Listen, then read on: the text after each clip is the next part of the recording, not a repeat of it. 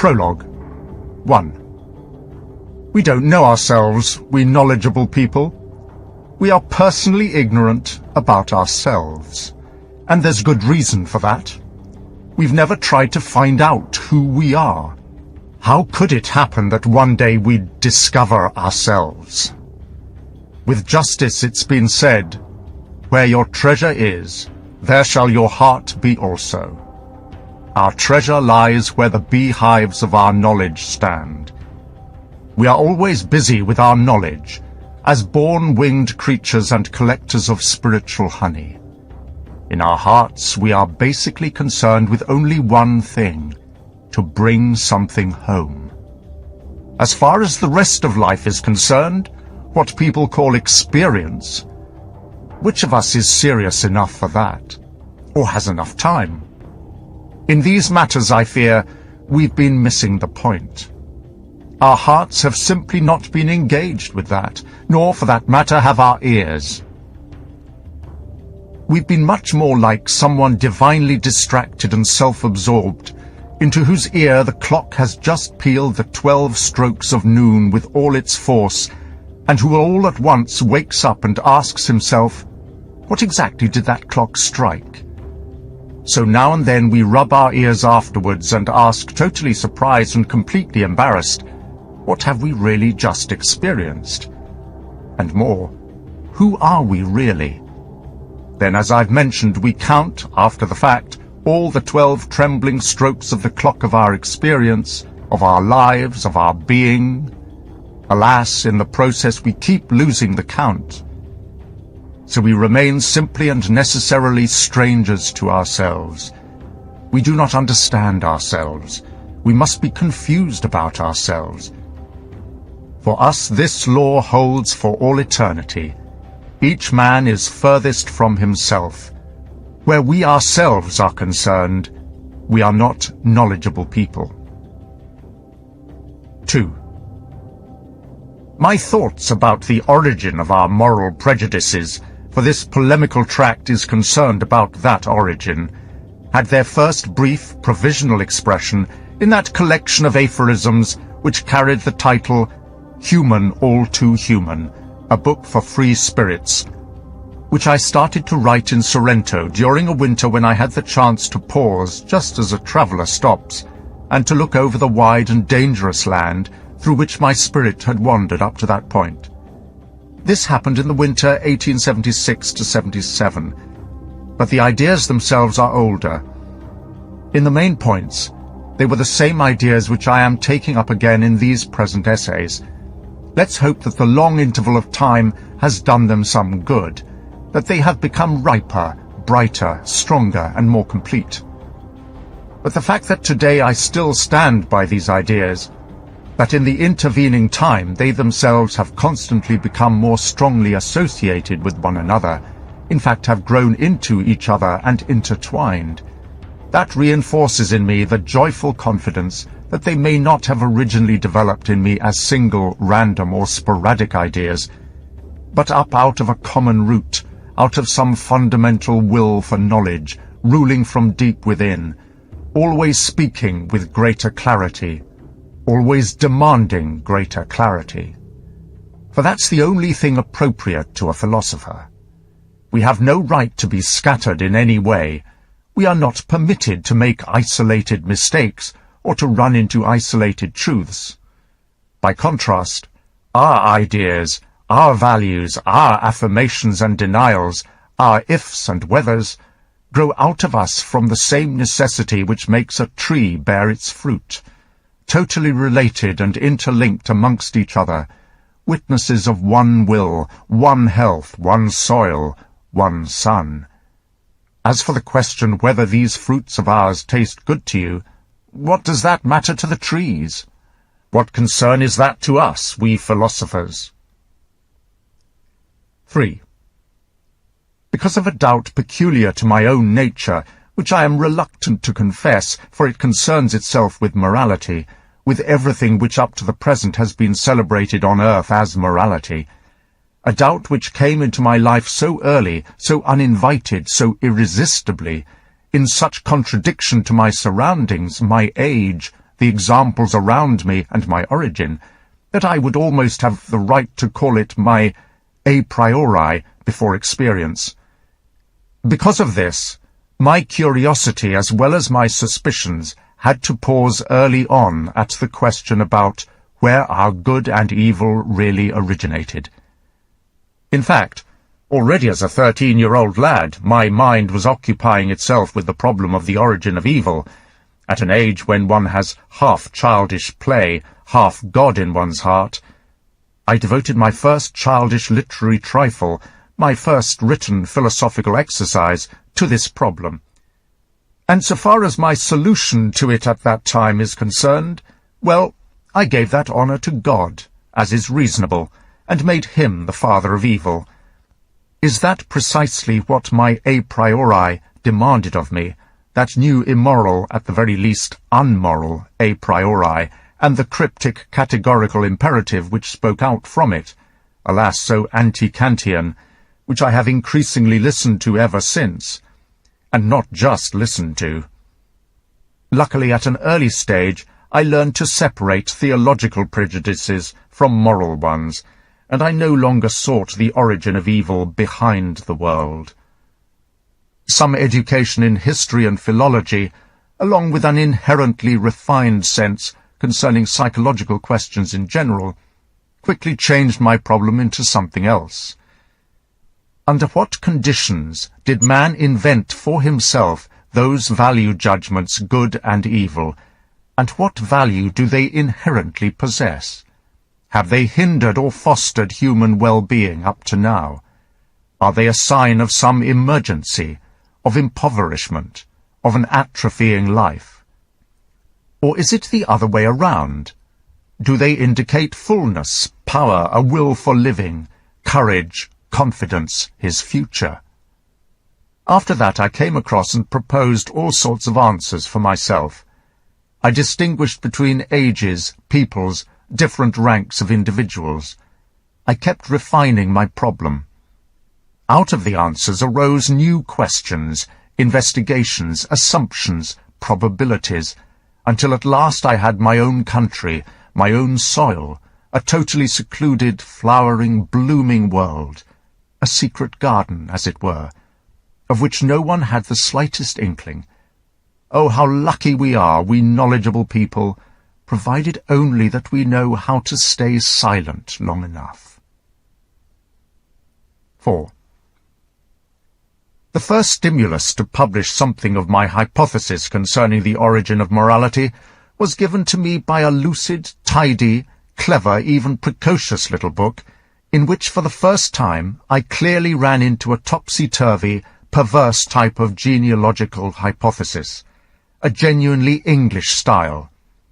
It drew me with that power of attraction which everything opposite, everything antipodal, contains. The title of this booklet was The Origin of the Moral Feelings. Its author was Dr. Paul Ray, and it appeared in the year 1877. I have perhaps never read anything which I would have denied, statement by statement, conclusion by conclusion, as I did with this book, but without any sense of annoyance or impatience. In the work I mentioned above, on which I was working at the time, I made opportune and inopportune references to statements in Dr. Ray's book, not in order to prove them wrong, what have I to do with preparing refutations, but as is appropriate to a positive spirit, to put in the place of something unlikely, something more likely, and possibly in the place of some error, a different error. In that period, as I said, for the first time I brought into the light of day that hypothesis about genealogy to which these essays have been dedicated, but clumsily, as I will be the last to deny, still fettered, still without my own language for these concerns of mine, and with all sorts of retreating and vacillating.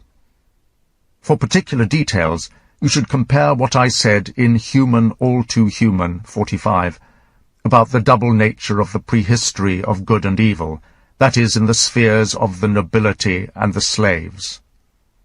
Similarly, section 136, concerning the worth and origin of ascetic morality, as well as sections 96, 99, and 2.89, concerning the morality of custom, that much older and more primitive style of morality, which lies toto coelo, an enormous distance, from the altruistic way of valuing, which Dr. Ray, like all English genealogists of morality, sees as the very essence of moral evaluation. Similarly, 1.92, Wanderer section 26, and The Dawn, 112, concerning the origin of justice as a compromise between approximately equal powers, equality as a precondition of all contracts, and therefore of all justice. Likewise concerning the origin of punishment in Wanderer 22:33, for which an intent to terrify is neither the essential thing nor the origin, as Dr. Ray claims. It is far more likely first brought in under a specific set of conditions, and always as something incidental, something additional. 5. Basically, even then, the real concern for me at heart was something much more important than coming up with hypotheses about the origin of morality, either my own or from other people.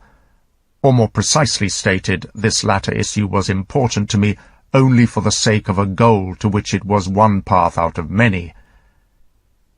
For me, the issue was the value of morality, and in that matter I had to take issue almost alone with my great teacher Schopenhauer, the one to whom, as if to a contemporary, that book with its passion and hidden contradiction addresses itself, for that book was also a polemical tract. The most specific issue was the worth of the unegoistic, the instinct for pity, self-denial, self-sacrifice, something which Schopenhauer himself had painted with gold, deified and projected into the next world for so long that it finally remained for him value in itself, and the reason why he said no to life and even to himself. But a constantly more fundamental suspicion of these very instincts voiced itself in me, a skepticism which always dug deeper. It was precisely here that I saw the great danger to humanity, its most sublime temptation and seduction. But in what direction? To nothingness? It was precisely here I saw the beginning of the end, the standing still, the backward-glancing exhaustion, the will turning itself against life, the final illness tenderly and sadly announcing itself.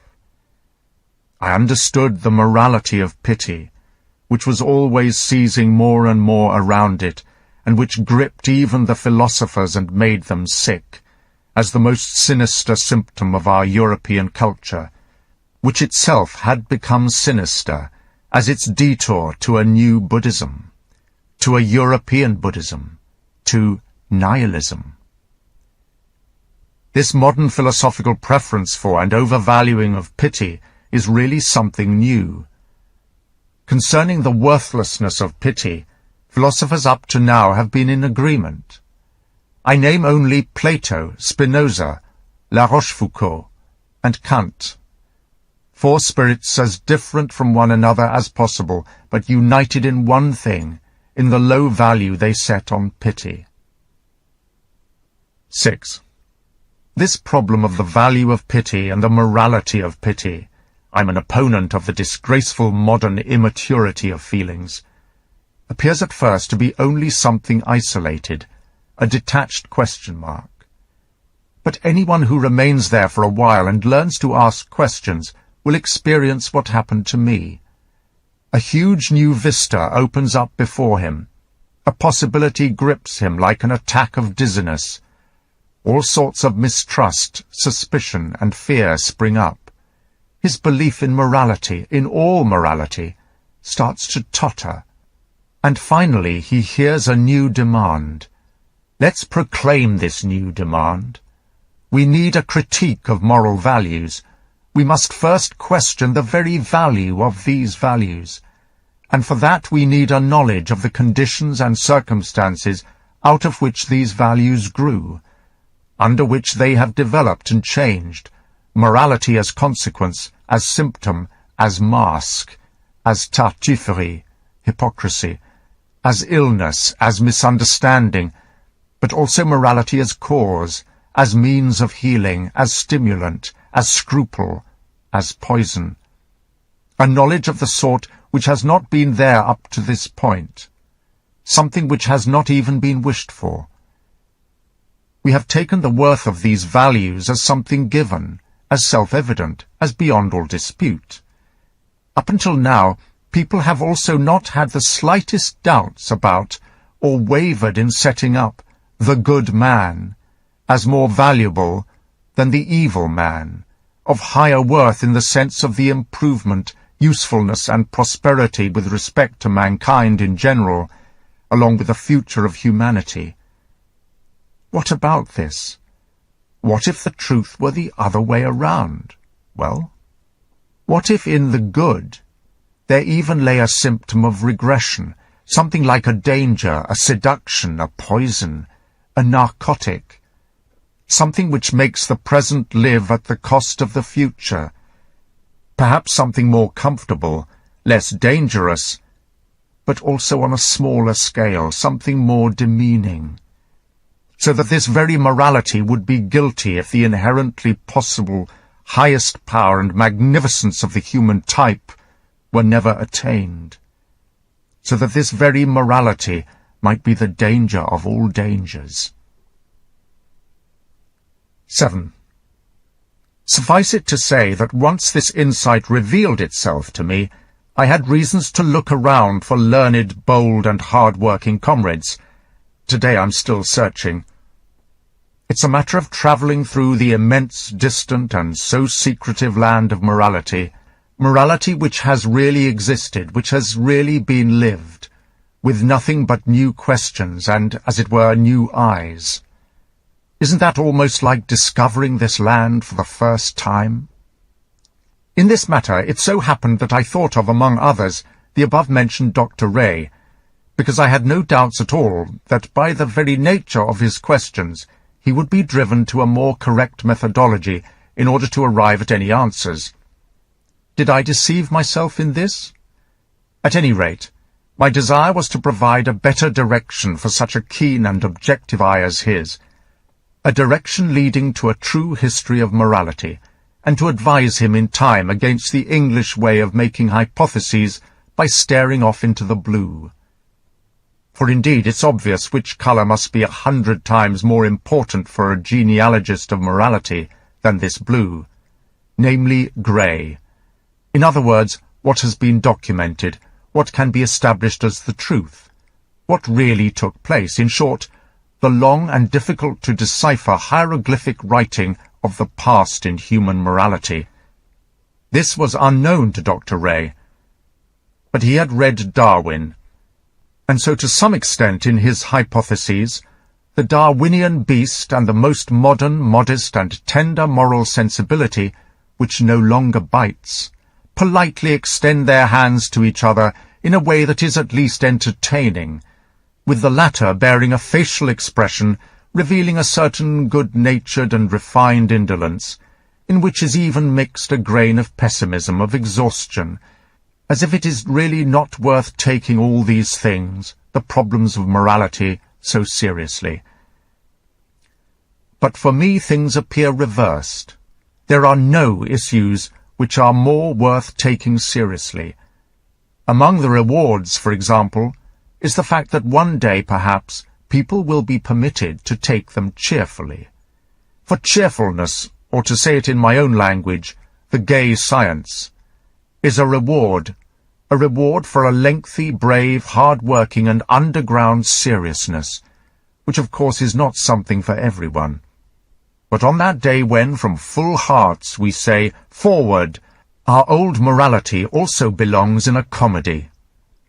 We'll have discovered a new complication and possibility for the Dionysian drama of the fate of the soul, and we can bet that he will put it to good use, the grand old immortal comic poet of our existence.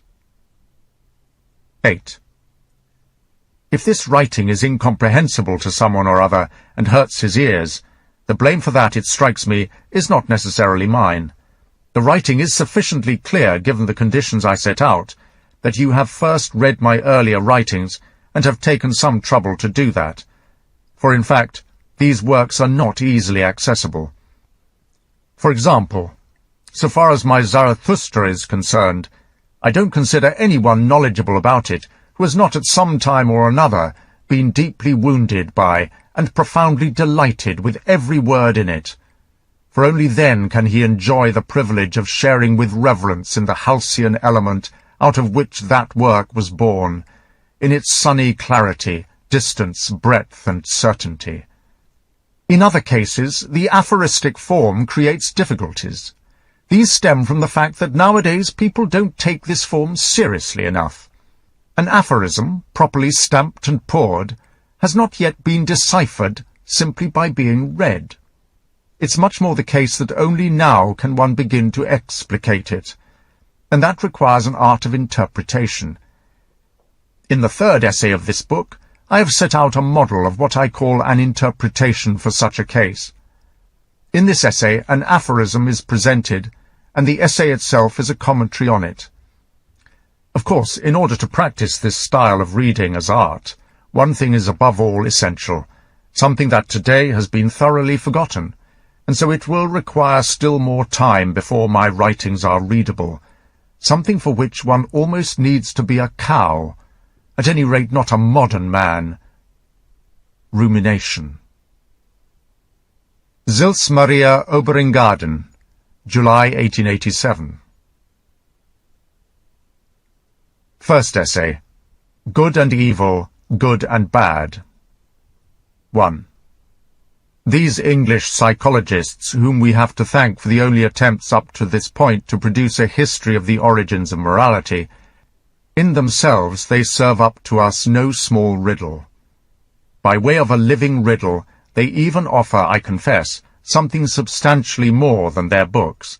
They are interesting in themselves. These English psychologists, what do they really want? We find them, willingly or unwillingly, always at the same work, that is, hauling the partie honteuse, shameful part, of our inner world into the foreground, in order to look right there for the truly effective and operative factor which has determined our development, the very place where man's intellectual pride least wishes to find it. For example, in the vis inertiae, force of inertia, of habit, or in forgetfulness, or in a blind, contingent, mechanical joining of ideas, or in something else purely passive, automatic, reflex, molecular, and fundamentally stupid.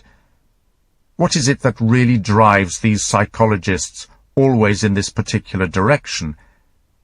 Is it a secret, malicious, common instinct?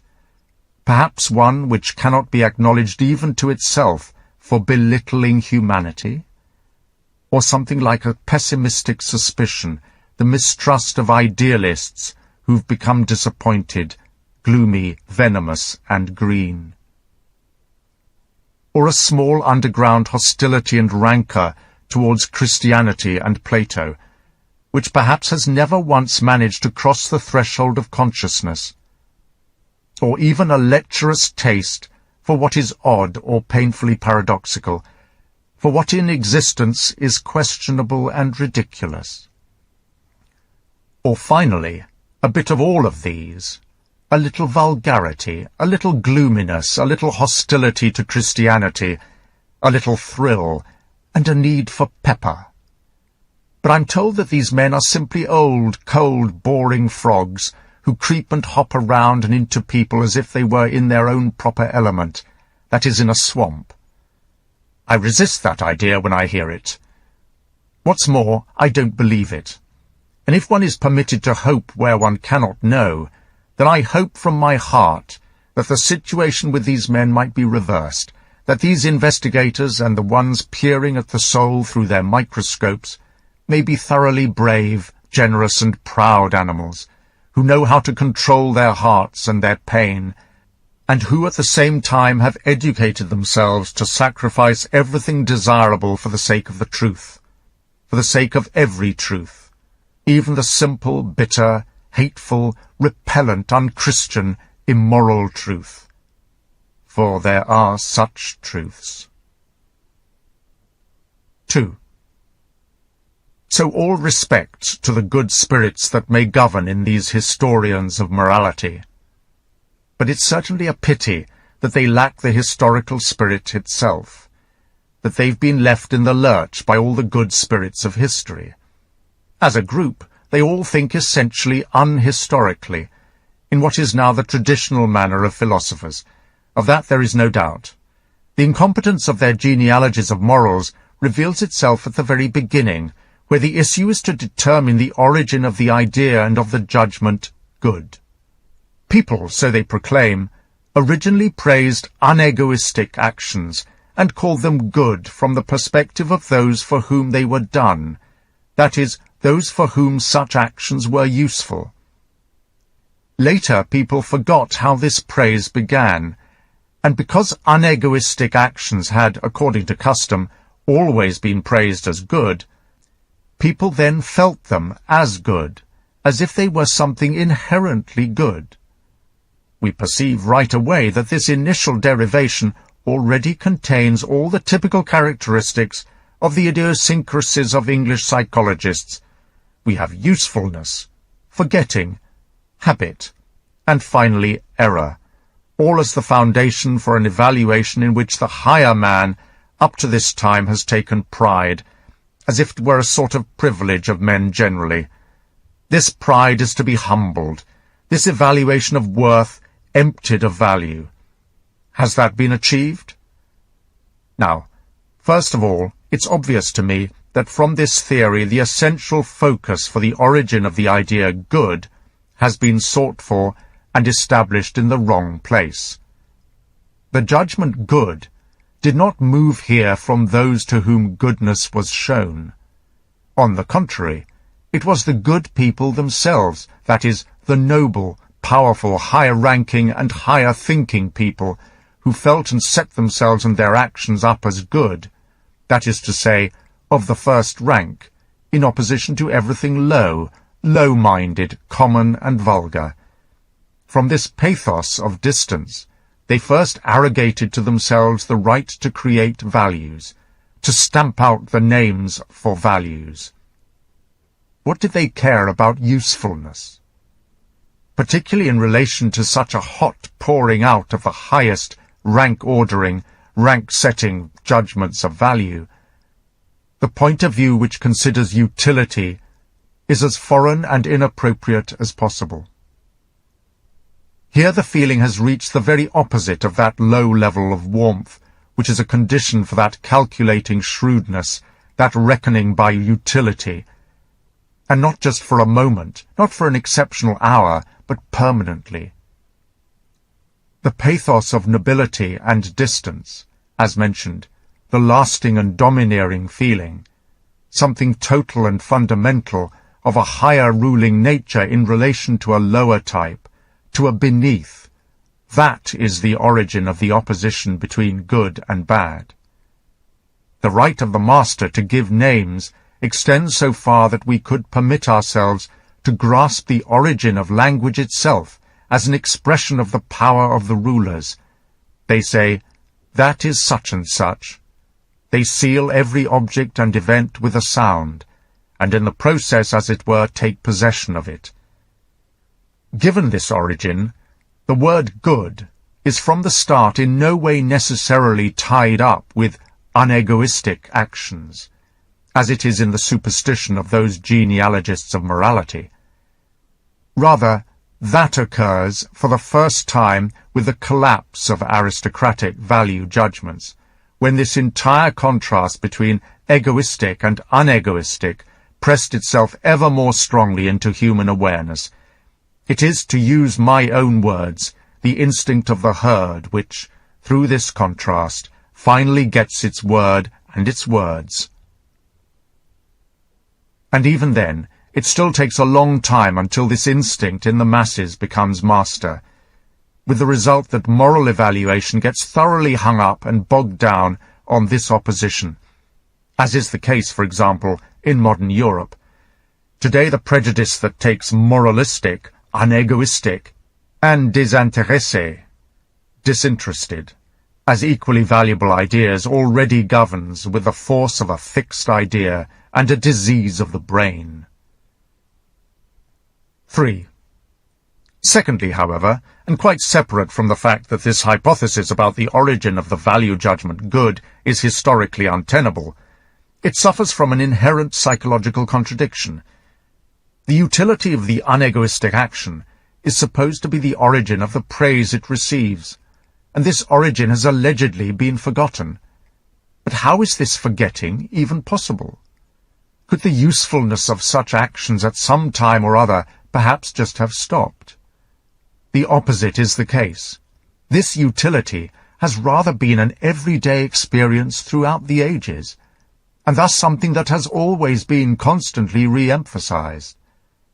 Hence, instead of disappearing from consciousness, instead of becoming something forgettable, it must have pressed itself into the consciousness with ever-increasing clarity. How much more sensible is that contrasting theory, which is not therefore closer to the truth, which is advocated, for example, by Herbert Spencer. He proposes that the idea good is essentially the same as the idea useful or functional, so that in judgments about good and bad, human beings sum up and endorse the experiences they have not forgotten and cannot forget concerning the useful functional and the harmful useless. According to this theory, good is something which has always proved useful, so that it may assert its validity as valuable in the highest degree, as valuable in itself. This path to an explanation is, as mentioned, also false, but at least the account is inherently sensible and psychologically tenable. 4. I was given a hint of the right direction by the question, what, from an etymological perspective, do the meanings of good, as manifested in different languages, really mean? There I found that all of them lead back to the same transformation of ideas, that everywhere noble and aristocratic, in a social sense, is the fundamental idea out of which good, in the sense of spiritually noble, aristocratic, spiritually high-minded, spiritually privileged, necessarily develops, a process which always runs in parallel with that other one which finally transforms common, vulgar, and low into the concept bad. The most eloquent example of the latter is the German word schlecht, bad itself, which is identical with the word schlicht, plain. Compare schlechtweg, simply, and schlechterdings, simply, and which originally designated the plain common man, still without any suspicious side glance, simply in contrast to the noble man. Around the time of the 30 Years' War, approximately, hence late enough, this sense changed into the one used now. As far as the genealogy of morals is concerned, this point strikes me as a fundamental insight, that it was first discovered so late we can ascribe to the repressive influence which democratic prejudice in the modern world exercises concerning all questions of origin, and this occurs in what appears to be the most objective realm of natural science and physiology, a point which I can only hint at here. But the sort of mischief this prejudice can cause, once it has become unleashed as hatred, particularly where morality and history are concerned, is revealed in the well-known case of Buckle. The plebeian nature of the modern spirit, which originated in England, broke out once again on its home turf, as violently as a muddy volcano, and with that salty, over-loud and common eloquence with which all previous volcanoes have spoken. 5. With respect to our problem, which for good reasons we can call a quiet problem, which addresses in a refined manner only a few ears, there is no little interest in establishing the point that often in those words and roots which designate good, there still shines through the main nuance of what made the nobility feel they were men of higher rank. It's true that in most cases they perhaps named themselves simply after their superiority and power, as the powerful, the masters, those in command, or after the most visible sign of their superiority, for example as the rich, or the owners. That is the meaning of Arya, noble, and the corresponding words in Iranian and Slavic. But they also named themselves after a typical characteristic, and that is the case which is our concern here. For instance, they called themselves the truthful, above all the Greek nobility, whose mouthpiece is the Megarian poet Theognis. The word developed for this characteristic, esthlos, fine, noble, indicates, according to its root meaning, a man who is, who possesses reality, who really exists, who is true. Then with a subjective transformation, it indicates the true man as the truthful man. In this phase of conceptual transformation, it became the slogan and catchphrase for the nobility, and its sense shifted entirely over to aristocratic, to mark a distinction from the lying common man, as Theognis takes and presents him, until finally, after the decline of the nobility, the word remains as a designation of spiritual nobility, and becomes, as it were, ripe and sweet. In the word kakos, weak, worthless, as in the word deilos, cowardly, the plebeian in contrast to the agathos, good man, the cowardice is emphasized. This perhaps provides a hint about the direction in which we have to seek the etymological origin for the multiple meanings of agathos. In the Latin word malus, bad, which I place alongside melas, black, dark, the common man could be designated as the dark-coloured, above all as the dark-haired. Hic niger est, this man is dark, as the pre-Aryan inhabitant of Italian soil, who stood out from those who became dominant, the blondes, that is the conquering race of Aryans, most clearly through this colour. At any rate, Gaelic offers me an exactly corresponding example. The word Finn, for example in the name Fingal, the term designating nobility and finally the good, noble and pure, originally referred to the blonde-headed man in contrast to the dusky, dark-haired original inhabitants. Incidentally, the Celts were a thoroughly blonde race. People are wrong when they link those traces of a basically dark-haired population, which are noticeable on the carefully prepared ethnographic maps of Germany, with any Celtic origin and mixing of blood, as Virchow still does. It is much rather the case that in these places the pre-Aryan population of Germany predominates. The same is true for almost all of Europe. Essentially, the conquered races finally attained the upper hand for themselves once again in colour, shortness of skull, perhaps even in the intellectual and social instincts. Who can confirm for us whether modern democracy, the even more modern anarchism, and indeed that preference for the commune, for the most primitive form of society, which all European socialists now share, does not indicate for the most part a monstrous counterattack, and that the ruling and master race, the Aryans, is not being defeated even physiologically. The Latin word bonus, good, I believe I can explicate as the warrior, provided that I am correct in tracing bonus back to an older word duonus, compare bellum, war, equals duellum, war, equals duenlum, which seems to me to contain that word duonus. Hence bonus as a man of war, of division duo, as a warrior. We see what constituted a man's goodness in ancient Rome. What about our German word gut, good itself? Doesn't it indicate den Göttlichen, the godlike man, the man of göttlichen Geschlechts, the generation of gods? And isn't that identical to the peoples, originally the nobles, name for the Goths? The reasons for this hypothesis do not belong here.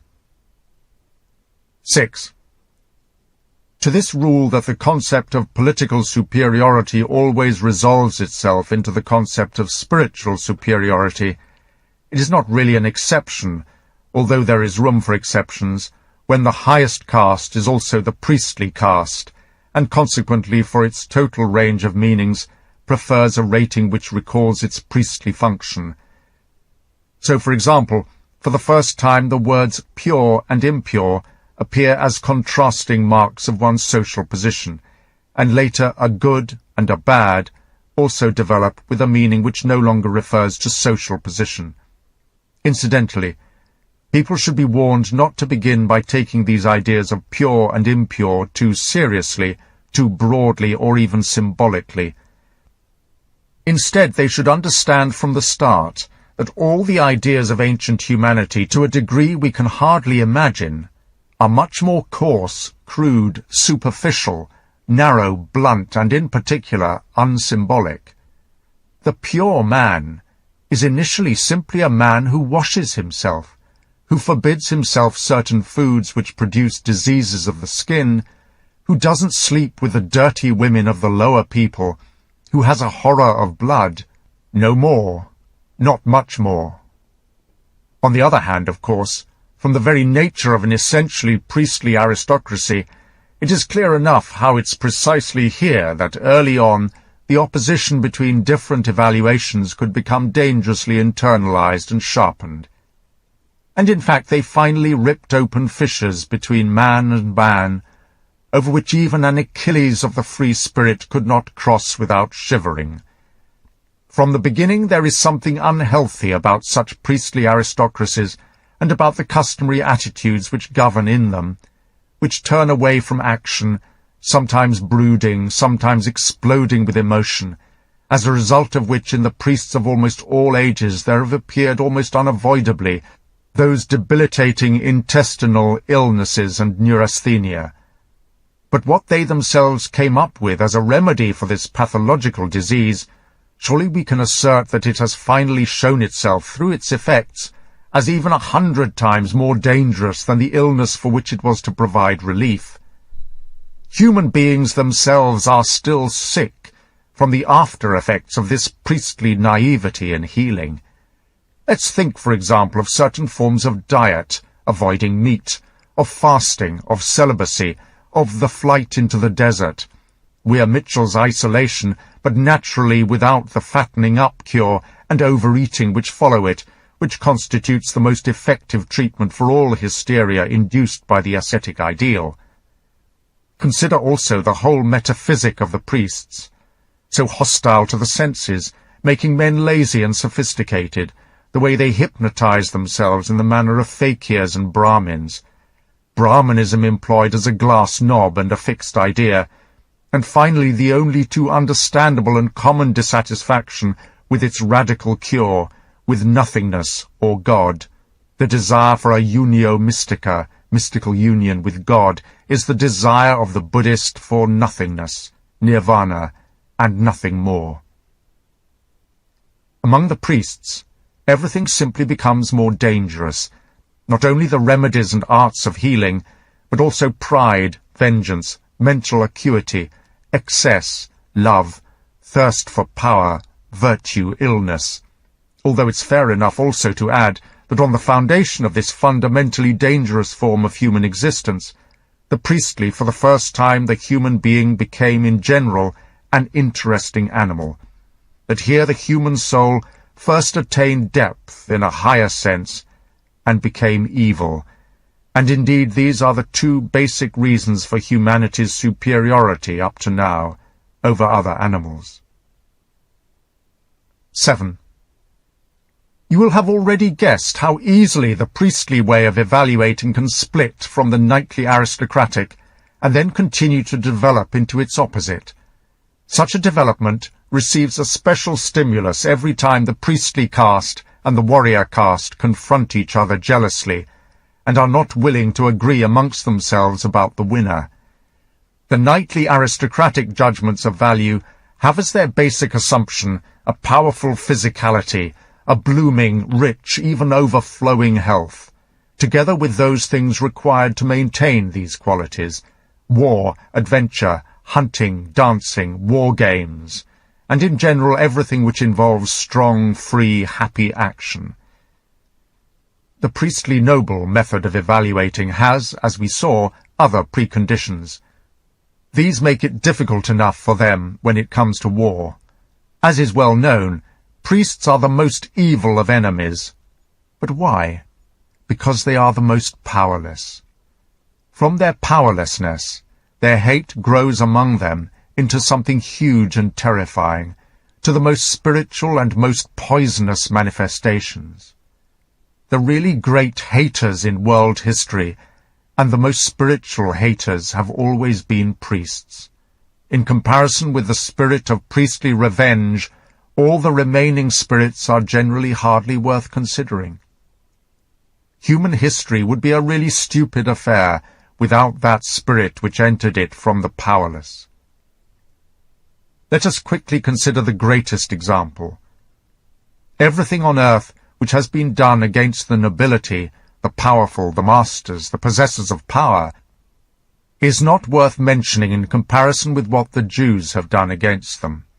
The Jews, that priestly people, who knew how to get final satisfaction from their enemies and conquerors through a radical transformation of their values, that is, through an act of the most spiritual revenge. This was appropriate only to a priestly people with the most deeply repressed priestly desire for revenge. In opposition to the aristocratic value equations, good equals noble, equals powerful, equals beautiful, equals fortunate, equals loved by God, the Jews, with a consistency inspiring fear, dared to reverse things, and to hang on to that with the teeth of the most profound hatred, the hatred of the powerless, that is, to only those who suffer are good. The poor, the powerless, the low are the only good people. The suffering, those in need, the sick, the ugly are also the only pious people. Only they are blessed by God. For them alone there is salvation. By contrast, you privileged and powerful people, you are for all eternity the evil, the cruel, the lecherous, the insatiable, the godless. You will also be the unblessed, the cursed, and the damned for all eternity.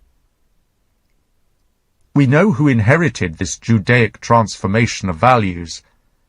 In connection with that huge and immeasurably disastrous initiative which the Jews launched with this most fundamental of all declarations of war, I recall the sentence I wrote at another time, in Beyond Good and Evil, section 195, namely, that with the Jews the slave rebellion in morality begins, that rebellion which has a 2,000-year-old history behind it, and which we nowadays no longer notice because it has triumphed.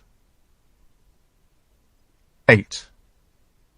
But you fail to understand that? You have no eye for something that needed 2 millennia to emerge victorious? That's nothing to wonder at. All lengthy things are hard to see, to assess. However, that's what took place. Out of the trunk of that tree of vengeance and hatred, Jewish hatred, the deepest and most sublime hatred, that is a hatred which creates ideals and transforms values, something whose like has never existed on earth. From that grew something just as incomparable, a new love, the deepest and most sublime of all the forms of love. From what other trunk could it have grown? However, one should not assume that this love arose essentially as the denial of that thirst for vengeance, as the opposite of Jewish hatred. No, the reverse is the truth. This love grew out of that hatred, as its crown, as the victorious crown, unfolding itself wider and wider, in the purest brightness and sunshine, which, so to speak, was seeking for the kingdom of light and height, the goal of that hate, aiming for victory, trophies, seduction, with the same urgency with which the roots of that hatred were sinking down ever deeper and more greedily into everything that was evil and possessed depth. This Jesus of Nazareth, the living evangelist of love, the Saviour bringing holiness and victory to the poor, to the sick, to the sinners. Was he not that very seduction in its most terrible and most irresistible form? The seduction and detour to exactly those Judaic values and innovations in ideals. Didn't Israel attain precisely with the detour of this Saviour, of this apparent enemy to and dissolver of Israel, the final goal of its sublime thirst for vengeance? Isn't it part of the secret black art of a truly great politics of vengeance, a far-sighted underground, slowly expropriating and premeditated revenge, that Israel itself had to disown and nail to the cross, like some mortal enemy, the tool essential to its revenge before all the world, so that all the world, that is, all Israel's enemies, could then swallow this particular bait without a second thought. On the other hand, could anyone, using the full subtlety of his mind, even imagine in general a more dangerous bait? Something to match the enticing, intoxicating, narcotizing, corrupting power of that symbol of the Holy Cross, that ghastly paradox of a God on the cross, that mystery of an unimaginable and ultimate final cruelty and self-crucifixion of God for the salvation of mankind. At least it is certain that sub hoc signo, under this sign, Israel, with its vengeance and revaluation of the worth of all other previous values, has triumphed again and again over all other ideals, over all nobler ideals. 9. But what are you doing, still talking about more noble ideals? Let's look at the facts. The people have triumphed, or the slaves, or the rabble, or the herd, or whatever you want to call them. If this has taken place because of the Jews, then good for them. No people ever had a more world-historical mission. The masters have been disposed of. The morality of the common man has won. We may also take this victory as a blood poisoning. It did mix the races up together. I don't deny that. But this intoxication has undoubtedly been successful. The salvation of the human race, namely from the masters, is well underway. Everything is visibly turning Jewish or Christian or plebeian. What do the words matter? The progress of this poison through the entire body of humanity seems irresistible, although its tempo and pace may seem from now on constantly slower, more delicate, less audible, more circumspect. Well, we have time enough. From this point of view, does the Church today still have necessary work to do? Does it generally still have a right to exist? Or could we dispense with it? Quaeritur? That's a question to be asked. It seems that it rather obstructs and hinders the progress of that poison, instead of speeding it up. Well, that just might be what makes the Church useful. Certainly the Church is something positively gross and vulgar, which a more delicate intelligence, a truly modern taste, resists. Shouldn't the Church at least be something more sophisticated? Today the Church alienates more than it seduces. Who among us would really be a free spirit if the Church were not there? The Church repels us, not its poison. Apart from the Church, we even love the poison. This is the epilogue of a free thinker to my speech, an honest animal, as he has richly revealed, and in addition he's a Democrat. He listened to me up to this point and couldn't bear to hear my silence, since for me at this juncture there is much to be silent about. 10. The slave revolt in morality begins when the resentment itself becomes creative and gives birth to values.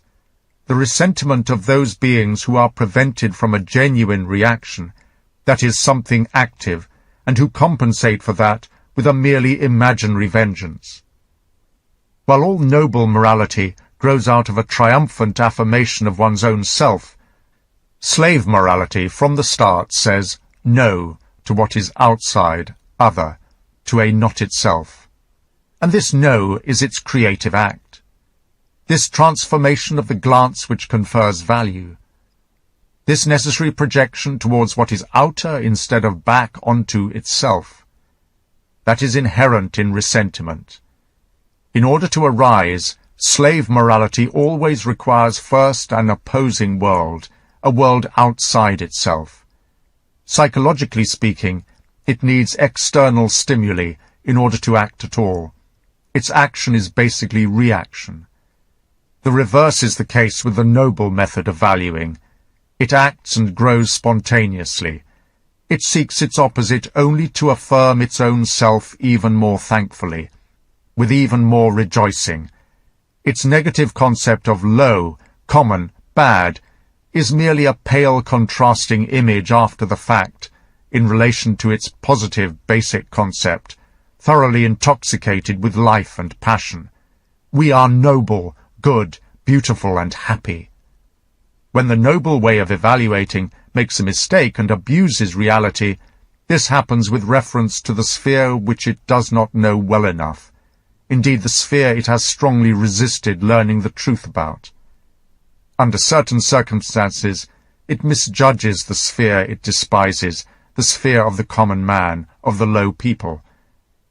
On the other hand, we should consider that even assuming that the feeling of contempt, of looking down, or of looking superior, falsifies the image of the person despised, such distortions will fall short by a long way of the distortion with which the suppressed hatred, the vengeance of the powerless man, assaults his opponent, naturally, in effigy.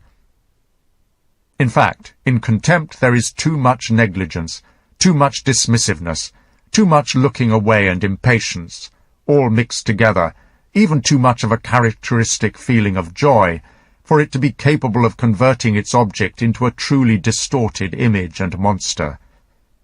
For example, we should not fail to hear the almost benevolent nuances which, for a Greek noble, lay in all the words with which he set himself above the lower people. How a constant form of pity, consideration, and forbearance is mixed in there, sweetening the words, to the point where almost all words which refer to the common man finally remain as expressions for unhappy, worthy of pity. Compare delos, cowardly, delaios, lowly, mean, poneros, oppressed by toil, wretched, moktheros, suffering, wretched. The last two basically designating the common man as a slave worker and beast of burden, and how, on the other hand, for the Greek ear, the words bad, low, unhappy have never stopped echoing a single note, one tone colour, in which unhappy predominates. This is the inheritance of the old, noble, aristocratic way of evaluating, which does not betray its principles even in contempt. Philologists should recall the sense in which oizoros, miserable, anolbos, unblessed, klemon, wretched, dystikain, unfortunate, zymphora, misfortune, were used. The well-born simply felt that they were the happy ones. They did not have to construct their happiness artificially first, by looking at their enemies, or in some circumstance to talk themselves into it, to lie to themselves, the way all men of resentment habitually do. Similarly, they knew, as complete men, overloaded with power and thus necessarily active, that they must not separate action from happiness. They considered being active necessarily associated with happiness. That's where the phrase eupratein, do well, succeed, derives its origin.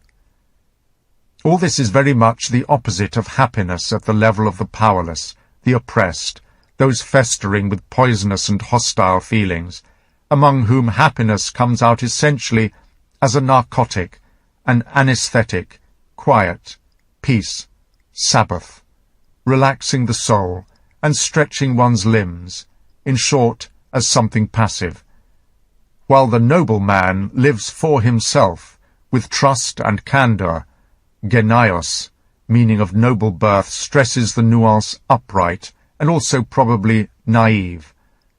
The man of resentment is neither upright nor naive, nor honest and direct with himself. His soul squints, his spirit loves hiding places, secret paths and back doors, Everything furtive attracts him as his world, his security, his refreshment. He understands about remaining silent, not forgetting, waiting, temporarily diminishing himself, humiliating himself. A race of such men of ressentiment will necessarily end up cleverer than any noble race. It will value cleverness to a completely different extent, that is, as a condition of existence of the utmost importance, whereas cleverness among noblemen easily acquires a delicate aftertaste of luxury and sophistication about it. Here it is simply less important than the complete functional certainty of the ruling unconscious instincts, or even a certain lack of cleverness, something like brave recklessness, whether in the face of danger or of an enemy, or those wildly enthusiastic sudden fits of anger, love, reverence, thankfulness, and vengeance, by which in all ages noble souls have recognized each other. The ressentiment of the noble man himself, if it comes over him, consumes and exhausts itself in an immediate reaction, and therefore does not poison. On the other hand, in countless cases, it just does not appear at all, whereas in the case of all weak and powerless people it is unavoidable. Being unable to take one's enemies, one's misfortunes, even one's bad deeds seriously for very long, that is the mark of strong, complete natures in whom there is a surplus of plastic creative healing power, as well as the power to forget. A good example for that from the modern world is Mirabeau, who had no memory of insults and maliciousness people directed at him, and who therefore could not forgive merely because he forgot. Such a man, with a single shrug, simply throws off himself the many worms which eat into other men.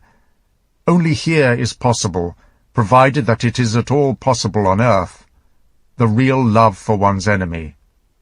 How much respect a noble man already has for his enemies! And such a respect is already a bridge to love. In fact, he demands his enemy for himself, as his mark of honor. Indeed, he has no enemy other than one in whom there is nothing to despise and a great deal to respect. By contrast, imagine for yourself the enemy as a man of ressentiment conceives him. And right here we have his action, his creation. He has conceptualized the evil enemy, the evil one, and as a fundamental idea from which he now also thinks his way to an opposite image and counterpart, a good man, himself. 11. We see exactly the opposite with the noble man, who conceives the fundamental idea good in advance and spontaneously, that is, from himself, and from there first creates a picture of bad for himself. This bad originating from the noble man, and that evil arising out of the stew-pot of insatiable hatred, of these the first is a later creation, an afterthought, a complementary colour. By contrast, the second is the original, the beginning, the essential act of conception in slave morality.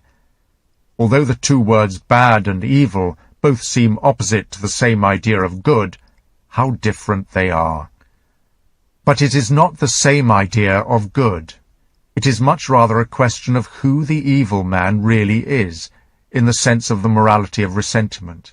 The strict answer to that is as follows: simply the good man of the other morality, the noble man, the powerful, the ruling man, only covered over, only reinterpreted, only seen through the poisonous eyes of ressentiment. Here there is one thing we will be the last to deny. The man who gets to know these good men only as enemies, knows them also as nothing but evil enemies, and the same good men who are kept within strict limits by custom, honor, habit, thankfulness, even more by mutual protection, through jealousy inter pares among equals, and who by contrast demonstrate in relation to each other such resourceful consideration, self-control, refinement, loyalty, pride, and friendship, towards the outside, where the strange world, the world of foreigners, begins, these men are not much better than beasts of prey turned loose. There they enjoy freedom from all social restraints. In the wilderness they make up for the tension which a long fenced-in confinement within the peace of the community brings about. They go back to the innocent consciousness of a wild beast of prey, as joyful monsters who perhaps walk away from a dreadful sequence of murder, arson, rape, and torture with an exhilaration and spiritual equilibrium, as if they had merely pulled off a student prank, convinced that the poets now once again have something to sing about and praise for a long time to come. At the bottom of all these noble races we cannot fail to recognize the beast of prey, the blonde beast splendidly roaming around in its lust for loot and victory. This hidden basis from time to time needs to be discharged. The animal must come out again, must go back into the wilderness. Roman, Arab, German, Japanese nobility, Homeric heroes, Scandinavian Vikings. In this need they are all alike. It is the noble races which left behind the concept of the barbarian in all their tracks, wherever they went. A consciousness of, and even a pride in this fact, still reveals itself in their highest culture. For example, when Pericles says to his Athenians, in that famous funeral speech, "Our audacity has broken a way through to every land and sea, putting up permanent memorials to itself for good and ill." This audacity of the noble races, mad, absurd, sudden in the way it expresses itself, its unpredictability, even the improbability of its undertakings, Pericles emphatically praises the rehumia, mental balance, freedom from anxiety of the Athenians, their indifference to and contempt for safety, body, life, comfort, their fearsome cheerfulness, and the depth of their joy in all destruction, in all the physical pleasures of victory and cruelty, everything summed up for those who suffer from such audacity in the image of the barbarian, of the evil enemy, of something like the Goths or the Vandals.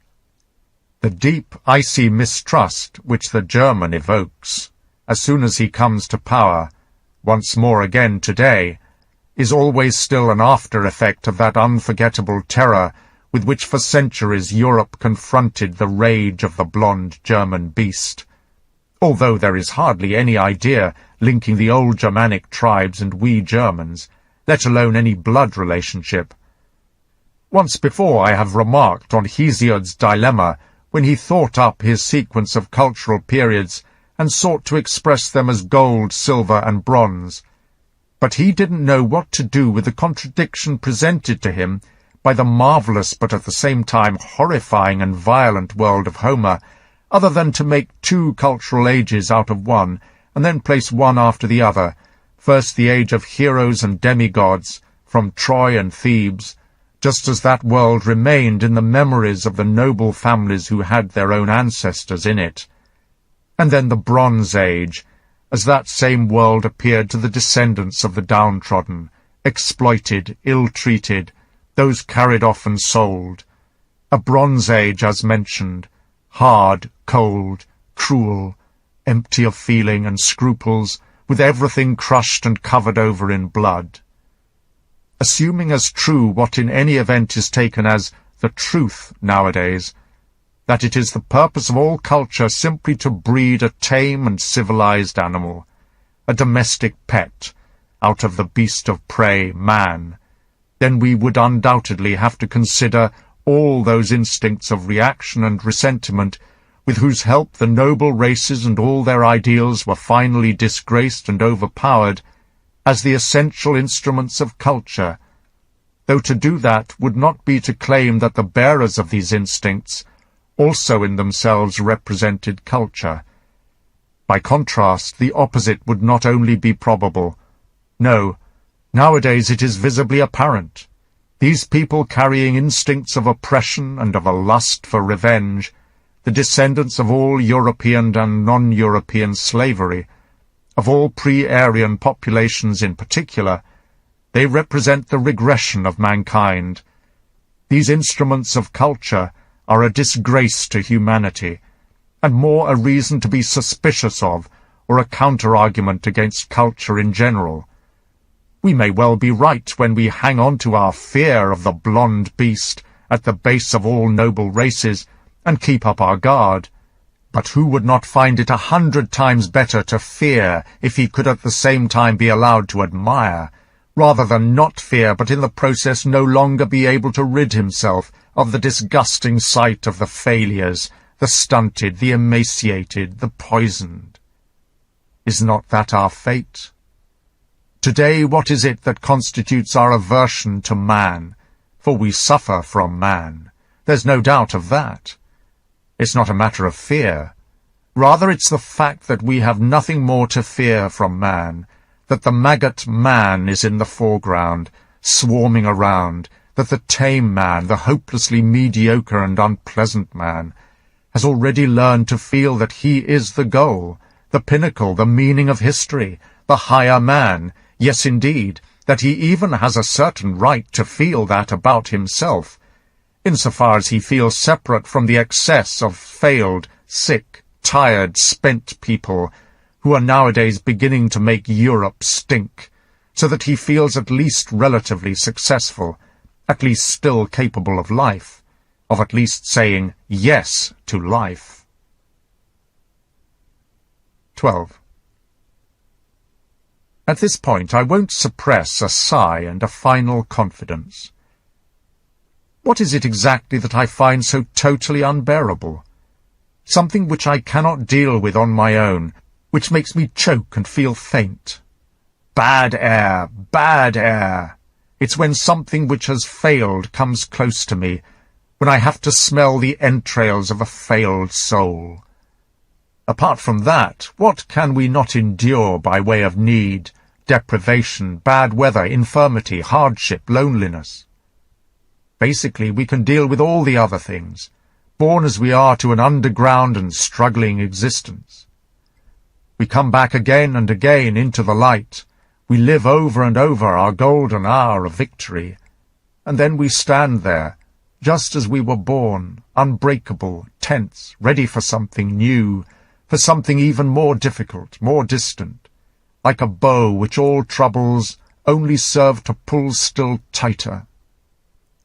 But if there are heavenly goddesses who are our patrons, beyond good and evil, then from time to time grant me a glimpse, just grant me a single glimpse into something perfect, something completely developed, happy, powerful, triumphant, from which there is still something to fear.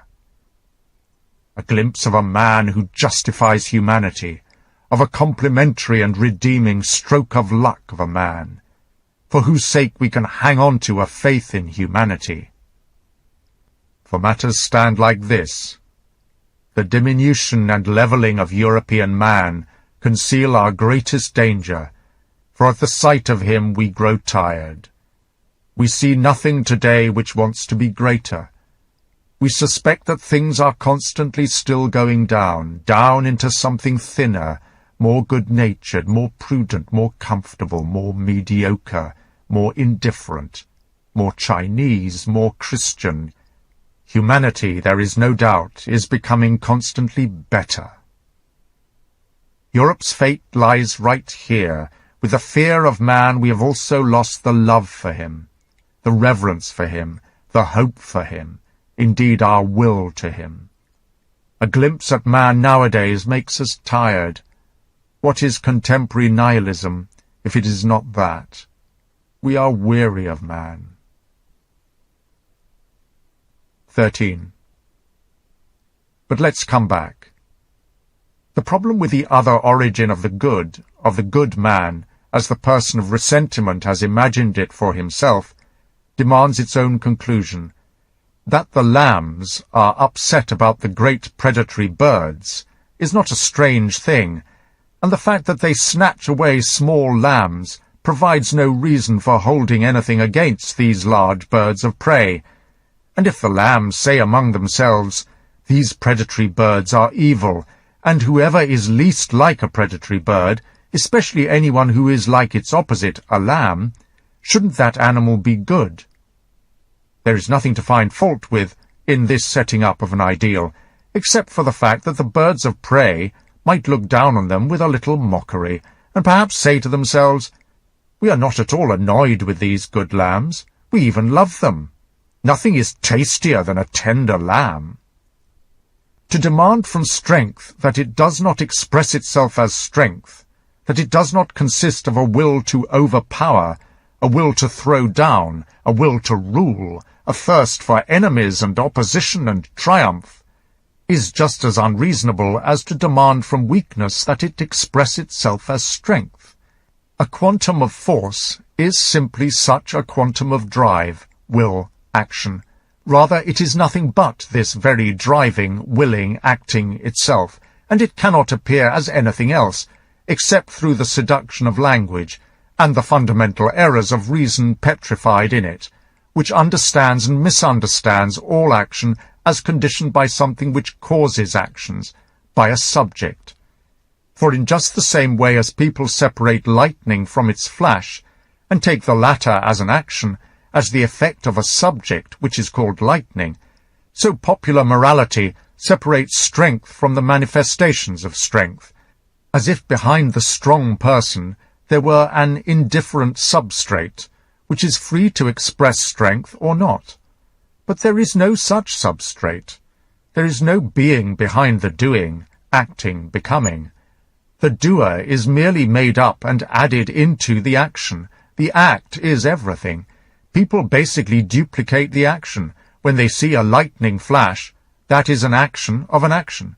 They set up the same event first as the cause, and then yet again as its effect. Natural scientists are no better when they say, force moves, force causes, and so on. Our entire scientific knowledge, for all its coolness, its freedom from feelings, still remains exposed to the seductions of language, and has not gotten rid of the changelings foisted on it. The subjects, the atom, for example, is such a changeling, like the Kantian thing in itself.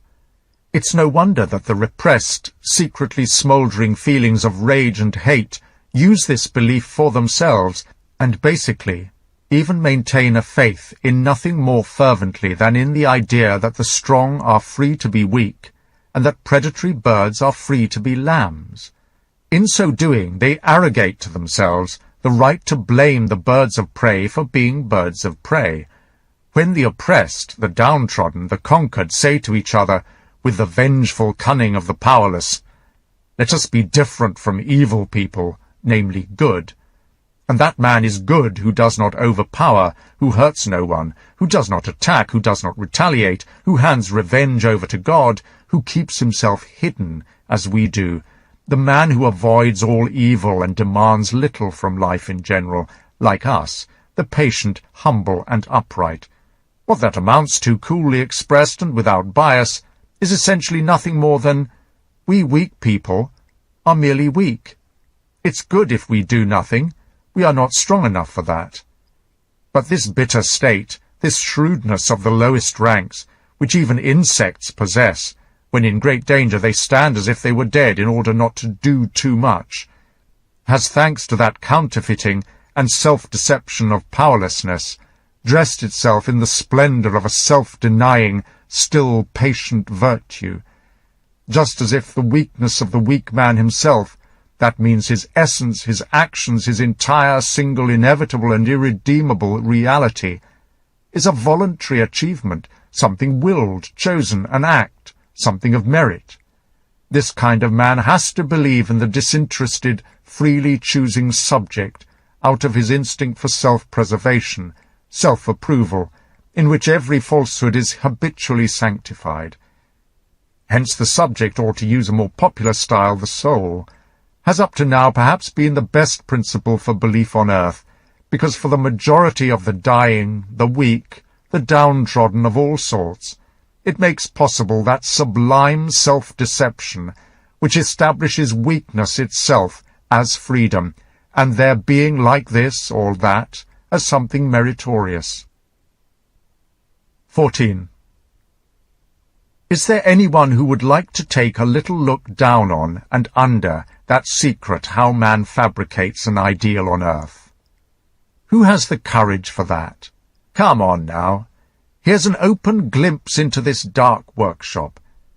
Just wait a moment, my dear Mr. Nosy and Presumptuous.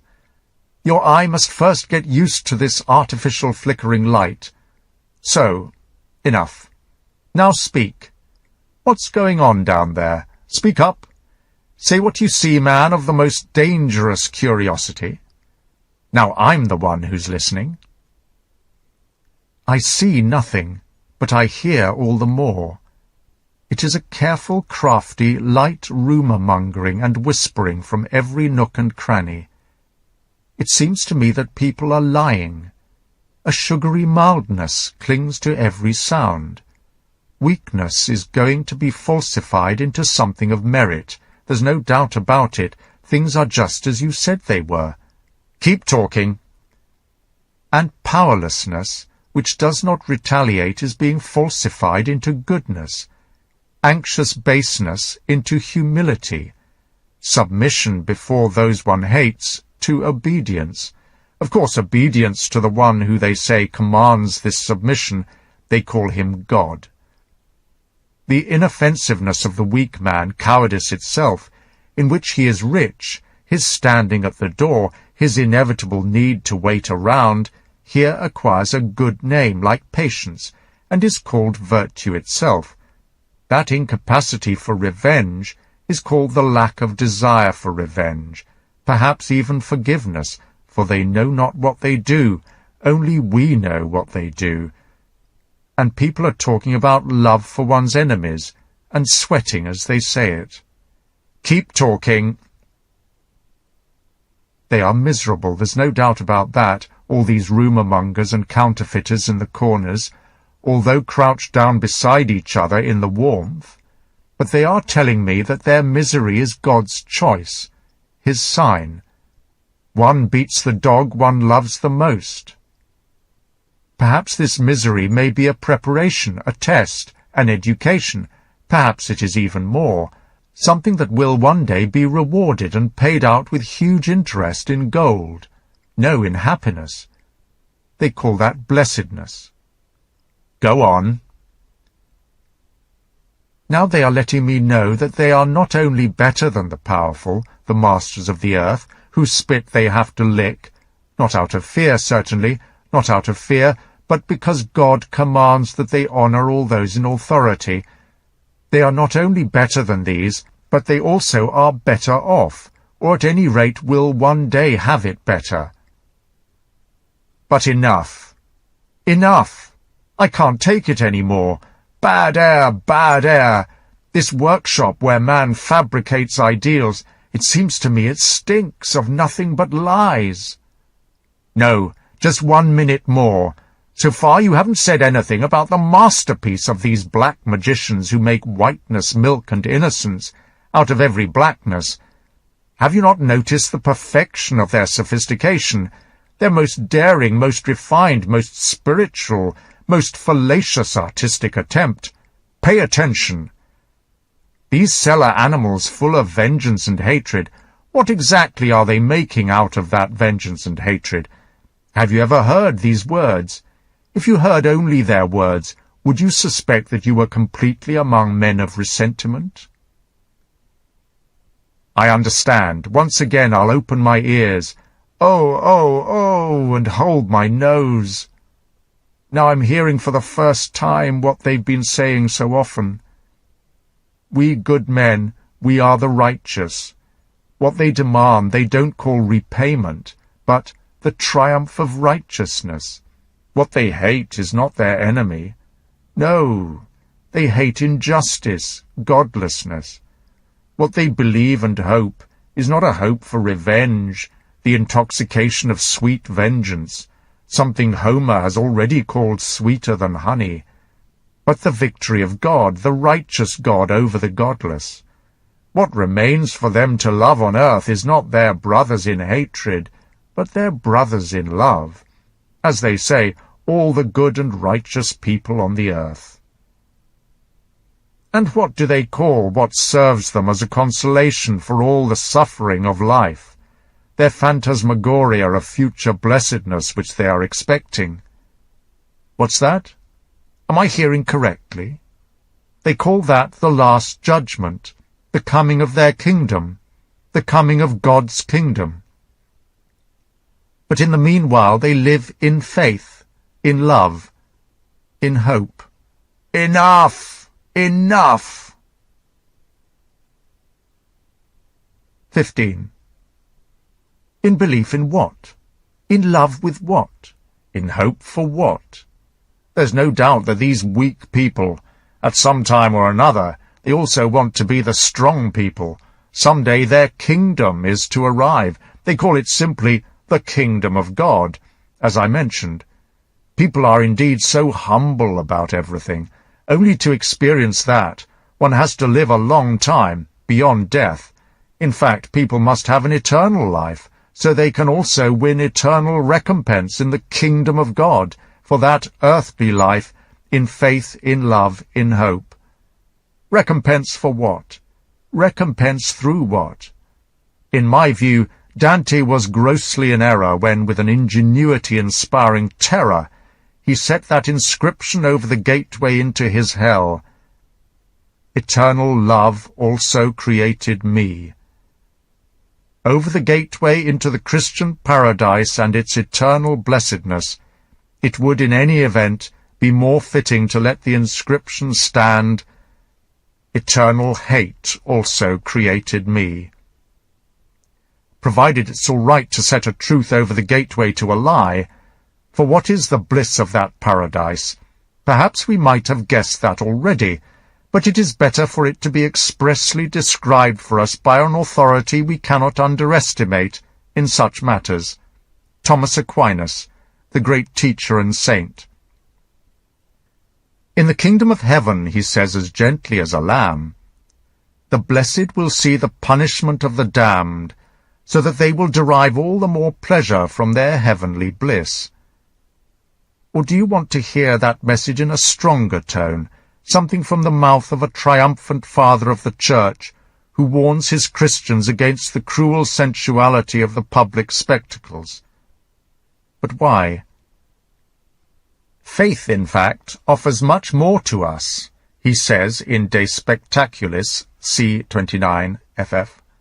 Something much stronger. Thanks to the redemption, very different joys are ours to command. In place of the athletes we have our martyrs. If we want blood, well, we have the blood of Christ. But what awaits us on the day of his coming again, his triumph? And now he takes off the rapturous visionary. However, there are other spectacles, that last eternal day of judgment, ignored by nations, derided by them, when the accumulation of the years and all the many things which they produced will be burned in a single fire. What a broad spectacle then appears! How I will be lost in admiration! How I will laugh! How I will rejoice! I will be full of exultation then, as I see so many great kings, who by public report were accepted into heaven, groaning in the deepest darkness with Jove himself, and alongside those very men who testified on their behalf. They will include governors of provinces who persecuted the name of our Lord, burning in flames more fierce than those with which they proudly raged against the Christians. And those wise philosophers who earlier convinced their disciples that God was irrelevant, and who claimed either that there is no such thing as a soul, or that our souls would not return to their original bodies, will be ashamed as they burn in the conflagration with those very disciples. And the poets will be there, shaking with fear, not in front of the tribunal of Rhadamanthus or Minos, but of the Christ they did not anticipate. Then it will be easier to hear the tragic actors, because their voices will be more resonant in their own calamity. Better voices, since they will be screaming in greater terror. The actors will then be easier to recognize, for the fire will make them much more agile. Then the charioteer will be on show, all red in a wheel of fire, and the athletes will be visible, thrown not in the gymnasium, but in the fire, unless I have no wish to look at their bodies then, so that I can more readily cast an insatiable gaze on those who raged against our Lord. This is the man, I will say, the son of a workman or a prostitute. In everything that follows, and especially in the well-known description of the mother of Jesus from the Talmud, Tertullian from this point on is referring to the Jews. The destroyer of the Sabbath, the Samaritan possessed by the devil. He is the man whom you brought from Judas, the man who was beaten with a reed and with fists, reviled with spit, who was given gall and vinegar to drink.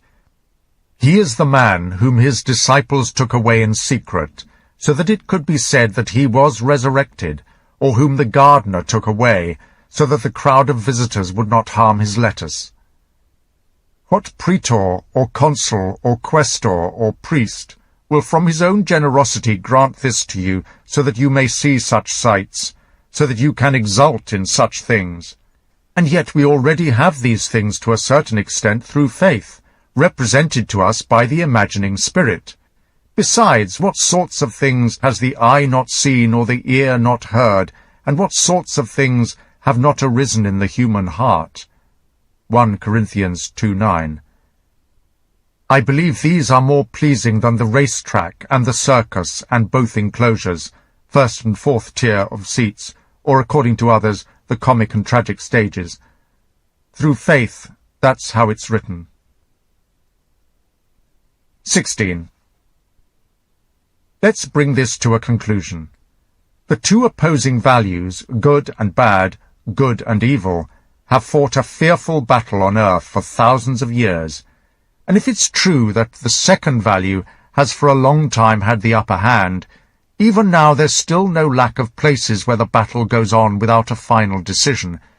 We could even say that in the intervening time the battle has been constantly drawn to greater heights, and in the process to constantly greater depths, and has become constantly more spiritual, so that nowadays there is perhaps no more decisive mark of a higher nature, a more spiritual nature, than that it is split in that sense, and is truly still a battleground for those opposites. The symbol of this battle, written in a script which has remained legible through all human history up to the present, is called Rome against Judea, Judea against Rome. To this point there has been no greater event than this war, this posing of a question, this contradiction between deadly enemies. Rome felt that the Jew was like something contrary to nature itself, its monstrous polar opposite, as it were. In Rome, the Jew was considered guilty of hatred against the entire human race, and that view was correct, to the extent that we are right to link the health and the future of the human race to the unconditional rule of aristocratic values, the Roman values. By contrast, how did the Jews feel about Rome? We can guess that from 1,000 signs, but it is sufficient to treat ourselves again to the Apocalypse of John, that wildest of all written outbursts which vengeance has on its conscience. Incidentally, we must not underestimate the deep consistency of the Christian instinct when it ascribed this very book of hate to the name of the disciple of love, the same man to whom it attributed that enthusiastic amorous gospel. There is some truth to this, no matter how much literary counterfeiting may have been necessary for this purpose. The Romans were indeed strong and noble men, stronger and nobler than any people who had lived on earth up until then, or even than any people who had ever been dreamed up. Everything they left as remains, every inscription, is delightful, provided that we can guess what is doing the writing there. By contrast, the Jews were par excellence that priestly people of ressentiment, who possessed an unparalleled genius for popular morality. Just compare people with related talents, say the Chinese or the Germans, with the Jews, in order to understand what is ranked first and what is ranked fifth. Which of them has proved victorious for the time being, Rome or Judea? Surely there's not the slightest doubt. Just think of who it is people bow down to today in Rome itself, as the personification of all the highest values, and not only in Rome, but in almost half the earth, all the places where people have become merely tame, or want to become tame. in front of 3 Jews, as we know, and 1 Jewess, in front of Jesus of Nazareth, the fisherman Peter, the carpet-maker Paul, and the mother of the first mentioned Jesus named Mary. This is very remarkable. Without doubt, Rome has been conquered. It is true that in the Renaissance there was an incredibly brilliant reawakening of the classical ideal, the noble way of evaluating everything.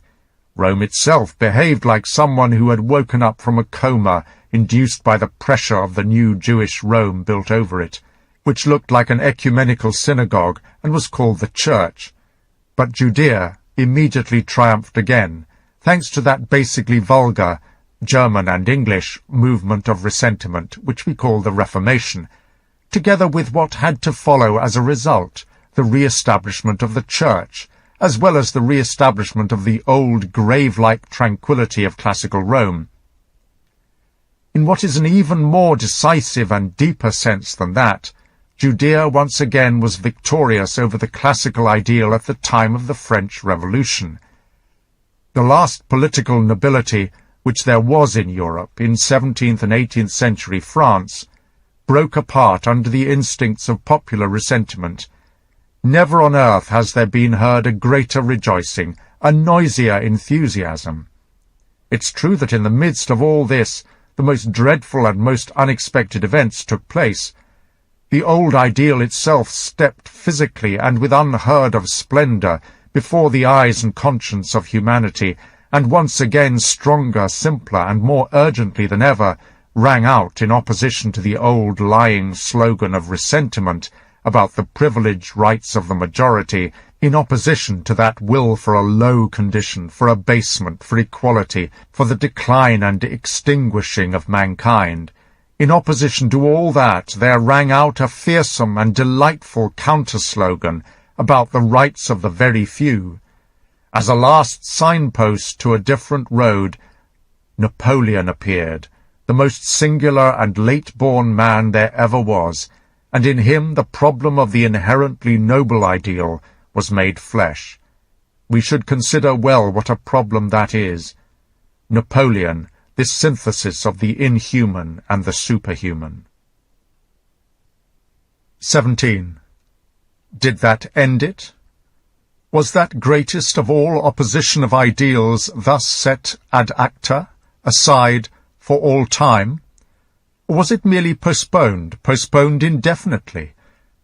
Some day, after a much longer preparation, will an even more fearful blaze from the old fire not have to take place? More than that, wouldn't this be exactly what we should hope for with all our strength, even will it, even demand it? Anyone who, like my readers, begins to reflect on these points, to think further, will have difficulty coming to a quick conclusion. Reason enough for me to come to a conclusion myself, provided that it has been sufficiently clear for a long time what I want. Precisely what I want, with that dangerous slogan which is written on the body of my last book, Beyond Good and Evil. At least this does not mean beyond good and bad. Note: I am taking the opportunity provided to me by this essay publicly and formally to state a desire which I have expressed up to now only in occasional conversations with scholars, namely that some faculty of philosophy might set up a series of award-winning academic essays in order to serve the advancement of studies into the history of morality. Perhaps this book will serve to provide a forceful push in precisely such a direction. Bearing in mind a possibility of this sort, let me propose the following question. It merits the attention of philologists and historians as much as of real professional philosophical scholars. What suggestions does the scientific study of language, especially etymological research, provide for the history of the development of moral concepts? On the other hand, it is of course just as necessary to attract the participation of physiologists and doctors to this problem of the value of all methods of evaluating up to now. Also for this task, it might be left to the faculties of philosophers in this single case to become advocates and mediators, after they have completely succeeded in converting the relationship between philosophy, physiology, and medicine, originally so aloof, so mistrusting, into the most friendly and fruitful exchange. In fact, all the tables of value, all the you shoulds, which history or ethnological research knows about, need first and foremost illumination and interpretation from physiology, in any case even before psychology. All of them similarly await a critique from the point of view of medical science. The question, what is this or that table of values and morality worth, will be set under the different perspectives. For we cannot analyze the question, value for what, too finely. Something, for example, that would have an apparent value with respect to the longest possible capacity for survival of a race, or for an increase in its power to adapt to a certain climate, or for the preservation of the greatest number, would have nothing like the same value if the issue were one of developing a stronger type. The well-being of the majority and the well-being of the fewest are opposing viewpoints for values. We wish to leave it to the naivety of English biologists to take the first as already the one of inherently higher value. All the sciences from now on have to do the preparatory work for the future task of the philosopher, understanding that the philosopher's task is to solve the problem of value, that he has to determine the rank order of values. Second essay, Guilt, Bad Conscience, and Related Matters. 1. To breed an animal that is entitled to make promises. Is that not precisely the paradoxical task nature has set itself where human beings are concerned? Isn't that the real problem of human beings? The fact that this problem has to a great extent been solved must seem all the more astonishing to a person who knows how to appreciate fully the power which works against this promise-making, namely forgetfulness. Forgetfulness is not merely a vis interiae, a force of inertia, as superficial people think. Is it much rather an active capability to repress, something positive in the strongest sense to which we can ascribe the fact that while we are digesting what we alone live through and experience and absorb into ourselves, we could call the process mental ingestion, Einversielung. We are conscious of what is going on as little as we are with the entire thousandfold process which our bodily nourishment goes through, so-called physical ingestion, Einverleibung. The doors and windows of consciousness are shut temporarily. They remain undisturbed by the noise and struggle with which the underworld of our functional organs keeps working for and against one another.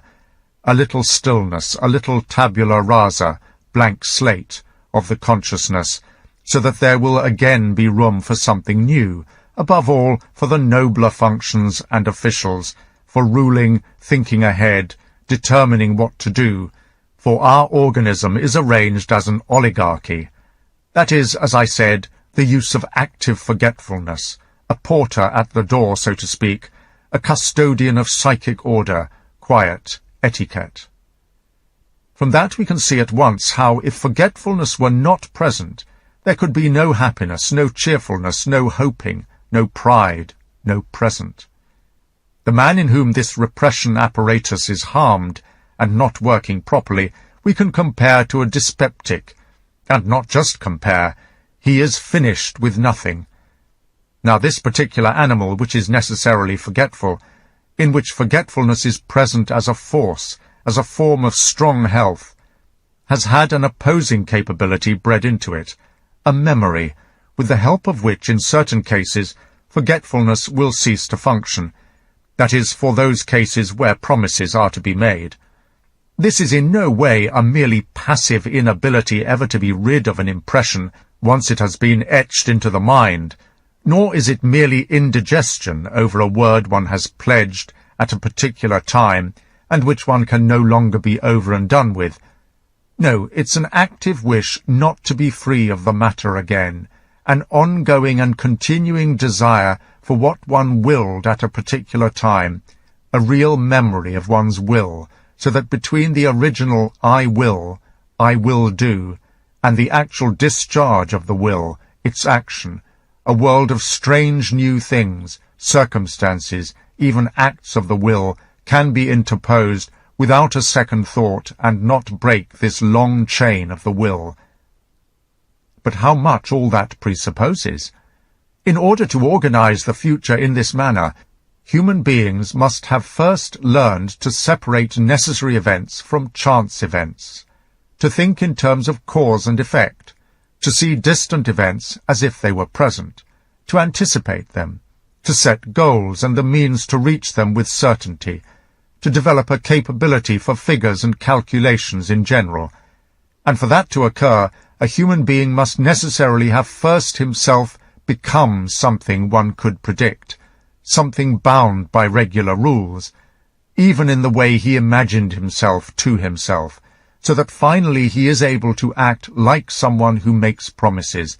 He can make himself into a pledge for the future. 2.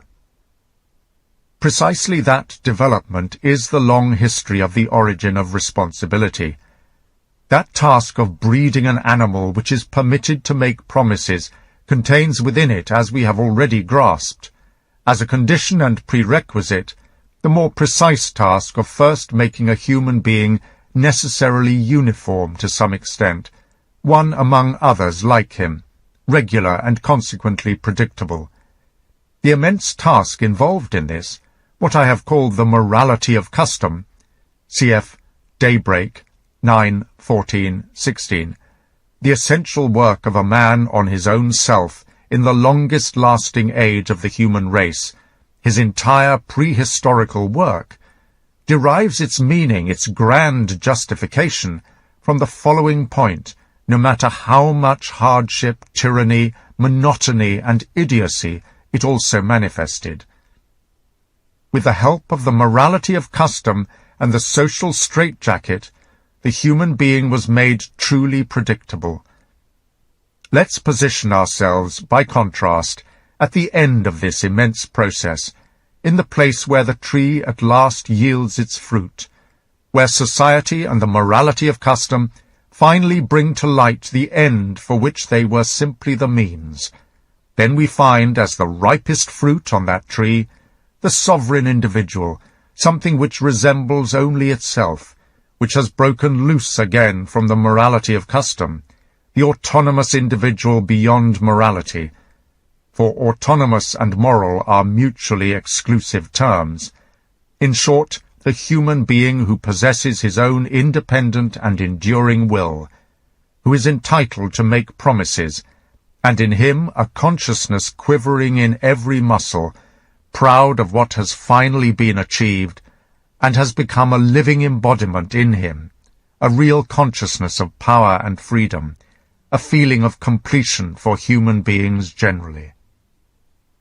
This man who has become free, who really is entitled to make promises, this master of free will, this sovereign, how is he not to realize the superiority he enjoys over everything which is not permitted to make a promise and make pledges on its own behalf, knowing how much trust, how much fear, and how much respect he creates? He is worthy of all three, and how with this mastery over himself he has necessarily been given in addition mastery over his circumstances, over nature, and over all less reliable creatures with a shorter will. The free man, the owner of an enduring, unbreakable will, by possessing this, also acquires his own standard of value. He looks out from himself at others, and confers respect or contempt. And just as it will be necessary for him to honor those like him, the strong and dependable, who are entitled to make promises, in other words, everyone who makes promises like a sovereign, seriously, rarely, and slowly, who is sparing with his trust, who honors another when he does trust, who gives his word as something reliable, because he knows he is strong enough to remain upright even when opposed by misfortune, even when opposed by fate. In just the same way, it will be necessary for him to keep his foot ready to kick the scrawny, unreliable men who make promises without being entitled to, and to hold his cane ready for the liar who breaks his word in the very moment it comes out of his mouth. The proud knowledge of the extraordinary privilege of responsibility, the consciousness of this rare freedom, of this power over oneself and destiny, has become internalized into the deepest parts of him, and grown instinctual, has become an instinct, a dominating instinct. What will he call it, this dominating instinct, assuming that he finds he needs a word for it? There's no doubt. The sovereign man calls this instinct his conscience. 3. His conscience. To begin with, we can conjecture that the idea conscience, which we are encountering here in its highest, almost perplexing form, has a long history and changing developmental process behind it already. To be entitled to pledge one's word, and to do it with pride, and also to be permitted to say yes to oneself, that is a ripe fruit, as I have mentioned, but it is also a late fruit. For what a long stretch of time this fruit must have hung tart and sour on the tree, and for an even much longer time it was impossible to see any such fruit. No one could have promised it would appear, even if everything about the tree was certainly getting ready for it, and growing in that very direction. How does one create a memory for the human animal? How does one stamp something like that into this partly dull, partly flickering, momentary understanding, this living embodiment of forgetfulness, so that it stays current? This ancient problem, as you can imagine, was not resolved right away with tender answers and methods. Indeed, there is perhaps nothing more fearful and more terrible in the entire prehistory of human beings than the technique for developing his memory. We burn something in so that it remains in the memory. Only something which never ceases to cause pain remains in the memory. That is a leading principle of the most ancient, unfortunately also the longest, psychology on earth. We might even say that everywhere on earth nowadays, where there is still solemnity, seriousness, mystery, and gloomy colors in the lives of men and people, something of that terror continues its work, the fear with which in earlier times, everywhere on earth, people made promises, pledged their word, made a vow. The past, the longest, deepest, most severe past, breathes on us and surfaces in us when we become solemn.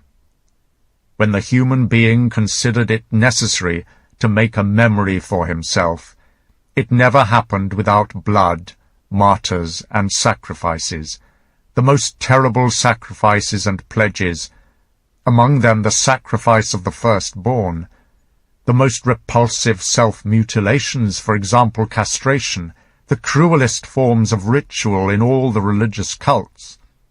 And all religions are in their deepest foundations systems of cruelty.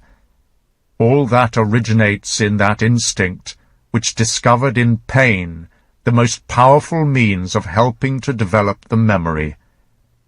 In a certain sense, all asceticism belongs here.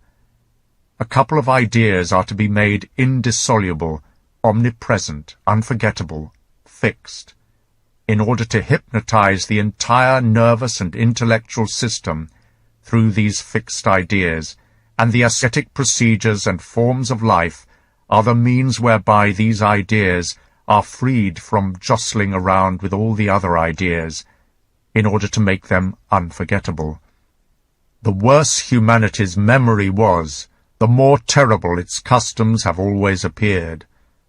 The harshness of the laws of punishment, in particular, provide a standard for measuring how much trouble people went to in order to triumph over forgetfulness, and to maintain a present awareness of a few primitive demands of social living together for this slave of momentary feelings and desires. We Germans certainly do not think of ourselves as an especially cruel and hard-hearted people, even less as particularly careless people who live only in the present. But just take a look at our old penal code in order to understand how much trouble it takes on this earth to breed a people of thinkers. By that I mean the European people, among whom today we still find a maximum of trust, seriousness, tastelessness, and practicality, and who with these characteristics have a right to breed all sorts of European mandarins. These Germans have used terrible means to make themselves a memory in order to attain mastery over their vulgar basic instincts and their brutal crudity. Think of the old German punishments, for example stoning. The legend even lets the millstone fall on the head of the guilty person. Breaking on the wheel, the most characteristic invention and speciality of the German genius in the realm of punishment.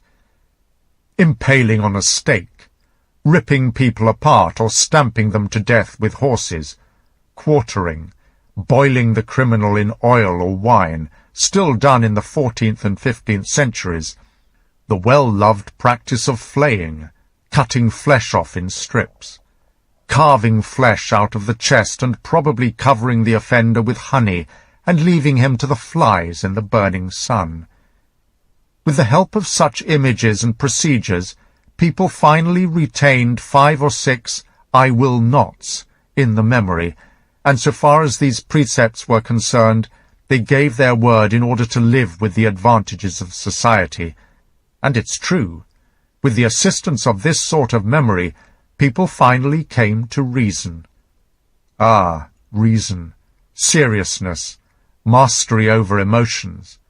This whole gloomy business called reflection, all these privileges and showpieces of human beings, how expensive they were, how much blood and horror is at the bottom of all good things. 4. But then how did that other gloomy business, the consciousness of guilt, the whole bad conscience, come into the world?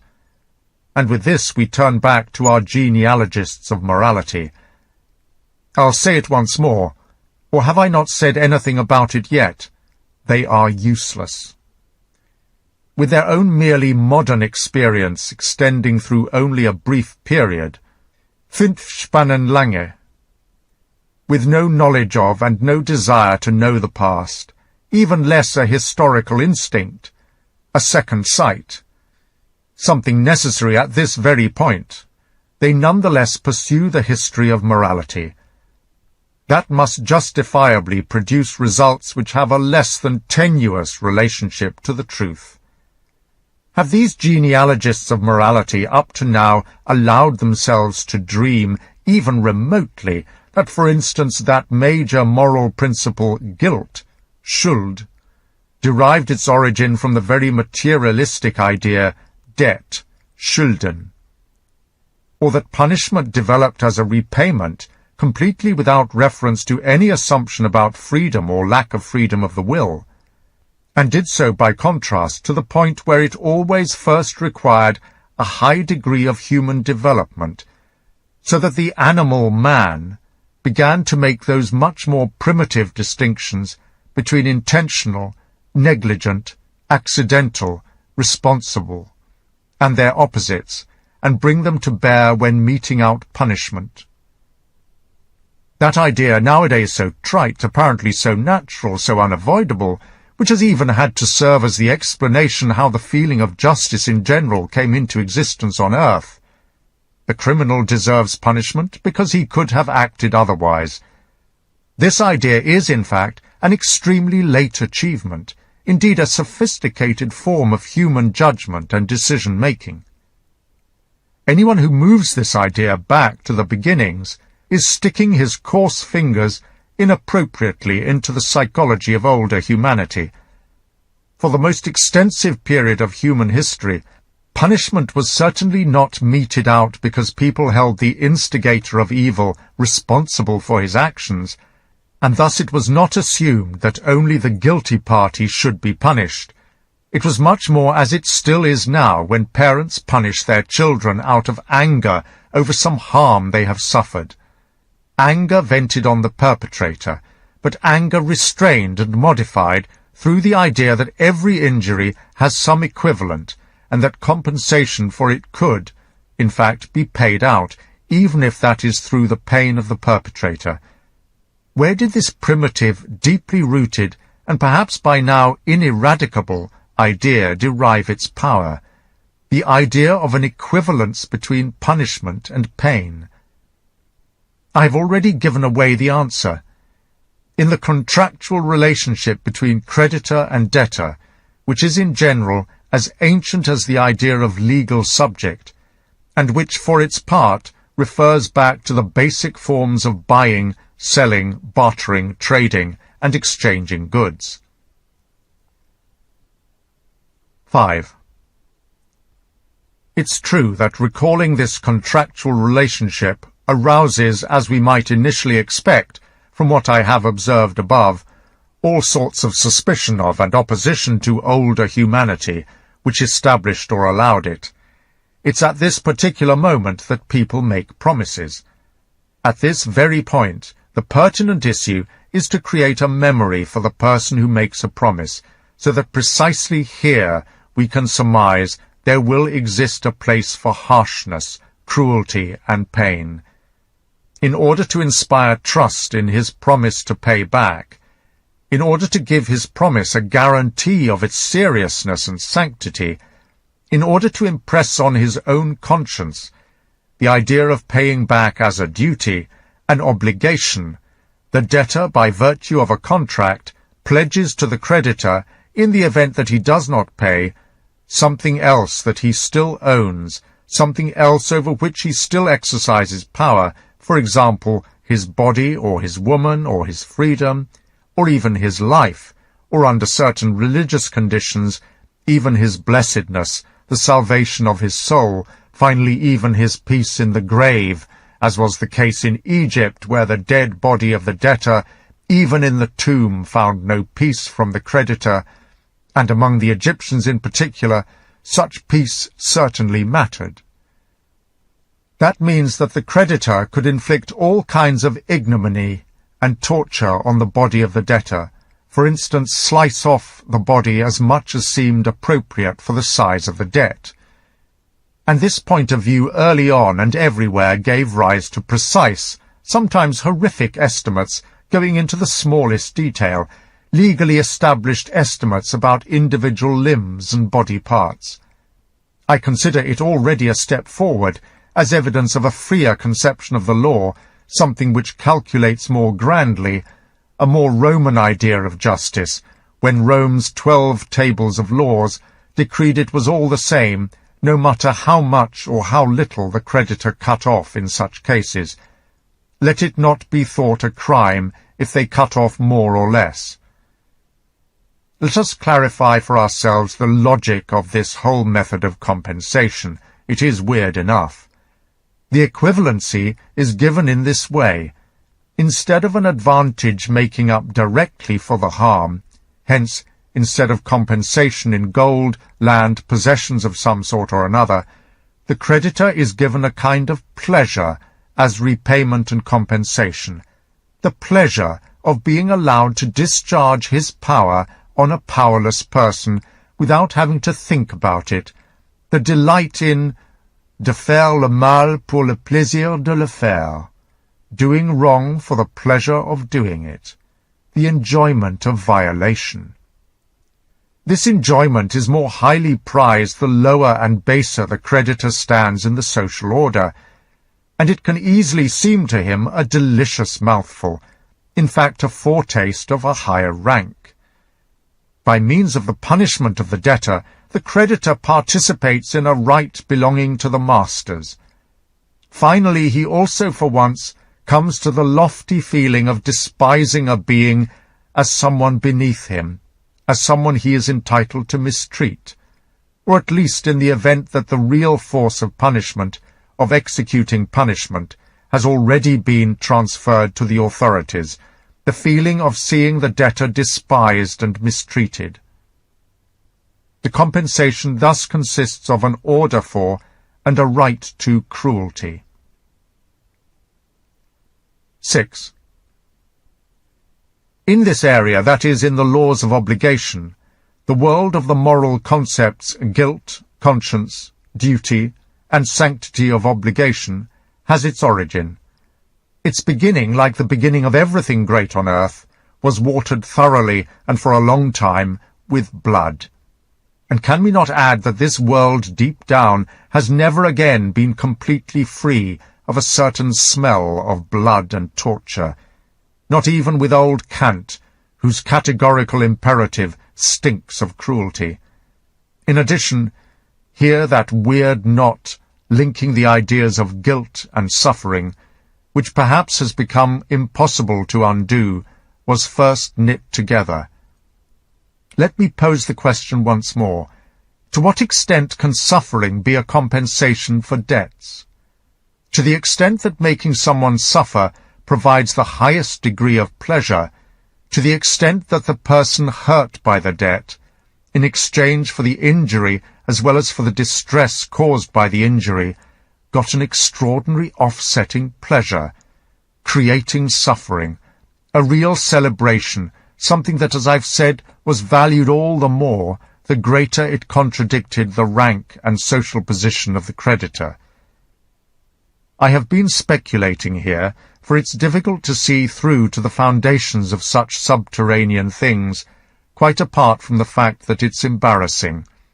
And anyone who crudely throws into the middle of all this the idea of revenge has buried and dimmed his insights rather than illuminated them.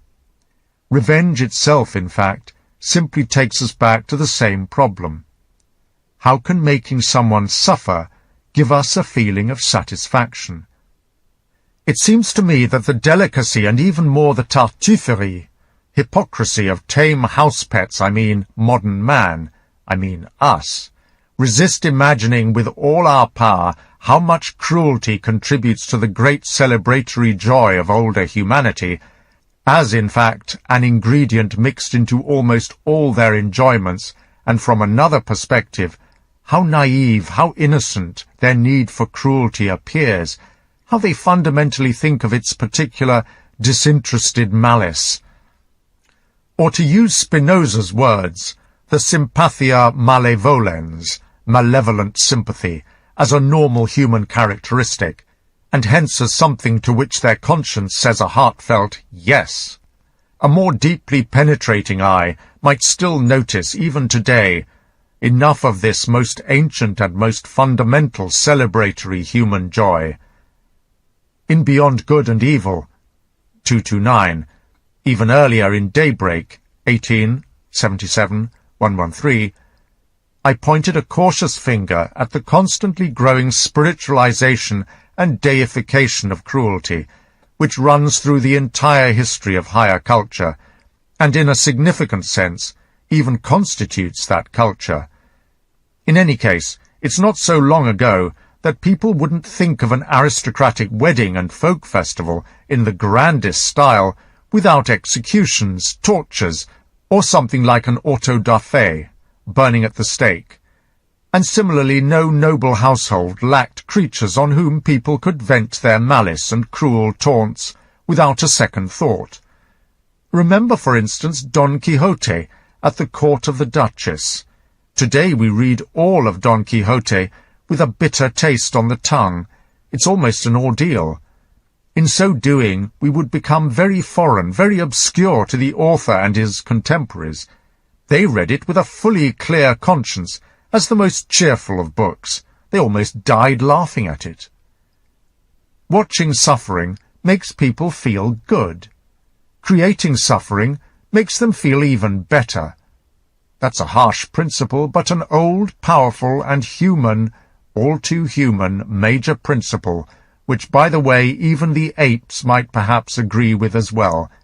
For people say that in thinking up bizarre cruelties, The apes already anticipate a great many human actions, and are, as it were, an audition.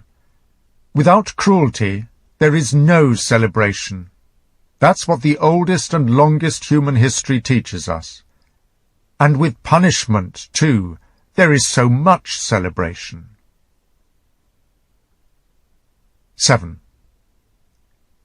With these ideas, by the way, I have no desire whatsoever to give our pessimists grist for their discordant mills grating with weariness of life. On the contrary, I want to state very clearly that in that period when human beings had not yet become ashamed of their cruelty, life on earth was happier than it is today, now that we have our pessimists. The darkening of heaven over men's heads has always increased alarmingly in proportion to the growth of human beings' shame before human beings. The tired, pessimistic look, the mistrust of the riddle of life, the icy denial stemming from disgust with life, these are not the signs of the wickedest eras of human beings. It's much more the case that they first come to light as the swamp plants they are, when the swamp to which they belong is there. I mean the sickly mollycoddling and moralizing, thanks to which the animal man finally learns to feel shame about all his instincts.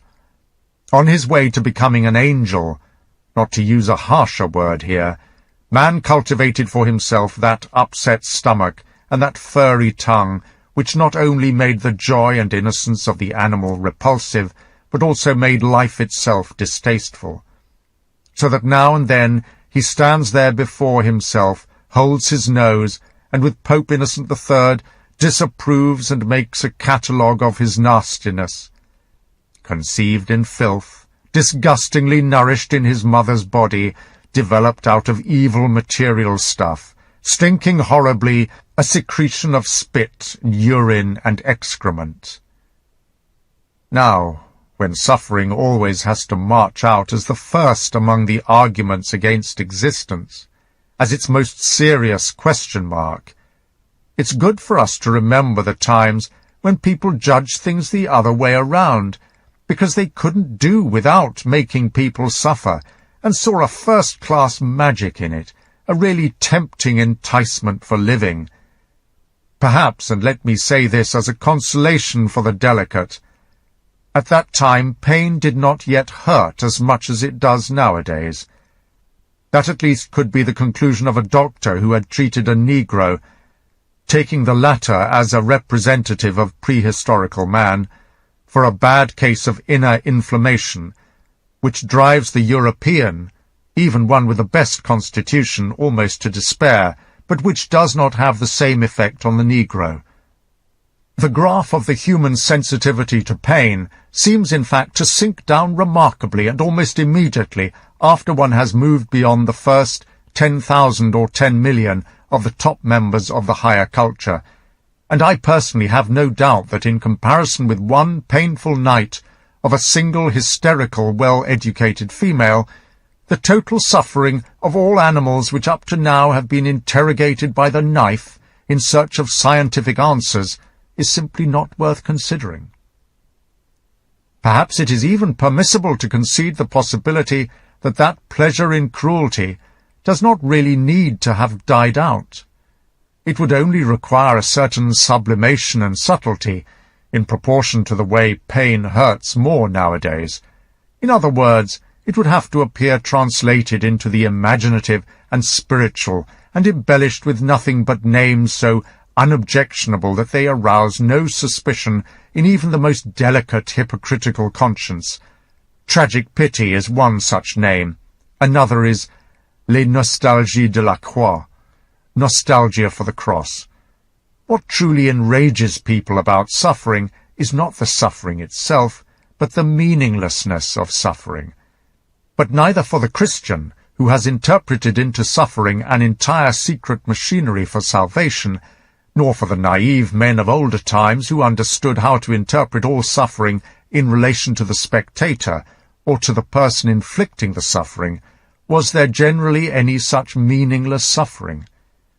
In order for the hidden, undiscovered, unwitnessed suffering to be removed from the world and for people to be able to deny it honestly, they were then almost compelled to invent gods and intermediate beings at all levels, high and low. Briefly put, something that also roamed in hidden places, that also looked into the darkness, and that would not readily permit an interesting, painful spectacle to escape its attention. For with the help of such inventions, life then understood, and has always understood, how to justify itself by a trick, how to justify its evil. Nowadays, perhaps, it requires other helpful inventions for that purpose. For example, life as riddle, life as a problem of knowledge. Every evil, a glimpse of which edifies a god, is justified. That's how the prehistorical logic of feeling rang out. And was that really confined only to prehistory? The gods conceived of as friends of cruel spectacle. Oh, how widely this primitive idea still rises up even within our European humanity. We might well seek advice from, say, Calvin and Luther on this point. At any rate, it is certain that even the Greeks knew of no more acceptable snack to offer their gods to make them happy than the joys of cruelty. With what sort of expression, do you think, did Homer allow his gods to look down on the fates of men? What final sense was there basically in the Trojan War and similar tragic terrors? We cannot entertain the slightest doubts about this. They were intended as celebrations for the gods, and to the extent that the poet is in these matters more godlike than other men, as festivals for the poets as well. Later, the Greek moral philosophers in the same way imagined the eyes of God no differently, still looking down on the moral struggles, on heroism and the self-mutilation of the virtuous. The Hercules of duty was on a stage, and he knew he was there. Without someone watching, virtue for this race of actors was something entirely inconceivable. Surely such a daring and fateful philosophical invention, first made for Europe at that time, the invention of the free will, of the absolutely spontaneous nature of human beings in matters of good and evil, was created above all to justify the idea that the interest of gods in men, in human virtue, could never run out. On this earthly stage there was never to be any lack of really new things, really unheard-of suspense, complications, catastrophes. A world conceived of as perfectly deterministic would have been predictable to the gods and therefore also soon boring for them. Reason enough for these friends of the gods, the philosophers, not to ascribe such a deterministic world to their gods.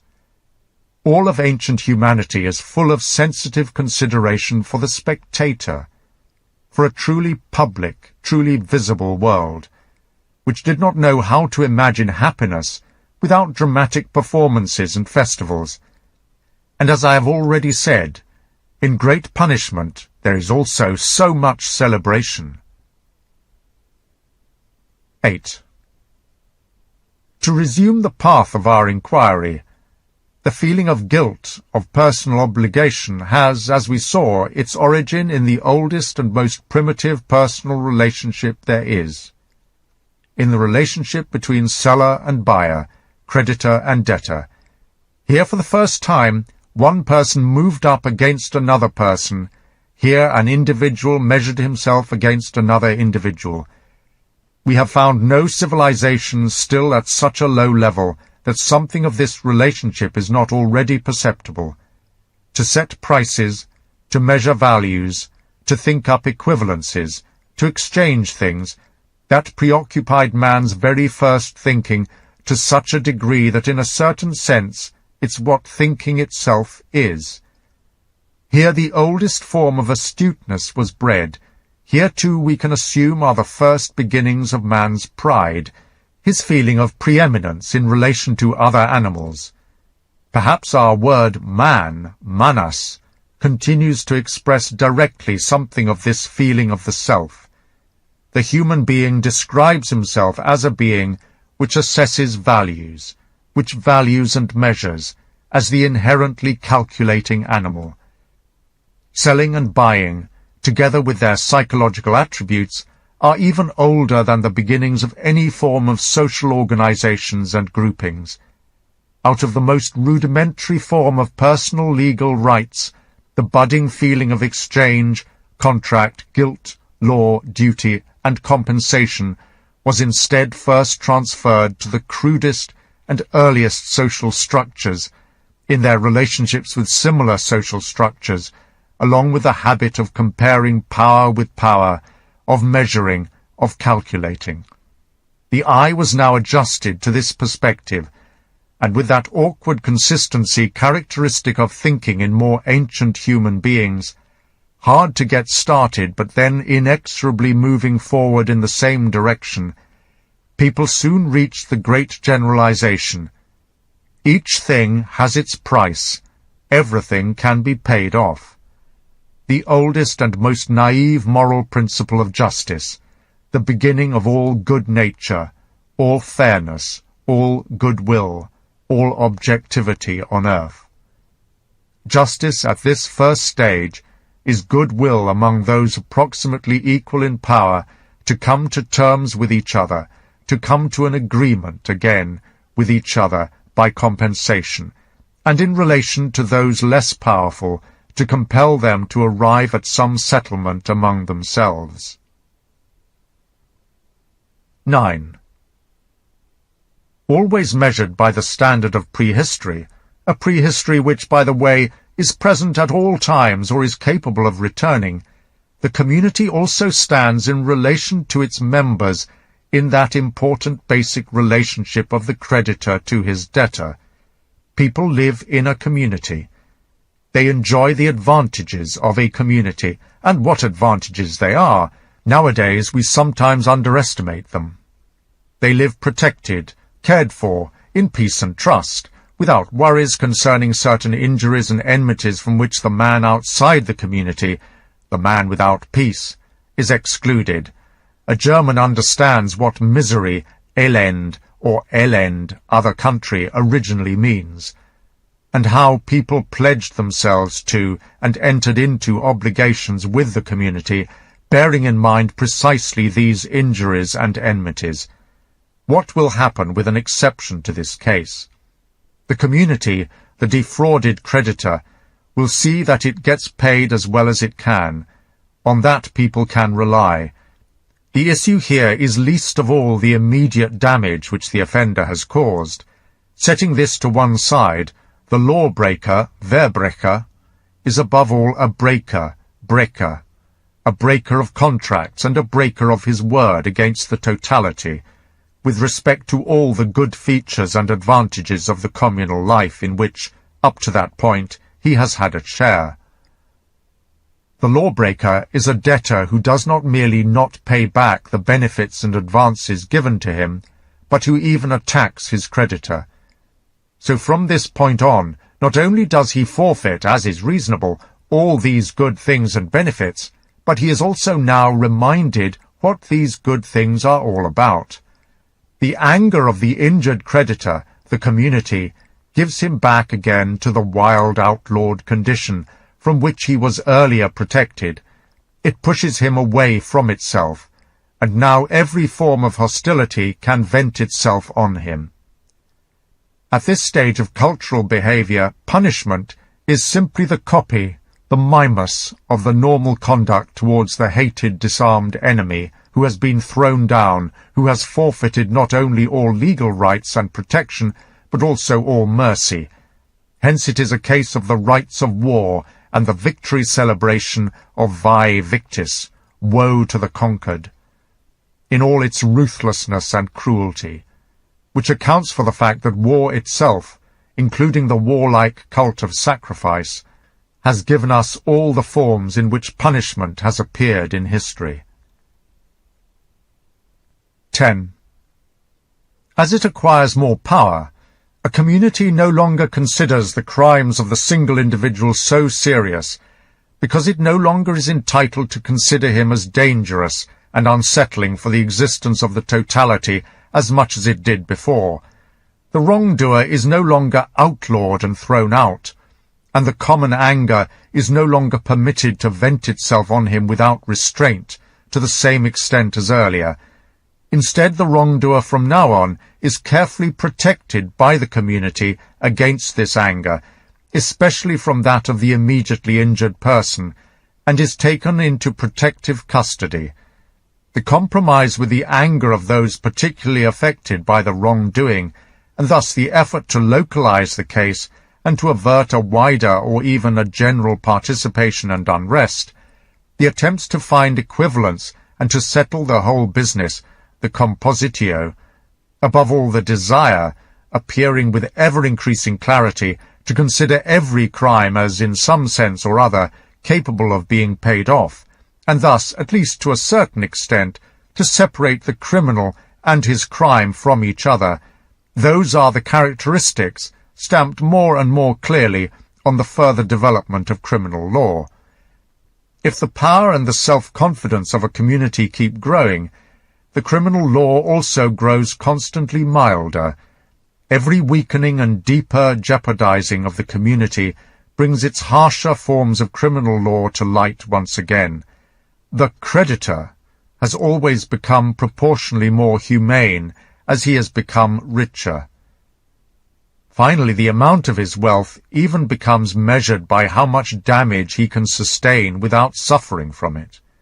It would not be impossible to imagine a society with a consciousness of its own power which allowed itself the most privileged luxury which it can have, letting its criminals go without punishment. "Why should I really bother about my parasites?" it could then say. "May they live and prosper, for that I am still sufficiently strong." Justice, which started with, "Everything is capable of being paid for, everything must be paid off," ends at that point by shutting its eyes and letting the person incapable of payment go free. It ends as every good thing on earth ends, by doing away with itself. This self-negation of justice, we know what a beautiful name it calls itself: mercy. It goes without saying that mercy remains the privilege of the most powerful man, or even better, his beyond the law.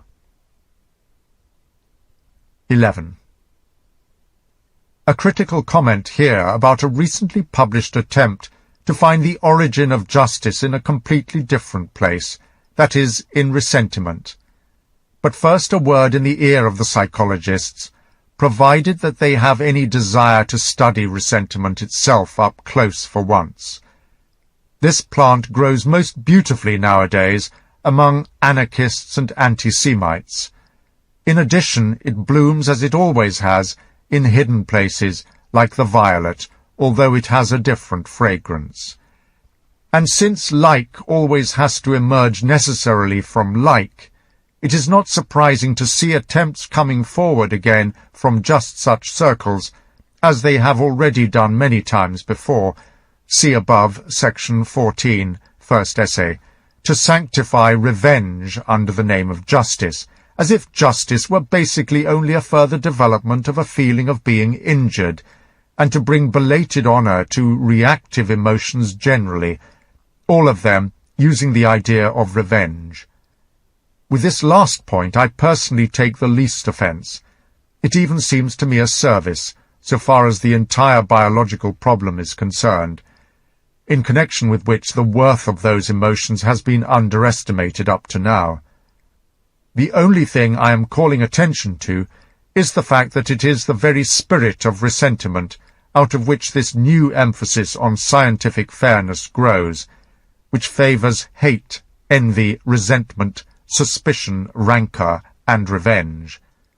This scientific fairness, that is, ceases immediately and gives way to tones of mortal enmity and prejudice as soon as it deals with another group of emotions which, it strikes me, have a much higher biological worth than those reactive ones, and which therefore have earned the right to be scientifically assessed and respected first, namely the truly active emotions, like desire for mastery, acquisitiveness, and so on.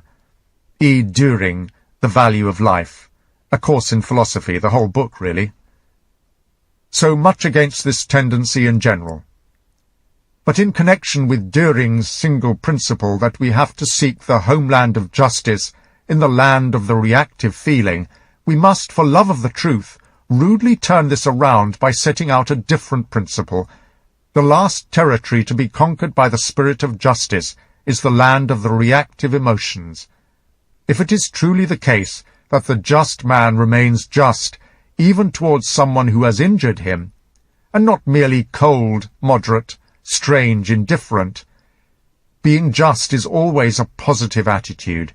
If under this sudden attack of personal injury, ridicule, and suspicion, the gaze of the lofty, clear objectivity of the just and judging eye, as profound as it is benevolent, does not itself grow dark, well, that's a piece of perfection and the highest mastery on earth, even something that it would be wise for people not to expect here. In any event, they should not believe in it too easily. It's certainly true that on average, among the most just people themselves, even a small dose of hostility, malice, and insinuation is enough to make them see red and chase fairness out of their eyes.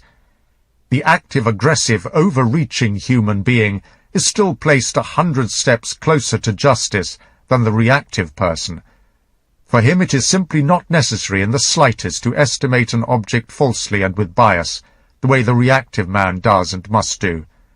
Thus, as a matter of fact, at all times the aggressive human being, as the stronger, braver, more noble man, has had on his side a better conscience, as well as a more independent eye. By contrast, we can already guess who generally has the invention of bad conscience on his conscience, the man of resentment. Finally, let's look around in history. Up to now, in what area has the whole implementation of law in general, as well as the essential need for law, been at home on earth? Could it be in the area of the reactive human beings? That is entirely wrong. It is much more the case that it's been at home with the active, strong, spontaneous, and aggressive men.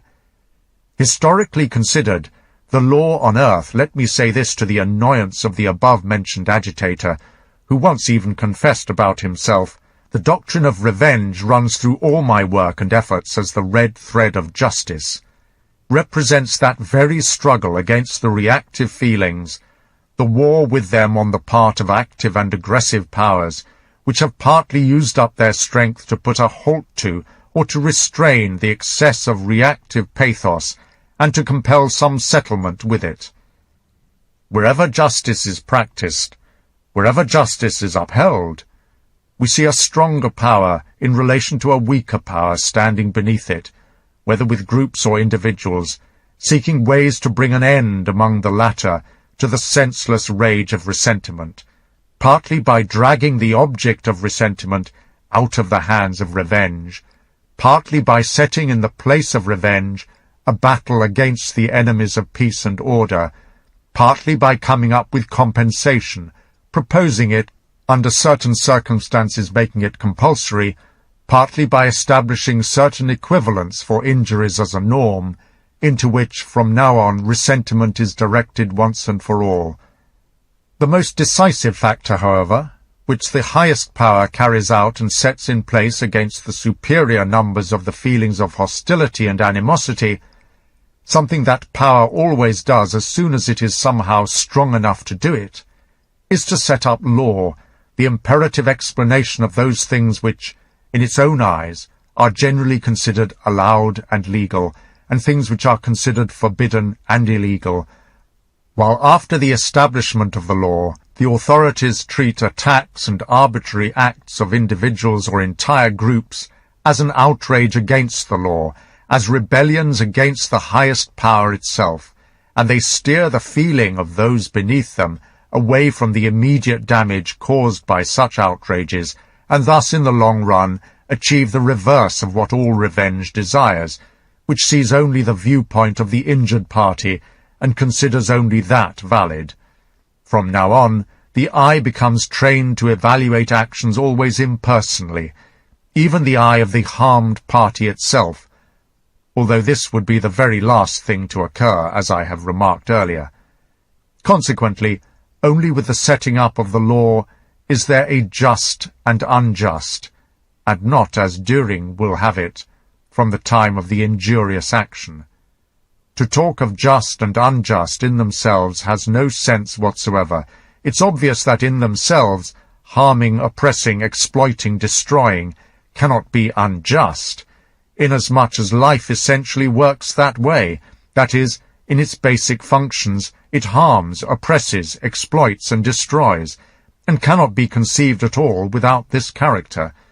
We have to acknowledge something even more disturbing, the fact that from the highest biological standpoint, conditions of justice must always be only exceptional conditions, partial restrictions on the basic will to live, which is set on power. They are subordinate to the total purpose of this will as individual means, that is, as means to create larger units of power. A legal system conceived of as sovereign and universal, not as a means in the struggle of power complexes, but as a means against all struggles in general, something along the lines of Düring's communist cliché, in which each will must be considered as equal to every will. That would be a principle hostile to life, a destroyer and dissolver of human beings, an assassination attempt on the future of human beings, a sign of exhaustion, a secret path to nothingness. 12. Here one more word concerning the origin and purpose of punishment. Two problems which are separate or should be separate. Unfortunately, people normally throw them together into one. How do the previous genealogists of morality deal with this issue? Naively, the way they have always worked. They find some purpose or other for punishment, for example, revenge or deterrence, then in a simple way set this purpose at the beginning as the causa fiendi, creative cause of punishment, and they're finished. The purpose in law, however, is the very last idea we should use in the history of the emergence of law. It is much rather the case that for all forms of history there is no more important principle than that one which we reach with such difficulty, but which we also really should reach, namely that what causes a particular thing to arise, and the final utility of that thing, its actual use and arrangement in a system of purposes, are separate toto coelo, by all the heavens, i.e. absolutely, from each other, that something existing, which has somehow come to its present state, will again and again be interpreted by the higher power over it from a new perspective, appropriated in a new way, reorganized for and redirected to new uses, that all events in the organic world involve overpowering, acquiring mastery, and that in turn all overpowering and acquiring mastery involve a new interpretation, a readjustment, in which the sense and purpose up to then must necessarily be obscured or entirely erased. No matter how well we have understood the usefulness of some physiological organ or other, or a legal institution, a social custom, a political practice, some style in the arts or in a religious cult, we have still not in that process grasped anything about its origin, no matter how uncomfortable and unpleasant this may sound in elderly ears. From time immemorial, people have believed that in demonstrable purposes, in the usefulness of a thing, a form or an institution, they could also understand the reason it came into existence. The eye as something made to see, the hand as something made to grasp. So people also imagined punishment as invented to punish. But all purposes, all uses are only signs that a will to power has become master over something with less power, and has stamped on it its own meaning of some function, and the entire history of a thing, an organ, a practice can by this process be seen as a continuing chain of signs of constantly new interpretations and adjustments, whose causes do not even need to be connected to each other. In some circumstances they rather follow and take over from each other by chance. Consequently, the development of a thing, a practice, or an organ, has nothing to do with its progress, towards a single goal, even less is it the logical and shortest progressus reached with the least expenditure of power and resources, but rather the sequence of more or less profound, more or less mutually independent processes of overpowering, which take place on that thing, together with the resistance which arises against that overpowering each time, the changes of form which have been attempted for the purpose of defense and reaction, as well as the results of successful countermeasures. Form is fluid. The meaning, however, is even more so. Even within each individual organism, things are no different. With every essential growth in the totality, the meaning of the individual organ also shifts. In certain circumstances, its partial destruction, a reduction of its numbers, for example through the obliteration of intermediate structures, can be a sign of growing power and perfection. What I wanted to say is this: the partial loss of utility, decline and degeneration, the loss of meaning and purposiveness, in short, death, also belong to the conditions of a real progress, which always appears in the form of a will and a way to a greater power, and always establishes itself at the expense of a huge number of smaller powers.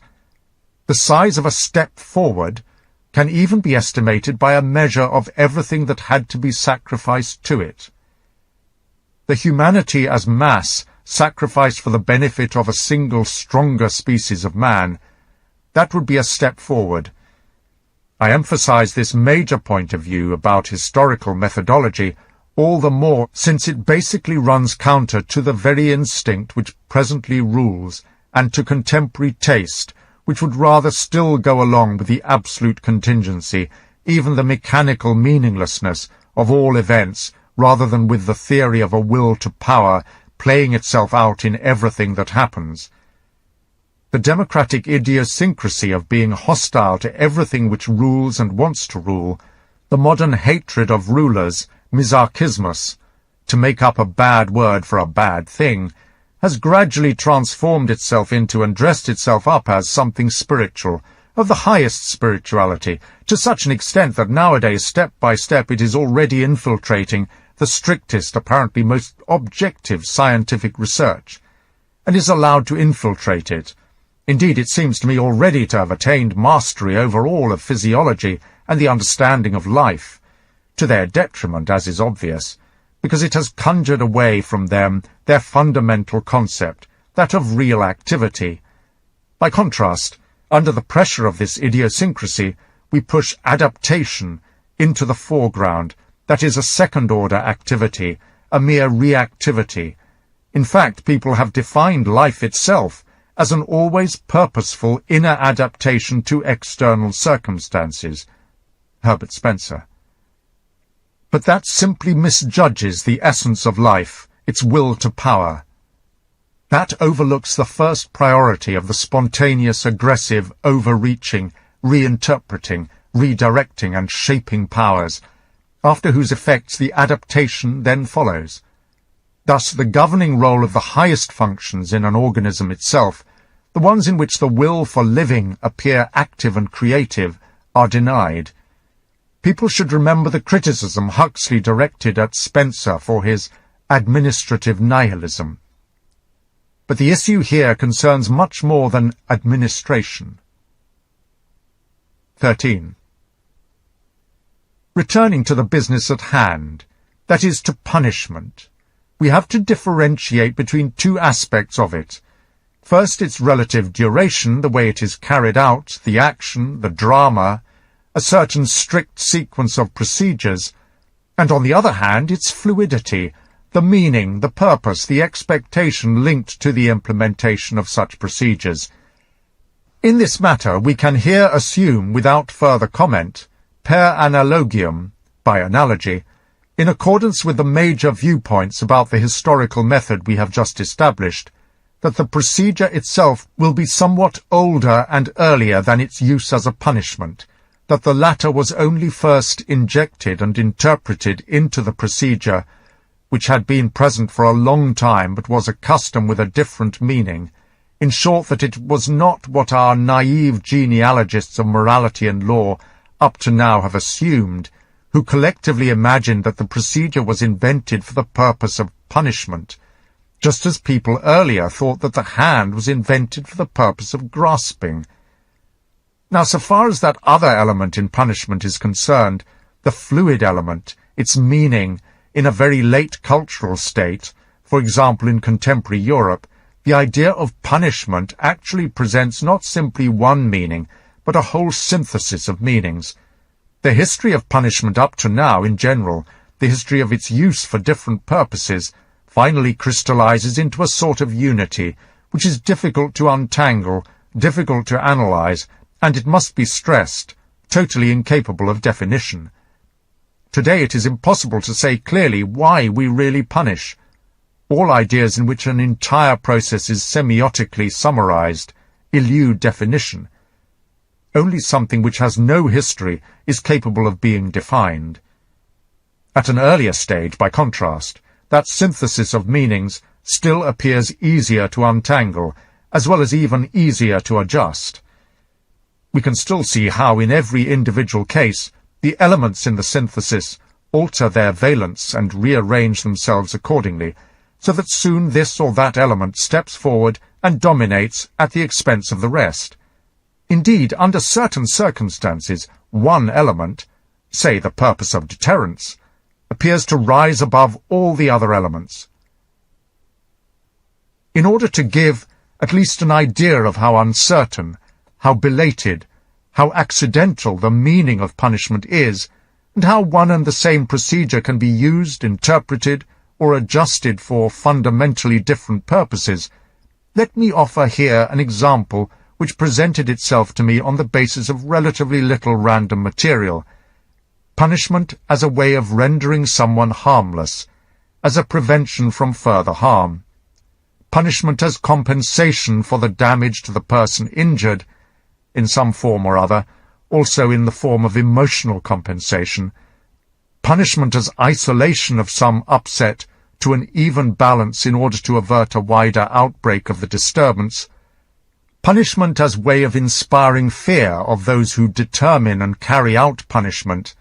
Punishment as a sort of compensation for the advantages which the lawbreaker has enjoyed up until that time, for example when he is made useful as a slave working in the mines.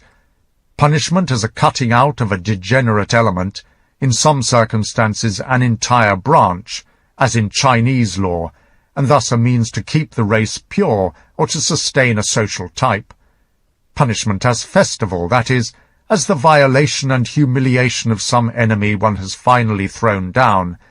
Punishment as a way of making a conscience, whether for the man who suffers the punishment, so-called reform, or whether for those who witness the punishment being carried out.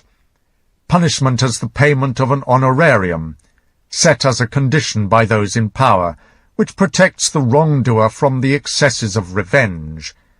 Punishment as a compromise with the natural condition of revenge, insofar as the latter is still upheld and assumed as a privilege by powerful families.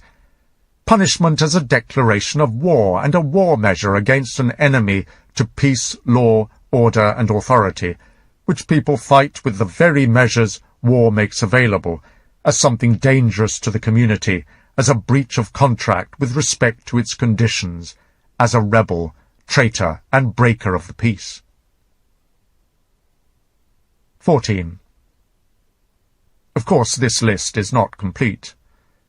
Obviously, punishment is overloaded with all sorts of useful purposes, all the more reason why people can infer from it an alleged utility, which in the popular consciousness at least is considered its most essential one.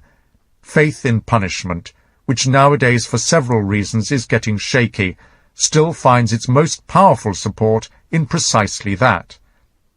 Punishment is supposed to be valuable in waking the feeling of guilt in the guilty party. In punishment, people are looking for the actual instrument for that psychic reaction called bad conscience, pangs of conscience. But in doing this, people are misappropriating reality and psychology, even for today, and how much more for the longest history of man, his prehistory. Real pangs of conscience are something extremely rare, especially among criminals and prisoners. Prisons and penitentiaries are not breeding grounds in which this species of gnawing worm particularly likes to thrive. On that point all conscientious observers agree, in many cases delivering such a judgment with sufficient unwillingness, going against their own desires. In general, punishment makes people hard and cold. It concentrates. It sharpens the feeling of estrangement. It strengthens powers of resistance. If it comes about that punishment shatters a man's energy and brings on a wretched prostration and self-abasement, such a consequence is surely even less pleasant than the typical result of punishment, characteristically a dry, gloomy seriousness. However, if we consider those thousands of years before the history of humanity, without a second thought we can conclude that the very development of a feeling of guilt was most powerfully hindered by punishment, at least with respect to the victims onto whom this force of punishment was vented.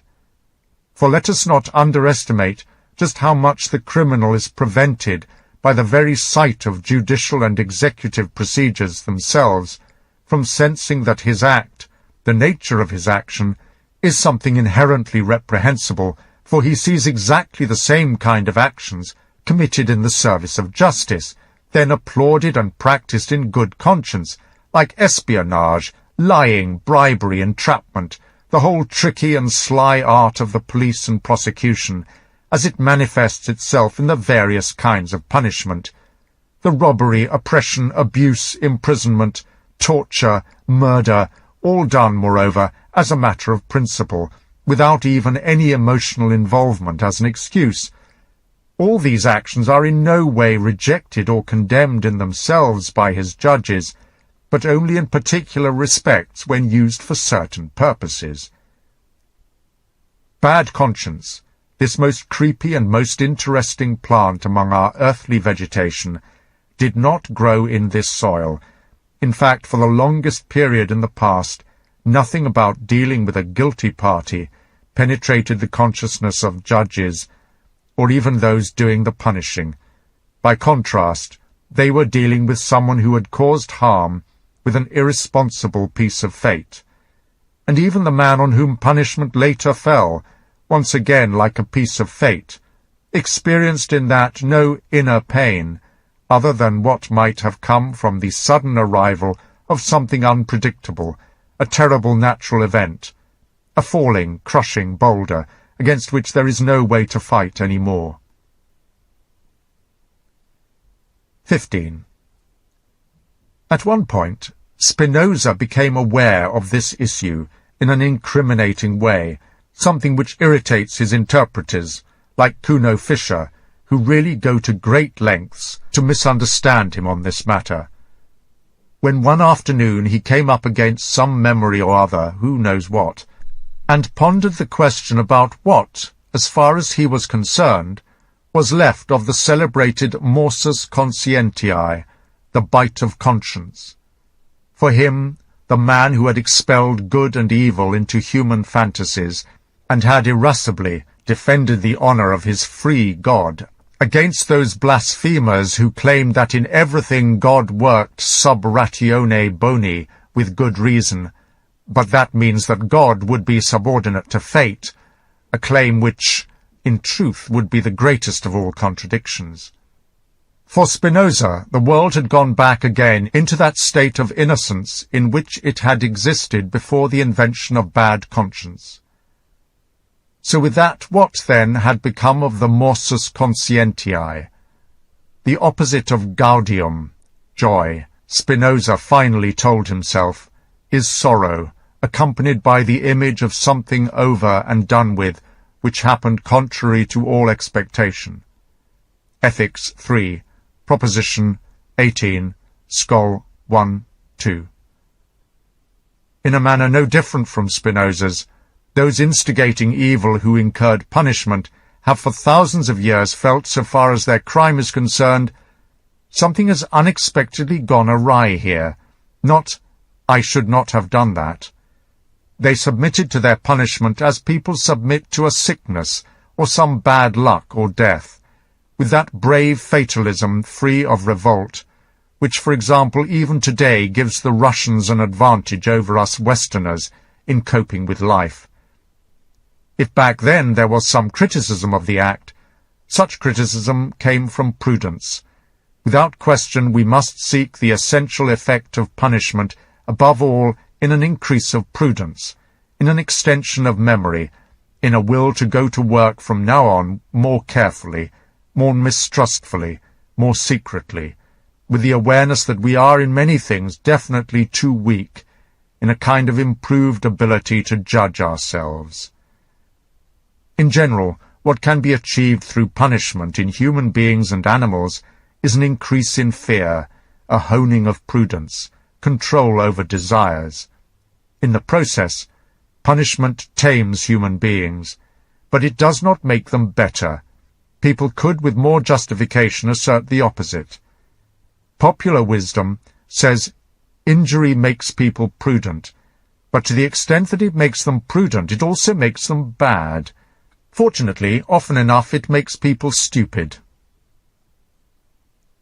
16. At this point I can no longer avoid setting out in an initial provisional statement my own hypothesis about the origin of bad conscience. It is not easy to get people to attend to it, and it requires them to consider it at length, to guard it, and to sleep on it.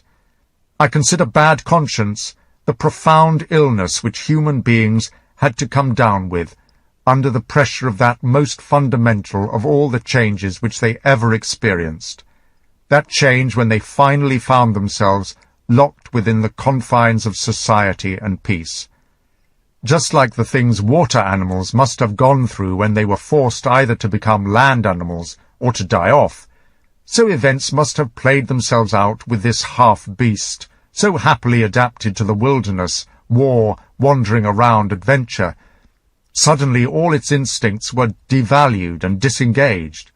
From this point on, these animals were to go on foot and carry themselves, whereas previously they had been supported by the water.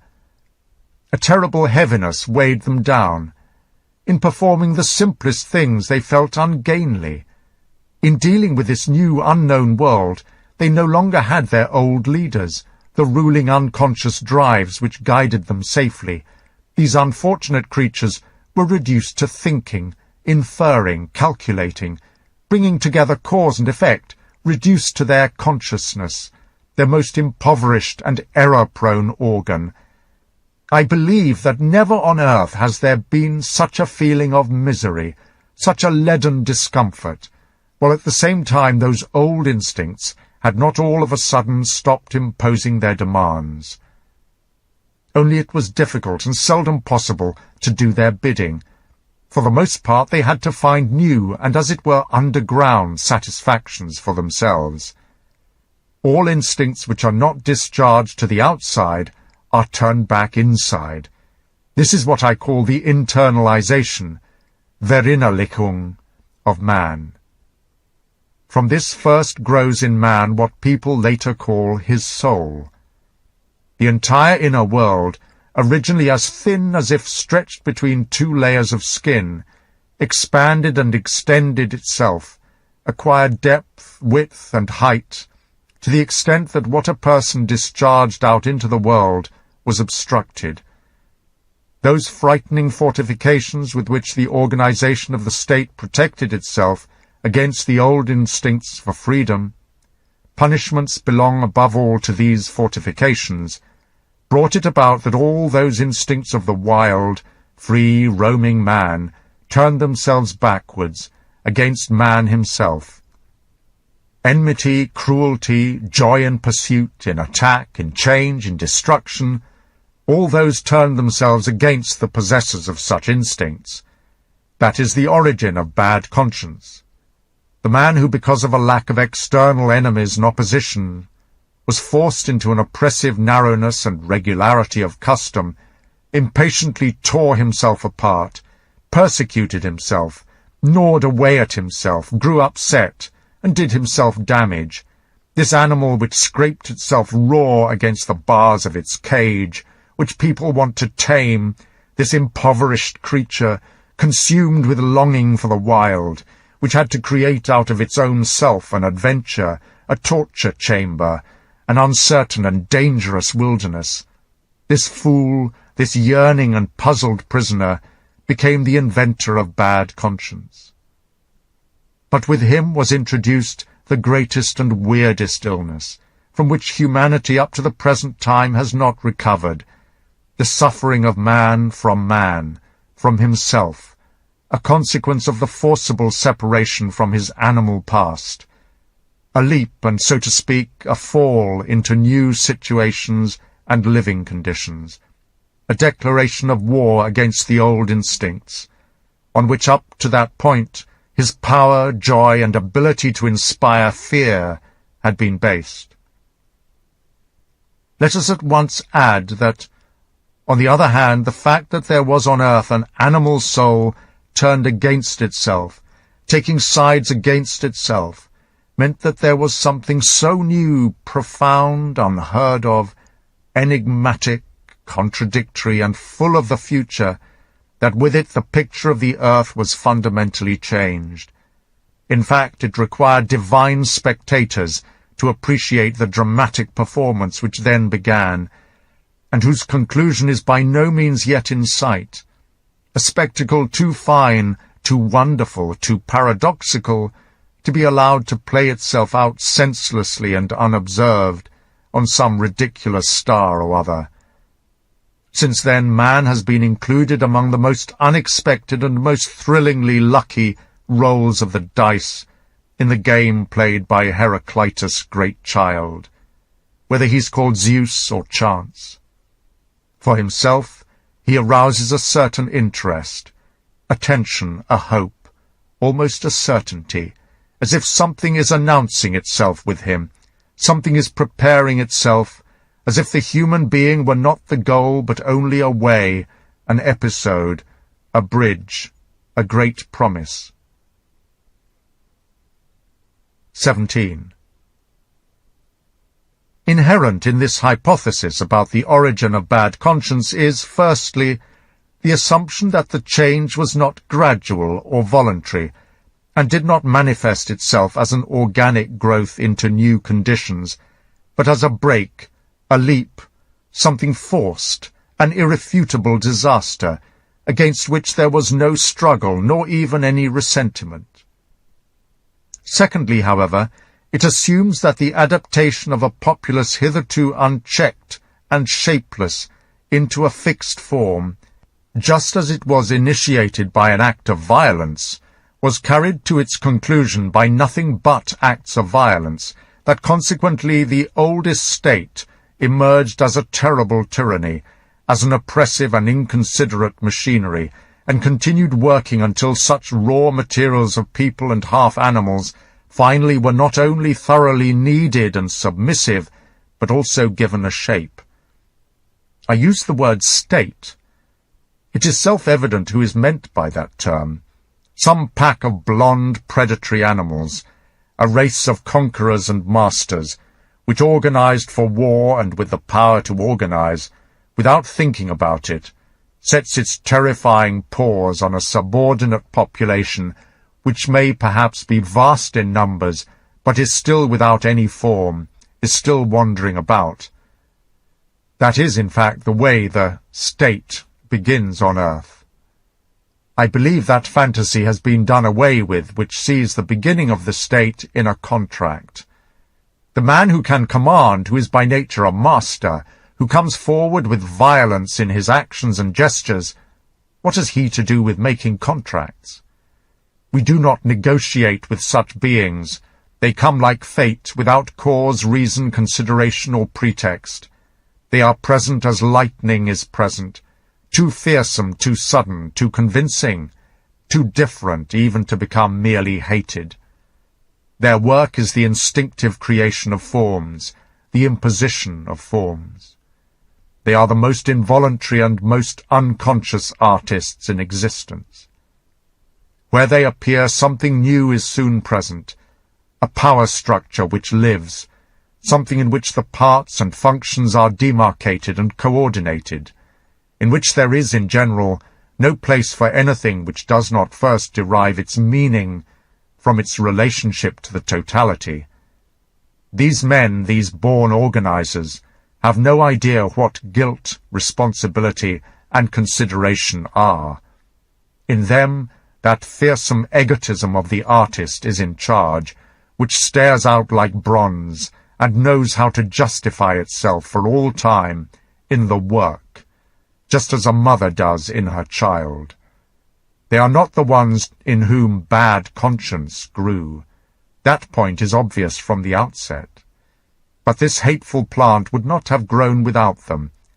It would have failed if an immense amount of freedom had not been driven from the world under the pressure of their hammer blows, their artistic violence, or at least had not been driven from sight and, as it were, made latent. This powerful instinct for freedom, once made latent, we already understand how. This instinct for freedom driven back, repressed, imprisoned inside, and finally still able to discharge and direct itself only against itself. That and that alone is what bad conscience is in its beginning.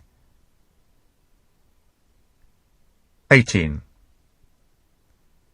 We need to be careful not to entertain a low opinion of this entire phenomenon simply because it is from the start nasty and painful. In fact, it is basically the same active force which is at work on a grander scale in those artists of power and organizers, and which builds states. Here it is inner, smaller, more mean-spirited, directing itself backwards into the labyrinth of the breast, to use Goethe's words, and it creates bad conscience for itself and builds negative ideals, just that instinct for freedom, to use my own language, the will to power. Only the material on which the shaping and violating nature of this force directs itself here is simply man himself, his entire old animal self, and not, as in that greater and more striking phenomenon, on another man or on other men. This furtive violation of the self, this artistic cruelty, this pleasure in giving a shape to oneself, as a tough, resisting, suffering material, to burn into it a will, a critique, a contradiction, a contempt, a denial, this weird and horribly pleasurable work of a soul willingly divided against itself, which makes itself suffer for the pleasure of creating suffering. All this active bad conscience, as the essential womb of ideal and imaginative events, finally brought to light, we have already guessed, also an abundance of strange new beauty and affirmation, and perhaps for the first time the idea of the beautiful in general. For what would be beautiful if its opposite had not yet come to an awareness of itself, if ugliness had not already said to itself, I am ugly? At least after this hint, the paradox will be less puzzling, the extent to which in contradictory ideas like selflessness, self-denial, self-sacrifice, an ideal can be indicated, something beautiful. And beyond that, one thing we do know, I have no doubt about it, namely, the nature of the pleasure which the selfless, self-denying, self-sacrificing person experiences from the beginning. This pleasure belongs to cruelty. So much for the moment on the origin of the unegoistic, as something of moral worth, and on the demarcation of the soil out of which this value has grown. Only bad conscience, only the will to abuse the self, provides the condition for the value of the unegoistic. 19. Bad conscience is a sickness, there's no doubt about that, but a sickness the way pregnancy is a sickness. Let's look for the conditions in which this illness has arrived at its most terrible and most sublime peak. In this way we'll see what really brought about its entry into the world at the start. But that requires a lot of endurance, and we must first go back once more to an earlier point of view. The relationship in civil law between the debtor and his creditor, which I have reviewed extensively already, has been interpreted once again in an extremely remarkable and dubious historical manner into a relationship which we modern men are perhaps least capable of understanding, namely, into the relationship between those people presently alive and their ancestors. Within the original tribal cooperatives, we're talking about primeval times, the living generation always acknowledged a legal obligation to the previous generations, and especially to the earliest one which had founded the tribe, and this was in no way merely a sentimental obligation. The latter is something we could even reasonably claim was in general absent for the longest period of the human race. Here the reigning conviction is that the tribe exists at all only because of the sacrifices and achievements of its ancestors, and that people have to pay them back with sacrifices and achievements. In this, people recognize a debt which keeps steadily growing because these ancestors in their continuing existence as powerful spirits do not stop giving the tribe new advantages and lending them their power. Do they do this gratuitously? But there is no gratuitously for those raw and spiritually destitute ages. What can people give back to them? Sacrifices, at first as nourishment understood very crudely, festivals, chapels, signs of honor, above all obedience, for all customs as well of one's ancestors are also their statutes and commands. Do people ever give them enough? This suspicion remains and grows. From time to time it forcefully requires a huge wholesale redemption, something immense as a repayment to the creditor, the notorious sacrifice of the firstborn, for example, blood, human blood in any case. The fear of ancestors and their power, the awareness of one's debt to them, according to this kind of logic, necessarily increases directly in proportion to the increase in the power of the tribe itself, as the tribe finds itself constantly more victorious, more independent, more honored, and more feared. It's not the other way around. Every step towards the decline of the tribe, all conditions of misery, all indications of degeneration, of approaching dissolution, rather lead to a constant lessening of the fear of the spirit of its founder, and give a constantly smaller image of his wisdom, providence, and powerful presence. If we think this crude form of logic through to its conclusion, then the ancestors of the most powerful tribes must, because of the fantasy of increasing fear, finally have grown into something immense, and have been pushed back into the darkness of a divine mystery, something beyond the powers of imagination, so that finally the ancestor is necessarily transfigured into a god. Here perhaps lies even the origin of the gods, thus an origin out of fear, and the man to whom it seems obligatory to add, but also out of piety, could hardly claim to be right for the longest period of the human race, for his primeval age. Of course, he would be all the more correct for the middle period, in which the noble tribes developed, those who in fact paid back to their founders, their ancestors, heroes, gods, with interest, all the characteristics which in the meantime had become manifest in themselves, the noble qualities. Later we will have another look at the process by which the gods were ennobled and exalted, which is naturally not at all the same thing as their becoming holy. But now, for the moment, let's follow the path of this whole development of the consciousness of guilt to its conclusion. 20. As history teaches us, the consciousness of being in debt to the gods did not in any way come to an end after the downfall of the organization of the community based on blood relationships. Just as humanity inherited the ideas of good and bad from the nobility of the tribe, together with its fundamental psychological tendency to set up orders of rank, In the same way, people also inherited, as well as the divinities of the tribe and of the extended family, the pressure of as yet unpaid debts and the desire to be relieved of them. The transition is made with those numerous slave and indentured populations which adapted themselves to the divine cults of their masters, whether through compulsion or through obsequiousness and mimicry. From them this inheritance then overflowed in all directions.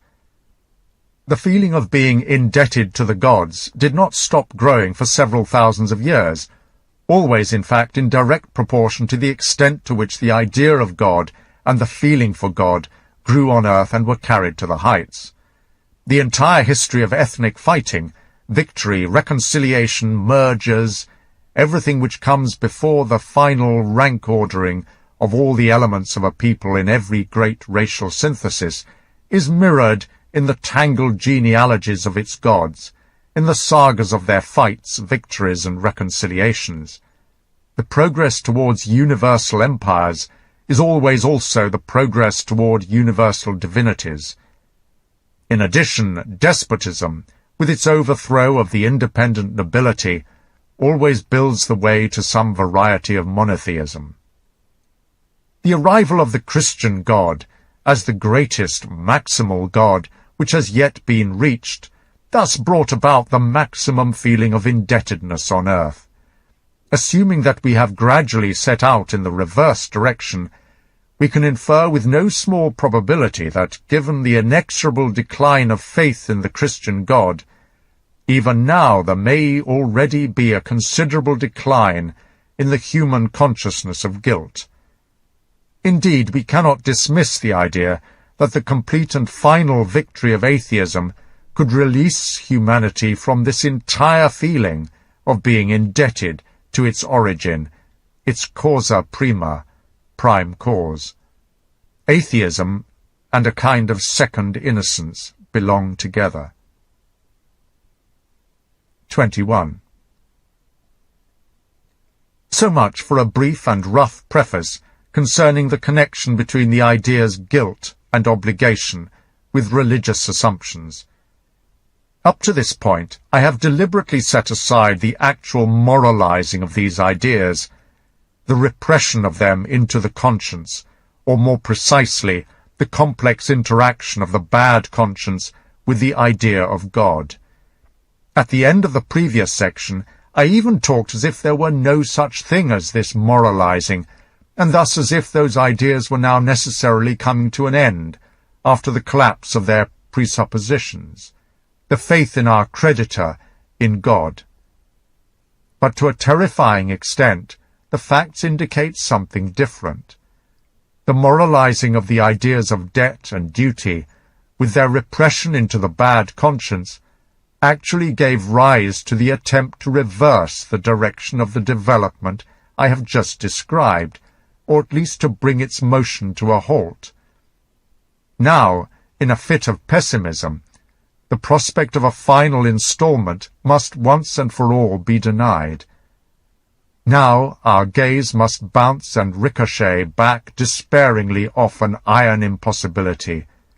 Now those ideas of debt and duty must turn back. But against whom? There can be no doubt. First of all against the debtor, in whom from this point on bad conscience sets itself firmly, gnaws away, spreads out, and like a polyp, grows wide and deep to such an extent that finally, with the impossibility of discharging the debt, people also come up with the notion that it is impossible to remove the penance, the idea that it cannot be paid off, eternal punishment. Finally, however, those ideas of debt and duty turn back even against the creditor.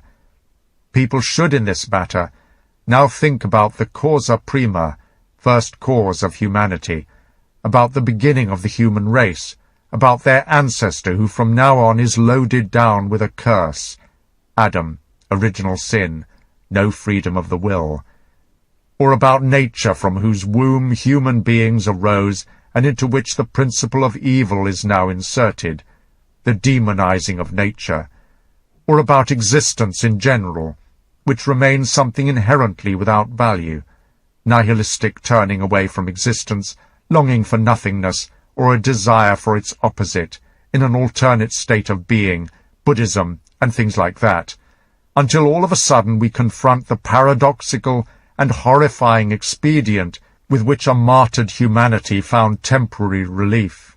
That stroke of genius of Christianity, God sacrificing himself for the guilt of human beings, God paying himself back with himself, God as the only one who can redeem man from what for human beings has become impossible to redeem, the creditor sacrificing himself for the debtor, out of love. Can people believe that? Out of love for his debtor. 22. You will already have guessed what really went on with all this and under all this. That will to self-torment, that repressed cruelty of animal man, pushed inward and forced back into himself, imprisoned in the state to make him tame, who invented bad conscience in order to lacerate himself, after the more natural discharge of this will to inflict pain had been blocked. This man of bad conscience seized upon religious assumptions to drive his self-torment to its most horrifying hardship and ferocity. Guilt towards God. This idea becomes his instrument of torture. In God he seizes on the ultimate contrast he is capable of discovering to his real and indissoluble animal instincts.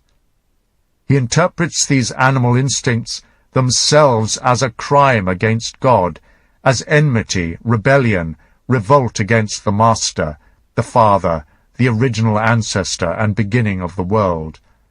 He grows tense with the contradiction of God and devil.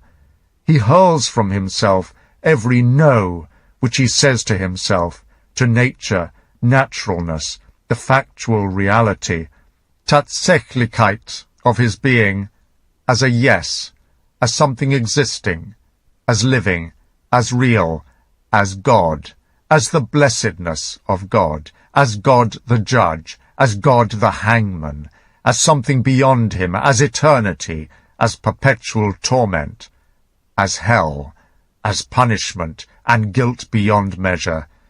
In this spiritual cruelty there is a kind of insanity of the will which simply has no equal, a man's will finding him so guilty and reprehensible that there is no atonement, his will to imagine himself punished, but in such a way that the punishment could never be adequate for his crime, his will to infect and poison the most fundamental basis of things with the problem of punishment and guilt, in order to cut himself off once and for all from any exit out of this labyrinth of fixed ideas, his will to erect an ideal, that of the holy God, in order to be tangibly certain of his own absolute worthlessness when confronted with it. Oh, this insane, sad beast man! What ideas it has, what unnaturalness, what paroxysms of nonsense, what bestiality of thought breaks from it, as soon as it is prevented, if only a little, from being a beast indeed. All this is excessively interesting, but there's also a black, gloomy, unnerving sadness about it, so that man must forcefully hold himself back from gazing too long into these abysses.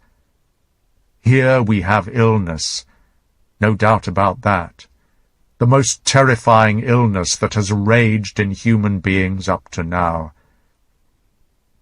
And anyone who can still hear, but nowadays people no longer have the ear for that. How in this night of torment and insanity the cry of love has resounded, the cry of the most yearning delight, of redemption through love, turns away, seized by an invincible horror. In human beings there is so much that is terrible. The world has already been a lunatic asylum for too long.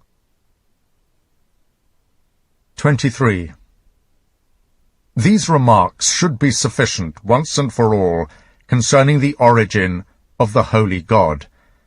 The fact that conceiving gods does not necessarily in itself have to lead to this degraded imagination, that's something we could not excuse ourselves from recalling for a moment.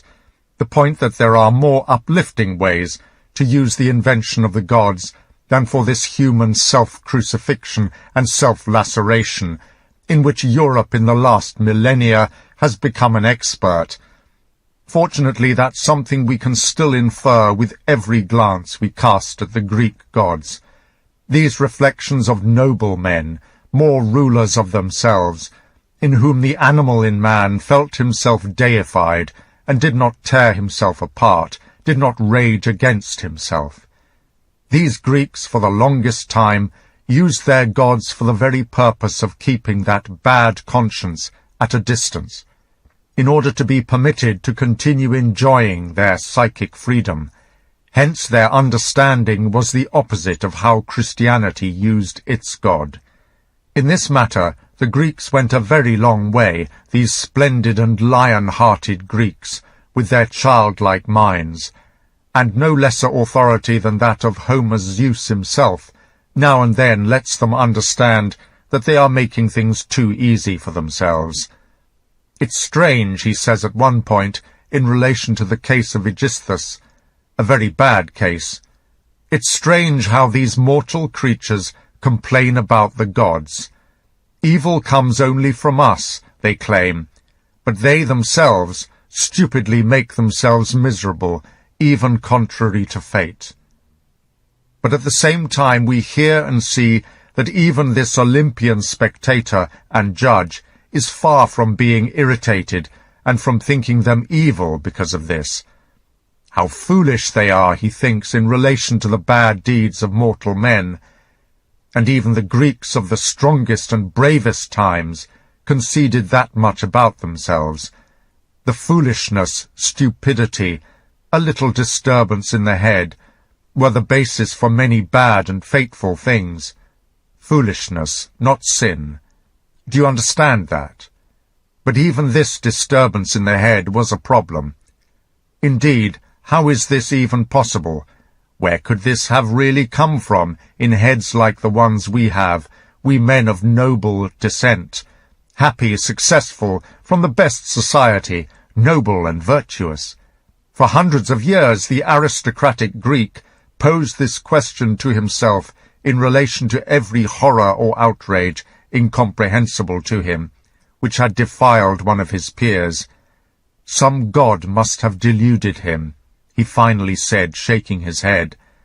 This solution is typical of the Greeks. In this way the gods then served to justify men to a certain extent, even in bad things. They served as the origins of evil. At that time the gods took upon themselves not punishment, but what is nobler, the guilt. 24. I'll conclude with 3 question marks. That's clear enough. You may perhaps ask me, is an ideal actually being built up here, or shattered? But have you ever really asked yourself enough how high a price has been paid on earth for the construction of every ideal? How much reality had to be constantly vilified and misunderstood for that to happen? How many lies had to be consecrated? How many consciences corrupted? How much God had to be sacrificed every time? In order to enable a shrine to be built, a shrine must be destroyed. That is the law. Show me the case where it has not been fulfilled. We modern men, we are the inheritors of thousands of years of vivisection of the conscience and self-inflicted animal torture. That's what we have had the longest practice doing. That is perhaps our artistry. In any case, it's something we have refined, the corruption of our taste. For too long man has looked at his natural inclinations with an evil eye, so that finally in him they have become twinned with bad conscience. An attempt to reverse this might in itself be possible, but who is strong enough for it? That is, to link as siblings bad conscience and the unnatural inclinations, all those aspirations for what lies beyond, those things which go against our senses, against our instincts, against nature, against animals. In short, the earlier ideals, all the ideals which are hostile to life, ideals of those who vilify the world. To whom can we turn to today with such hopes and demands? In this we would have precisely the good people against us, as well, of course, as the comfortable, the complacent, the vain, the enthusiastic, the tired.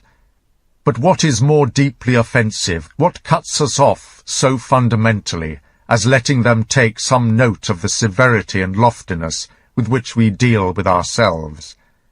And by contrast, how obliging, how friendly all the world is in relation to us, as soon as we act as all the world does, and let ourselves go just like all the world. To attain the goal I'm talking about requires a different sort of spirit from those which are likely to exist at this particular time. Spirits empowered by war and victory, for whom conquest, adventure, danger, and even pain have become a need. That would require getting acclimatized to keen high air, winter wanderings, to ice and mountains in every sense. That would require even a kind of sublime maliciousness, an ultimate self-conscious willfulness of knowledge, which comes with great health. Simply and seriously put, that would require just this great health. Is this even possible today?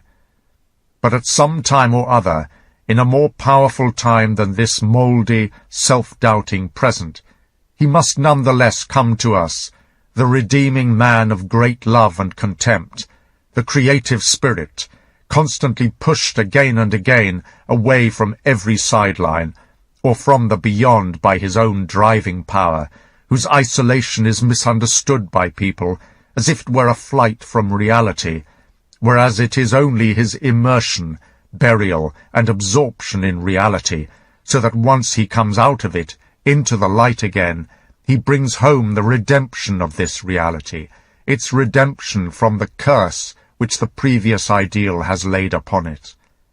This man of the future, who will release us from that earlier ideal just as much as from what had to grow from it, from the great loathing, from the will to nothingness, from nihilism, that stroke of noon and of the great decision which makes the will free once again, who gives back to the earth its purpose and to the human being his hope, this Antichrist and anti-nihilist, this conqueror of God and of nothingness, at some point he must come. 25. But what am I talking about here? Enough, enough. At this stage there's only one thing appropriate for me to do: keep quiet.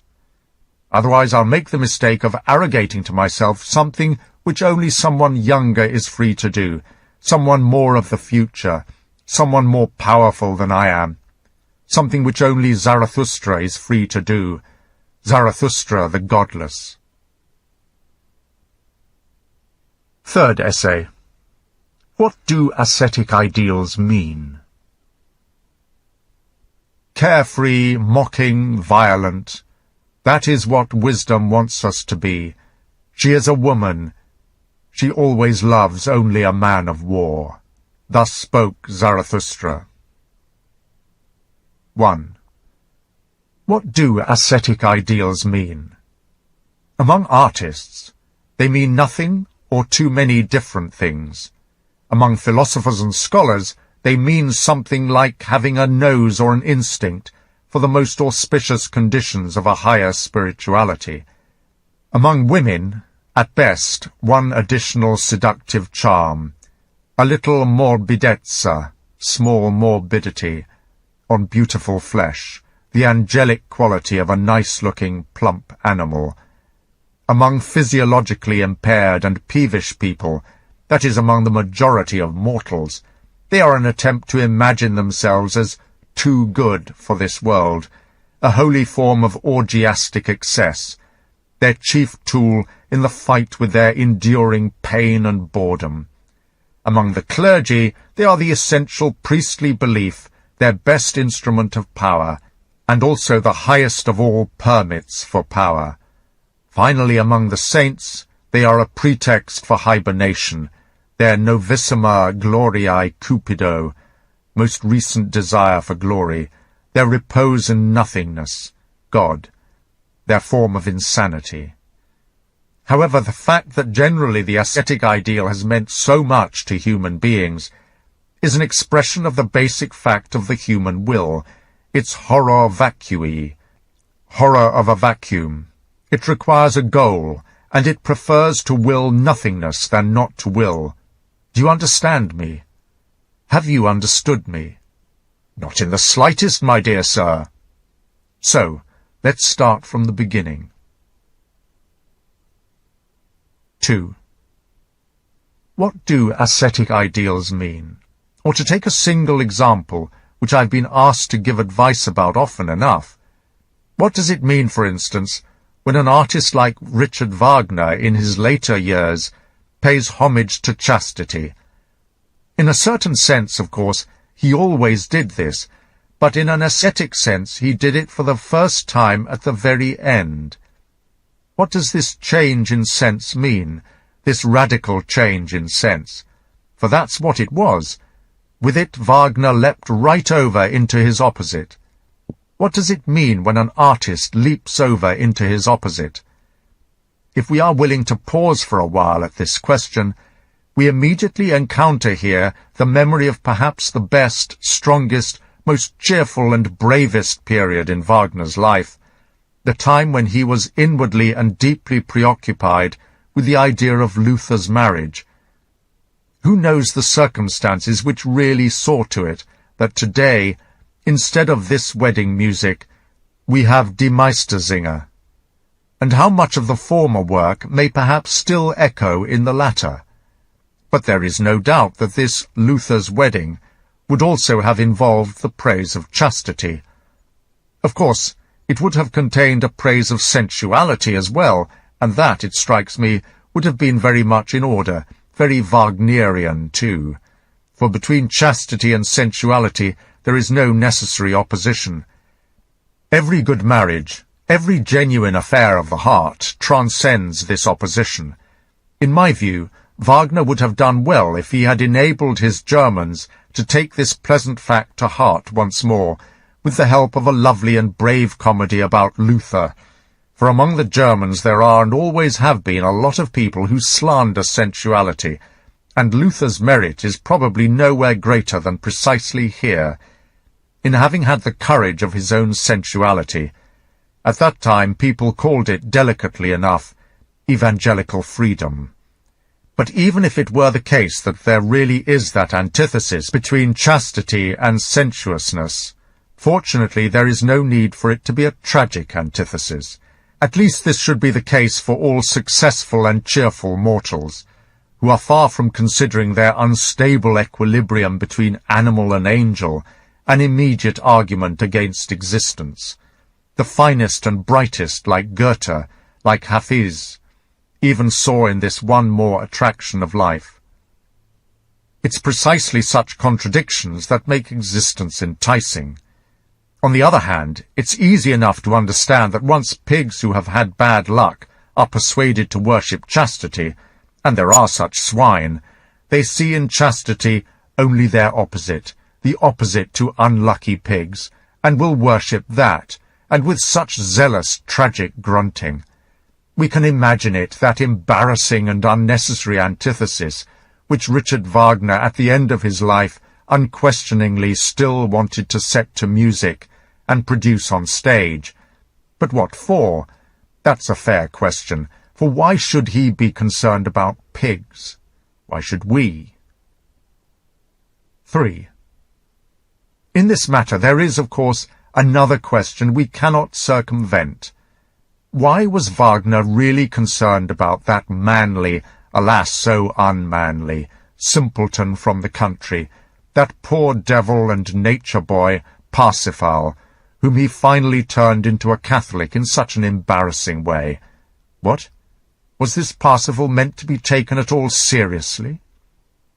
For we could be tempted to assume the reverse, even to desire it, that the Wagnerian Parsifal was intended to be cheerful, a concluding piece and satire drama, as it were, with which the tragic writer Wagner wanted to take his farewell in a respectful manner worthy of him, from us, also from himself, and above all from tragedy, that is, with an excess of the highest and most high-spirited parody of the tragic itself, of the entire dreadful earthly seriousness and earthly wailing of his earlier works, of the crudest form in the anti-nature of the ascetic ideal, conquered at last. That would have been, as mentioned, particularly worthy of a great tragedian, who, like every artist, first attains the final peak of his greatness when he knows how to see himself and his art beneath him, when he knows how to laugh at himself. Is Parsifal Wagner's secret superior laughter at himself, the triumph of his achieving the ultimate and highest artistic freedom, the artist's movement into another world, Künstlerjenseigkeit? As I've said, we might wish that. For what would Parsifal be if intended seriously? Do we need to see in it, as it was put to me, the epitome of an insane hatred for knowledge, spirit, and sensuality? A curse on the senses and the spirit in one breath of hatred, an apostasy and going back to sickly Christian and obscurantist ideals? And finally, even a denial of the self, a cancellation of the self on the part of an artist who up to that point had directed all the power of his will to attain the reverse, namely the highest spiritualization and sensuousness in his art. And not only in his art, but also in his life. We should remember how Wagner in his day so enthusiastically followed in the footsteps of the philosopher Feuerbach. Feuerbach's phrase about healthy sensuality, in Wagner's 30s and 40s, as with many Germans, they call themselves the young Germans, that phrase rang out like a world of redemption. Did Wagner finally learn something different? It appears, at least, that he finally wanted to teach something different, and not only on the stage with the Parsifal trombones. In the cloudy writings of his last years, as constricted as they are baffling, there are 100 places which betray a secret wish and will, a despondent, uncertain, unacknowledged will, essentially to preach nothing but going back, conversion, denial, Christianity, medievalism, and to say to his followers, "It's nothing. Seek salvation somewhere else." In one place he even calls out to the blood of the Redeemer. 4. In a case like Wagner's, which is in many ways an embarrassing one, although the example is typical, my opinion is that it's certainly best to separate an artist far enough from his work so that one does not take him with the same seriousness as one does his work. In the final analysis, he is only the precondition for his work, its maternal womb, the soil, or in some cases the dung and manure, on and out of which it grows, and thus in most cases something that we must forget about if we want to enjoy the work itself. Insight into the origin of a work is a matter for physiologists and vivisectionists of the spirit, never the aesthetic men, the artists, never. In a deep, fundamental, even terrifying way, the poet and composer of Parsifal could not escape living inside and descending into the conflicts of the medieval soul, a hostile distance from all spiritual loftiness, rigor and discipline, a form of intellectual perversity, if you will forgive the expression, any more than a pregnant woman can escape the repellent and strange aspects of pregnancy, something which, as I have said, one must forget if one wants to enjoy the child. We should be on our guard against that confusion which arises from psychological contiguity, to use an English word, a confusion in which an artist can only too easily get caught up, as if he himself were what he can present, imagine, and express. In fact, the case is this. If that were what he was, he simply would not present, imagine, or express it. A Homer would not have written a poem about Achilles, or a Goethe a poem about Faust, if Homer had been an Achilles, or if Goethe had been a Faust. A complete and entire artist is forever separated from the real, from what actually is.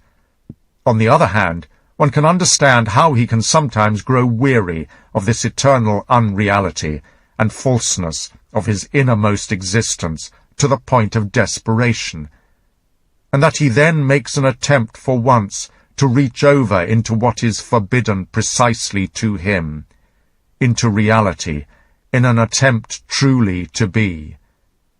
What success does he have? We can guess. That is the typical wishfulness of the artist, the same wishfulness which fell over Wagner once he'd grown old, and for which he had to pay such a high, fatal price. Because of it, he lost a valuable number of his friends. Finally, however, and quite apart from this mere wishfulness of his, who could not desire for Wagner's own sake that he had taken his leave of us and his art in a different manner, not with a Parsifal, but more victoriously, more self-confidently, more like Wagner, less deceptive, less ambiguous about all his intentions, less like Schopenhauer, less nihilistic. 5. So what do ascetic ideals mean? In the case of an artist, we know the answer immediately: absolutely nothing. Or they mean so many things that they amount to nothing at all. So let's eliminate the artists right away.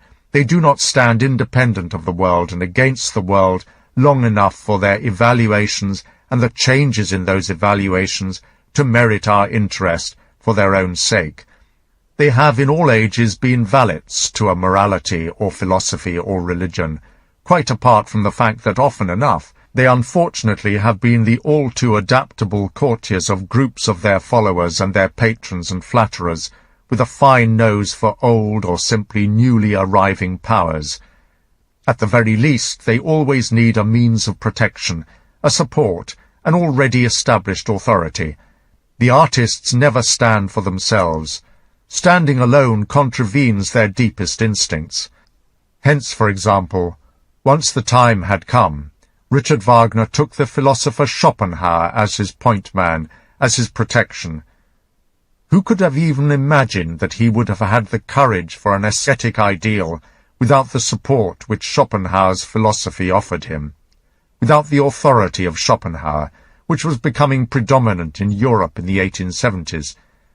And that's not even considering whether in the new Germany it would have been generally possible to be an artist without the milk of a pious, imperially pious way of thinking.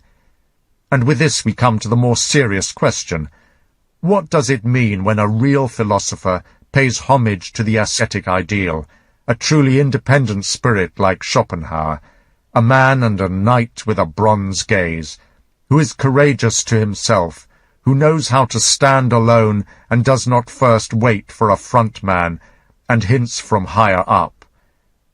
Here let us consider right away the remarkable and for many sorts of people even fascinating position of Schopenhauer on art, for that was apparently the reason Richard Wagner first moved over to Schopenhauer, persuaded to do that, as we know, by a poet, by Herwegh. That shift was so great that it opened up a complete theoretical contrast between his earlier and his later aesthetic beliefs. Between, for example, the earlier views expressed in opera and drama, and the later views in the writings which he published from 1870 on. In particular, what is perhaps most surprising is that from this point on, Wagner ruthlessly altered his judgment of the value and place of music itself. Why should it concern him that up to that point he had used music as a means, a medium, a woman, something which simply required a purpose, a man, in order to flourish, that is, drama? Suddenly he realized that with Schopenhauer's theory and innovation he could do more in majorem musicae gloriam, for the greater glory of music, that is, through the sovereignty of music, as Schopenhauer understood it. Music set apart from all other arts, the inherently independent art, not like the other arts, offering copies of phenomena, but rather the voice of the will itself, speaking out directly from the abyss, as its most authentic, most primordial, least derivative revelation. With this extraordinary increase in the value of music, as this seemed to grow out of Schopenhauer's philosophy, the musician himself also suddenly grew in value to an unheard-of extent. From now on he would be an oracle, a priest, more than a priest, in fact, a kind of mouthpiece of the essence of things, a telephone from the world beyond. In future he didn't speak only of music, this ventriloquist of God. He talked metaphysics. Is it any wonder that finally one day he spoke about ascetic ideals?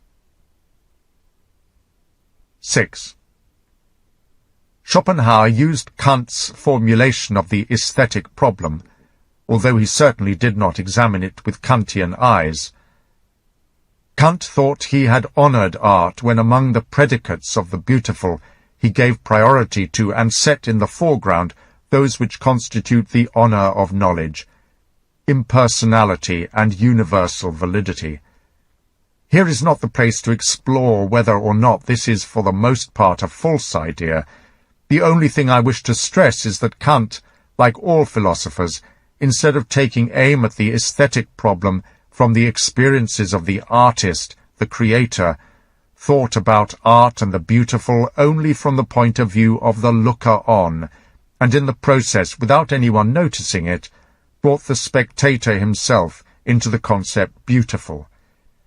If only these philosophers of beauty had also been at least sufficiently knowledgeable about this spectator, that is, as a great personal fact and experience, as a wealth of very particular, strong experiences, desires, surprises and delights in the realm of the beautiful. But I fear the opposite has always been the case. And so from the very start we get from them definitions like that famous one which Kant gives for the beautiful, in which the lack of a finer self-experience sits in the shape of a thick worm of fundamental error. The beautiful, Kant said, is what pleases in a disinterested way. In a disinterested way. Let's compare this definition with that other one formulated by a true spectator and artist, Stendhal, who once called the beautiful a promesse de bonheur, a promise of happiness. Here, at any rate, the very thing which Kant emphasizes in the aesthetic state is clearly rejected and deleted. Désintéressement, disinterestedness. Who is right, Kant or Stendhal? Naturally, if our aestheticians never get tired of weighing the issue in Kant's favor, claiming that under the magic spell of beauty people can look even at unclothed female statues without interest, we are entitled to laugh a little at their expense. In relation to this delicate matter, the experiences of artists are more interesting, and Pygmalion was in any event not necessarily an unaesthetic man. Let's think all the better of the innocence of our aestheticians, which is reflected in such arguments. For example, let's count it to Kant's honor that he knew how to lecture on the characteristic properties of the sense of touch with the naivety of a country parson. This point brings us back to Schopenhauer, who stood measurably closer to the arts than Kant, but who nonetheless did not get away from the spell of the Kantian definition. How did that happen? The circumstance is sufficiently odd. He interpreted the word disinterested in the most personal manner, from a single experience which must have been something routine with him. There are few things Schopenhauer talks about with as much confidence as he does about the effect of aesthetic contemplation. In connection with that, he states that it counteracts sexual interest in particular, and thus acts like lupulin or camphor. he never got tired of extolling this emancipation from the will as the great advantage and use of the aesthetic state. Indeed, we could be tempted to ask whether his basic conception of will and idea, the notion that there could be redemption from the will only through representation, might have taken its origin from a universalizing of that sexual experience. With all questions concerning Schopenhauer's philosophy, incidentally, we should never fail to consider that it is the conception of a 26-year-old young man, so that it involves not merely the specific details of Schopenhauer, but also the particular details of that time of life. If, for example, we listen to one of the most expressive passages from the countless ones he wrote to honor the aesthetic state, World and Will and Idea, 1-231, we hear its tone, the suffering, the happiness, the gratitude, uttered in words like these. That is the painless condition which Epicurus valued as the highest good, and as the condition of the gods. For that moment we are relieved of the contemptible drive of the will. We celebrate a holiday, den Sabbat, from the penal servitude to the will. The wheel of Ixion stands motionless. What vehemence in the words! What a picture of torment and long weariness! What an almost pathological temporal contrast between that moment and the usual wheel of Ixion, the penal servitude to the will, the contemptible drive of the will.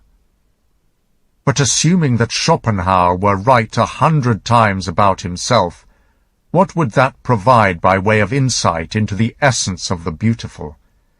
Schopenhauer wrote about one effect of the beautiful, the way it calms the will, but is it a regularly occurring effect? Stendhal, as mentioned, a no less sensual person, but with a natural constitution much happier than Schopenhauer's, emphasizes another effect of the beautiful. The beautiful promises happiness. To him the fact of the matter seemed to be precisely the arousal of the will, of interest, by the beautiful. And could we not finally object about Schopenhauer himself that he was very wrong to think of himself as a Kantian in this matter, that he had completely failed to understand Kant's definition of the beautiful in a Kantian manner, that even he found the beautiful pleasing out of an interest, even out of the strongest and most personal interest of all, that of a torture victim who escapes from his torture. And to come back to our first question, what does it mean when a philosopher renders homage to the ascetic ideal? We get here at least our first hint. He wants to escape a torture. 7. Let's be careful not to make gloomy faces right away at that word torture. In this particular case there remain enough objections to take into account, enough to subtract. There even remains something to laugh about. For let's not underestimate the fact that Schopenhauer, who in fact treated sexuality as a personal enemy, including its instrument, woman, this instrumentum diaboli, tool of the devil, needed enemies in order to maintain his good spirits, that he loved grim, caustic, black-green words, that he got angry for the sake of getting passionately angry, that he would have become ill, would have become a pessimist, and he wasn't a pessimist, no matter how much he wanted to be one, without his enemies, without Hegel, woman, sensuousness, and the whole will for existence, for continuing on. Had that not been the case, Schopenhauer would not have kept going. On that we can wager. He would have run off. But his enemies held him securely. His enemies seduced him back to existence again and again. Just like the ancient cynics, his anger was his refreshment, his relaxation, his payment, his remedy for disgust, his happiness. So much with respect to the most personal features in the case of Schopenhauer. On the other hand, with him there is still something typical, and here we only come up against our problem once more. As long as there have been philosophers on earth, and wherever there have been philosophers from India to England, to name two opposite poles of talent in philosophy, there unquestionably have existed a genuine philosophical irritability with, and rancour against, sensuousness. Schopenhauer is only the most eloquent eruption of these, and if one has an ear for it, also the most captivating and delightful. In addition, there exists a real philosophical bias and affection favouring the whole ascetic ideal. No one should fool himself about or against that. As mentioned, both belong to the philosophical type. If both are missing in a philosopher, then he is always only a so-called philosopher. Of that we may be certain. What does that mean? For we must first interpret these facts of the case. In itself stands there eternally stupid, like every thing in itself. Every animal, including also la bête philosophe, the philosophical animal, instinctively strives for the optimal beneficial conditions in which it can let out all its power and attain the strongest feeling of its strength. Every animal, in an equally instinctual way, and with a refined sense of smell that is loftier than all reason, abhors any kind of troublemaker and barrier which lies or which could lie in its way to these optimal conditions. I'm not speaking about its path to happiness, but about its way to power, to action, to its most powerful deeds, and in most cases really about its way to unhappiness. Thus the philosopher abhors marriage as well as what might persuade him into it. Marriage is a barrier and a disaster along his route to the optimal. What great philosopher up to now has been married? Heraclitus, Plato, Descartes, Spinoza, Leibniz, Kant, Schopenhauer. None of these got married. What's more, we cannot even imagine them married. A married philosopher belongs in a comedy, that's my principle. And Socrates, that exception, the malicious Socrates, it appears, ironically got married specifically to demonstrate this very principle. Every philosopher would speak as once Buddha spoke when someone told him of the birth of a son. Rahula has been born to me. A shackle has been forged for me. Rahula here means a little demon. To every free spirit there must come a reflective hour, provided that previously he has had one without thought, of the sort that once came to this same Buddha. Life in a house, he thought to himself, is narrow and confined, a polluted place. Freedom consists of abandoning the house. Because he thought this way, he left the house. The ascetic ideal indicates so many bridges to independence that a philosopher cannot, without an inner rejoicing and applause, listen to the history of all those decisive people who one day said no to all lack of freedom and went off to some desert or other, even assuming that such people were merely strong donkeys and entirely opposite to a powerful spirit. So what, then, does the ascetic ideal mean as far as a philosopher is concerned? My answer is, you will have guessed it long ago. The philosopher smiles when he sees in it an optimal set of conditions for the loftiest and boldest spirituality. In so doing, he does not deny existence. Rather, that's how he affirms his existence, and only his existence, and does this perhaps to such a degree that he is not far from the wicked desire, pereat mundus, fiat philosophia, fiat philosophos, fiam. Let the world perish, let philosophy exist, let the philosopher exist, let me exist. 8. You see that these philosophers are not unprejudiced witnesses to and judges of the value of ascetic ideals. They think about themselves, what concern to them is the saint. In this matter they think about what is most immediately indispensable to them: freedom from compulsion, disturbance, fuss, from business, duties, worries, a bright light in the head, dance, the leap and flight of ideas, good air, thin, clear, free, dry, like the air at high altitudes, with which everything in animal being grows more spiritual and acquires wings. Calm in all basement areas, all dogs nicely tied up in chains, no hostile barking and shaggy rancour, no gnawing worm of wounded ambition, modest and humble inner organs busy as windmills but at a distance, the heart in an alien place, beyond, in the future, posthumous. All in all, so far as the ascetic ideal is concerned, they think of the cheerful asceticism of some deified animal which has become independent, roaming above life rather than being at rest. We know what the three great catchphrases of the ascetic ideal are: poverty, humility, chastity. Now look closely at the lives of all great, prolific, inventive spirits. Over and over again you'll discover all three there to a certain degree. Not at all, this is self-evident, as if it was something to do with their virtues.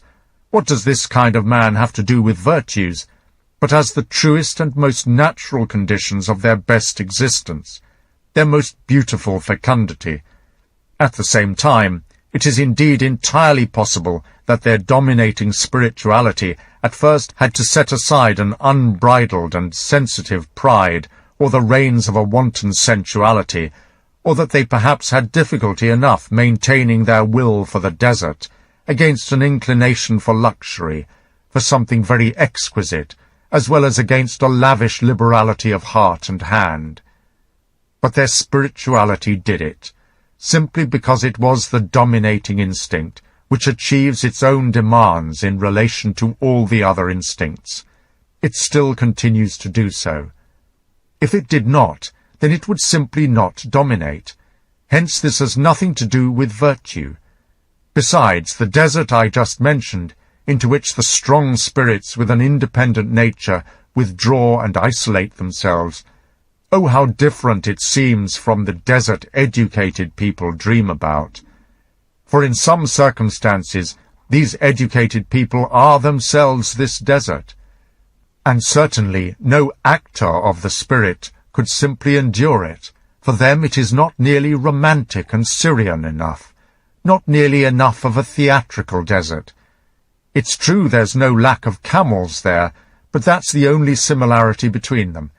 Perhaps a voluntary obscurity, a detour away from oneself, a timidity about noise, admiration, newspapers' influence, a small official position, a daily routine, something which hides more than it brings to light, contact now and then with harmless, cheerful wildlife, and birds whose sight is relaxing, a mountain for company, not a dead one, but one with eyes, that means with lakes, in some circumstances even a room in a full nondescript inn, where one is sure to be confused for someone else and can talk to anyone with impunity.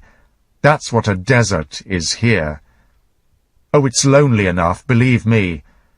When Heraclitus withdrew into the courtyard and colonnades of the immense temple of Artemis, that was a worthier desert, I admit. Why do we lack such temples? Perhaps we do not lack them. I've just remembered my most beautiful room for study, the Piazza San Marco, assuming it's in the spring, and in the morning, too, between 10 and 12 o'clock. But what Heraclitus was getting away from is still the same thing we go out of our way to escape nowadays: the noise and the democratic chatter of the Ephesians, their politics, their news about the empire, you understand, I mean the Persians, their market junk of today. For we philosophers need peace and quiet from one thing above all, from everything to do with today. We honor what is still, cold, noble, distant, past. In general, everything at the sight of which the soul does not have to defend itself or tie itself up. Something with which a person can speak without having to speak aloud. People should just listen to the sound which a spirit has when it is talking. Every spirit has its own sound, loves its own sound. The man over there, for example, must be a real agitator. I mean a hollow head, a hollow pot. Hohlkopf, Holtopf. No matter what goes into him, everything comes back out of him dull and thick, weighed down with the echo of a huge emptiness. That man over there rarely speaks in anything other than a hoarse voice. Has he perhaps imagined himself hoarse? That might be possible, ask the physiologists. But whoever thinks in words thinks as a speaker and not as a thinker. It reveals that fundamentally he does not think of things or think factually, but only in relation to things, that he really is thinking of himself and his listeners.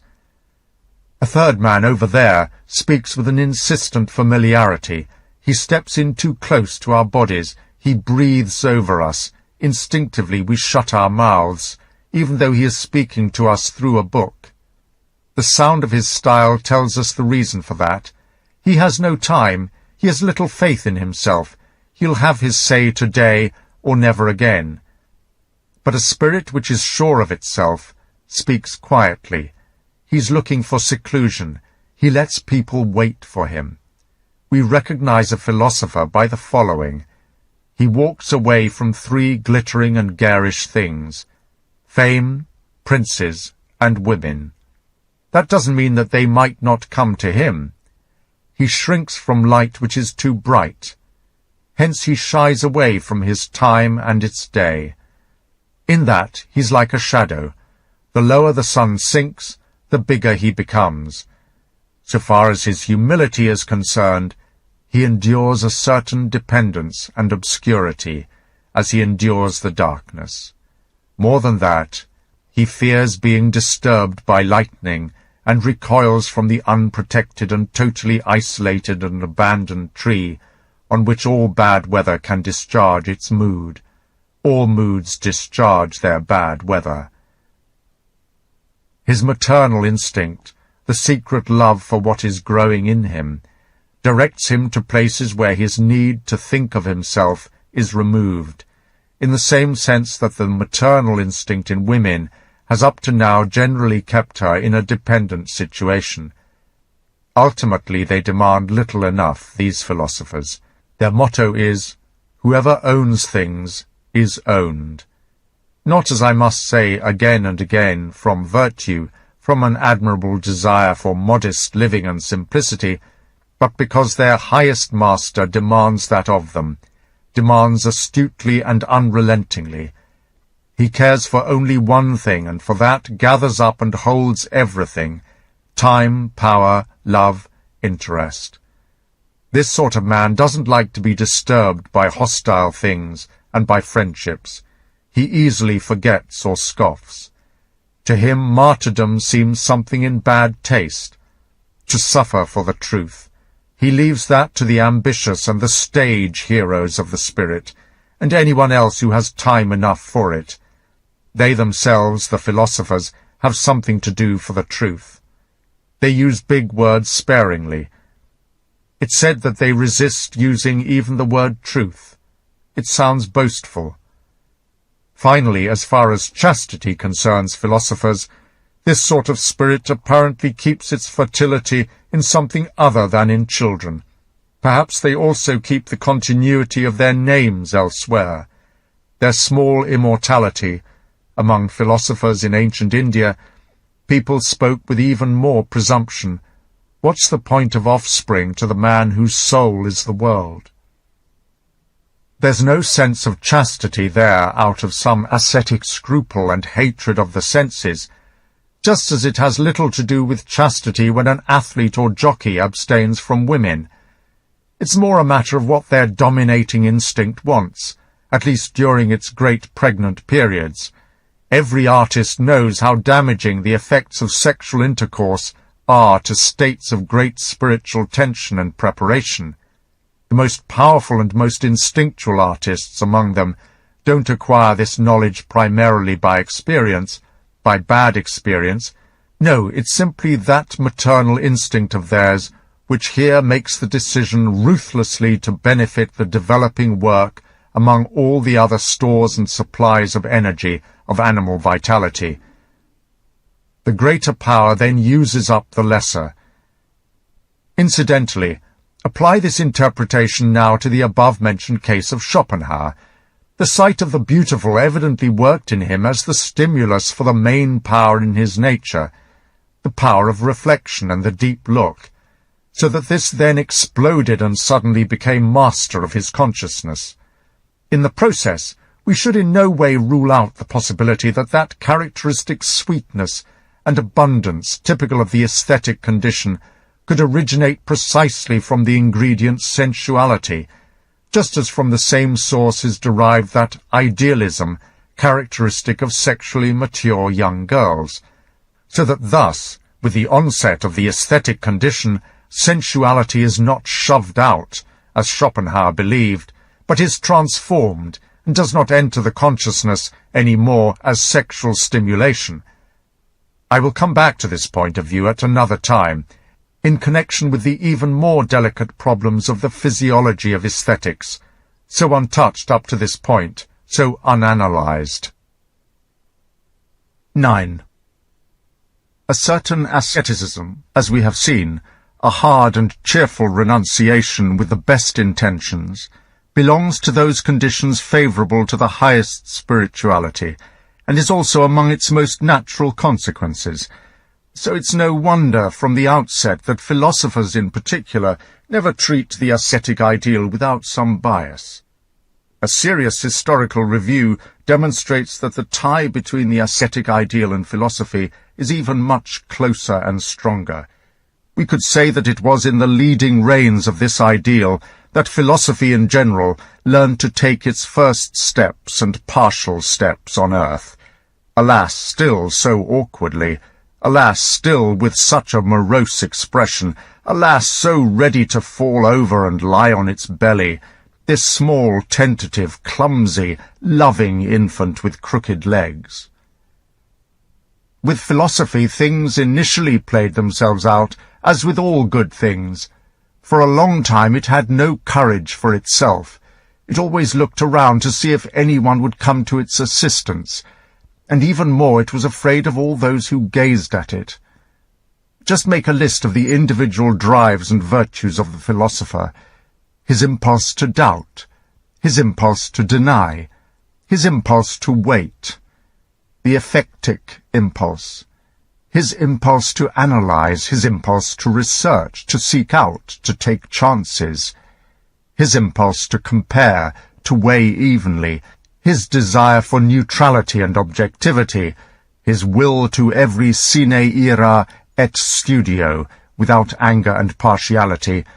Have we not already understood that for the longest time all of them went against the first demands of morality and conscience, to say nothing at all about reason in general, which even Luther liked to call Madame Clever, the clever whore, and that if a philosopher were to have come to an awareness of himself, he would really have had to feel that he was almost the living manifestation of nitimur in vetitum, we search for what's forbidden, and thus taken care not to feel himself, not to become conscious of himself. As I've said, the case is no different with all the good things of which we are nowadays so proud. Even measured by the standards of the ancient Greeks, our entire modern being, insofar as it is not weakness but power and consciousness of power, looks like sheer hubris and godlessness, for the very opposite of those things we honor today have for the longest period had conscience on their side and God to guard over them. Our entire attitude to nature today, our violation of nature, with the help of machines and the unimaginable inventiveness of our technicians and engineers, is hubris. Our attitude to God is hubris. I mean our attitude to some alleged spider spinning out purposes and morality behind the fabric of the huge fishing net of causality. We could say with Charles the Bold in his struggle with Ludwig XI, Je combats l'universelle araignée. I am fighting the universal spider. Our attitude to ourselves is hubris, for we experiment with ourselves in a manner we would not permit with any animal, and happily and inquisitively slit the souls of living bodies open. What do we still care about the salvation of the soul? We cure ourselves later. Being sick teaches us things. We don't doubt that. It's even more instructive than being healthy. The person who makes us ill appears to us nowadays to be more important even than any medical people and saviours. We violate ourselves now, no doubt about it, we nutcrackers of the soul, we questioning and questionable people, as if life were nothing else but cracking nuts.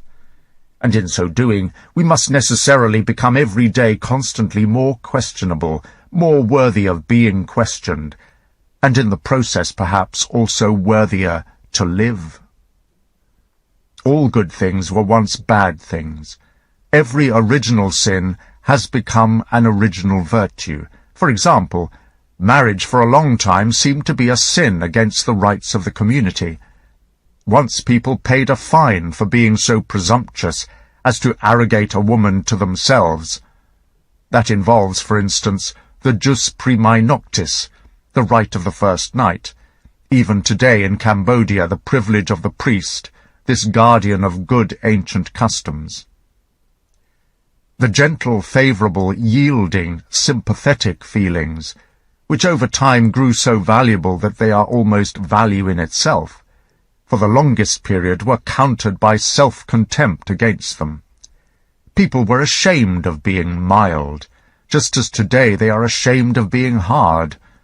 Compare Beyond Good and Evil, section 260. Subjugation under the law. Oh, with what resistance of conscience the noble races throughout the earth had to renounce the vendetta and to concede the power of the law over themselves. For a long time the law was a vetitum, something prohibited, a sacrilege, an innovation. It appeared with force, as force, something to which people submitted only with a feeling of shame for their conduct. Every one of the smallest steps on earth in earlier days was fought for with spiritual and physical torture.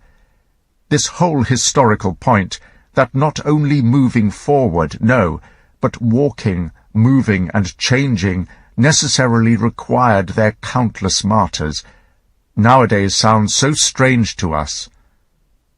In The Dawn, section 18, I brought out this point.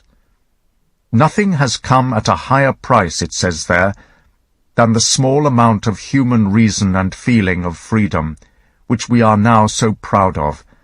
But because of this pride, it is now almost impossible for us to sense how that huge stretch of time, of the morality of custom, which comes before world history, is the really decisive and important history which established the character of humanity, when everywhere people recognized suffering as virtue, cruelty as virtue, pretense as virtue, revenge as virtue, the denial of reason as virtue, and by contrast, well-being as danger, the desire for knowledge as danger, peace as danger, pity as danger, being pitied as disgrace, work as disgrace, insanity as divinity, change as inherently immoral and pregnant with ruin.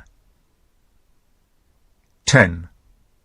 The same book, in section 42, explains the system of values, the pressure of a system of values under which the most ancient race of contemplative men had to live, a race that was despised exactly to the extent that it was not feared. Contemplation first appeared on earth in a disguised shape, with an ambiguous appearance, with an evil heart, and often with a worried head. There's no doubt about that. For a long time the inactive, brooding, unwarlike elements in the instincts of contemplative people fostered a deep mistrust around them, against which the only way to cope was to arouse an emphatic fear of them. The ancient Brahmins, for example, understood that. The oldest philosophers knew how to earn meaning for their existence and their appearance, some security and background, because of which people learned to fear them. To look at the matter more closely, this happened because of an even more fundamental need, that is, the need to win fear and respect for themselves, for they discovered that inside them all judgments of value had turned against them. They had to beat down all kinds of suspicions about and resistance to the philosopher inside them. As men of dreadful times, they achieved this with dreadful means. Cruelty against themselves, inventive self-denial, that was the major instrument of these power-hungry hermits and new thinkers, who found it necessary first to overthrow the gods and traditions inside themselves, in order to be able to believe in their innovation. I recall the famous story of King Vishvamitra, who through 1,000 years of self-torments acquired such a feeling of power and faith in himself that he committed himself to building a new heaven, that weird symbol of the oldest and most recent history of philosophers on earth. Everyone who at some time or another has built a new heaven found the power to do that first in his own hell. Let's condense all these facts into short formulas. The philosophical spirit always had to begin by disguising itself, wrapping itself in a cocoon of the previously established forms of the contemplative man, as priest, magician, prophet, generally as a religious man, in order to make any kind of life at all possible. The ascetic ideal for a long time served the philosopher as a form in which he could appear, as a condition for his existence. He had to play the role in order to be able to be a philosopher, and he had to believe in what he was doing in order to play that role. The characteristically detached stance of philosophers, something which denies the world, is hostile to life, has no faith in the senses, and is free of sensuality, which was maintained right up to the most recent times, and thus became valued almost as the essence of the philosophical posture. That is, above all, a consequence of the critical conditions under which, in general, philosophy arose and survived. In fact, for the longest time on earth, philosophy would not have been at all possible without an ascetic cover and costume, without an ascetic misunderstanding of the self. To put the matter explicitly and vividly, up to the most recent times the ascetic priest has provided the repellent and dark caterpillar form, which was the only one in which philosophy could live and creep around. Has that really changed? Is the colourful and dangerous winged creature, that spirit which this caterpillar hid within itself, at last really been released and allowed out into the light, thanks to a sunnier, warmer, brighter world? Nowadays, do we have sufficient pride, daring, bravery, self-certainty, spiritual will, desire to assume responsibility and freedom of the will, so that from now on the philosopher is truly possible on earth? 11. Only now that we have taken a look at the ascetic priest, can we seriously get at our problem. What does the ascetic ideal mean? Only now does it become serious. From this point on, we confront the actual representative of seriousness. What does all seriousness mean? This even more fundamental question perhaps lies already on our lips, a question for physiologists naturally, but nonetheless one which we will still evade for the moment. In that ideal, the ascetic priest preserves not merely his faith, but also his will, his power, his interest. His right to existence stands and falls with that ideal. No wonder that here we run into a fearful opponent, given, of course, that we were people antagonistic to that ideal. An opponent of the sort who fights for his existence against those who deny the ideal. On the other hand, it is from the outset improbable that such an interesting stance to our problem will be particularly beneficial to it. The ascetic priest will hardly in himself prove the most successful defender of his ideal, for the same reason that a woman habitually fails when it's a matter of defending woman as such. To say nothing of his being able to provide the most objective assessment of and judgment about the controversy we are dealing with here. Rather than having to fear that he will refute us too well, this much is clear enough. It's more likely we'll still have to help him defend himself against us. The idea being contested at this point is the value of our lives in the eyes of ascetic priests. This same life, along with what belongs to it, nature, the world, the whole sphere of becoming and transience, they set up in relation to an existence of a totally different kind, a relationship characterized by opposition and mutual exclusion, except where life somehow turns against itself, denies itself.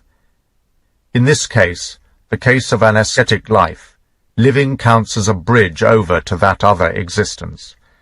The ascetic treats life as an incorrect road, where we must finally go backwards, right to the place where it begins, or as a misconception which man refutes by his actions, or should refute. For he demands that people go with him. Where he can, he enforces his evaluation of existence. What's the meaning of that? Such a monstrous way of assessing value does not stand inscribed in human history as something exceptional and curious. It is one of the most widespread and enduring extant facts. If read from a distant star, the block capital script of our earthly existence might perhaps lead one to conclude that the earth is the inherently ascetic star, a corner for discontented, arrogant, and repellent creatures, incapable of ridding themselves of a deep dissatisfaction with themselves, with the earth, with all living creatures who inflict as much harm on themselves as possible for the pleasure of inflicting harm, probably their single pleasure. We should consider how regularly, how commonly, how in almost all ages the ascetic priest makes an appearance. He does not belong to one single race. He flourishes everywhere. He grows from all levels of society, and it's not the case that he breeds and replants his way of assessing value, somehow through biological inheritance. The opposite is the case. Generally speaking, a deep instinct forbids him from reproducing. There must be a high-order necessity which makes this species hostile to life always grow again and flourish. It must be in the interest of life itself not to have such a type of self-contradiction die out. For an ascetic life is a self-contradiction. Here a resentiment without equal is in control, something with an insatiable instinct and will to power, which wants to become master, not over something in life, but over life itself, over its deepest, strongest, most basic conditions. Here an attempt is being made to use one's power to block up the sources of that power.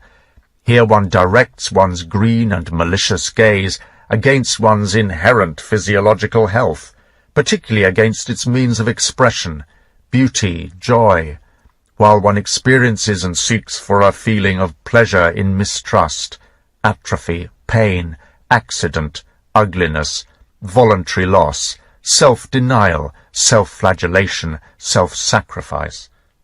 All this is paradoxical to the highest degree.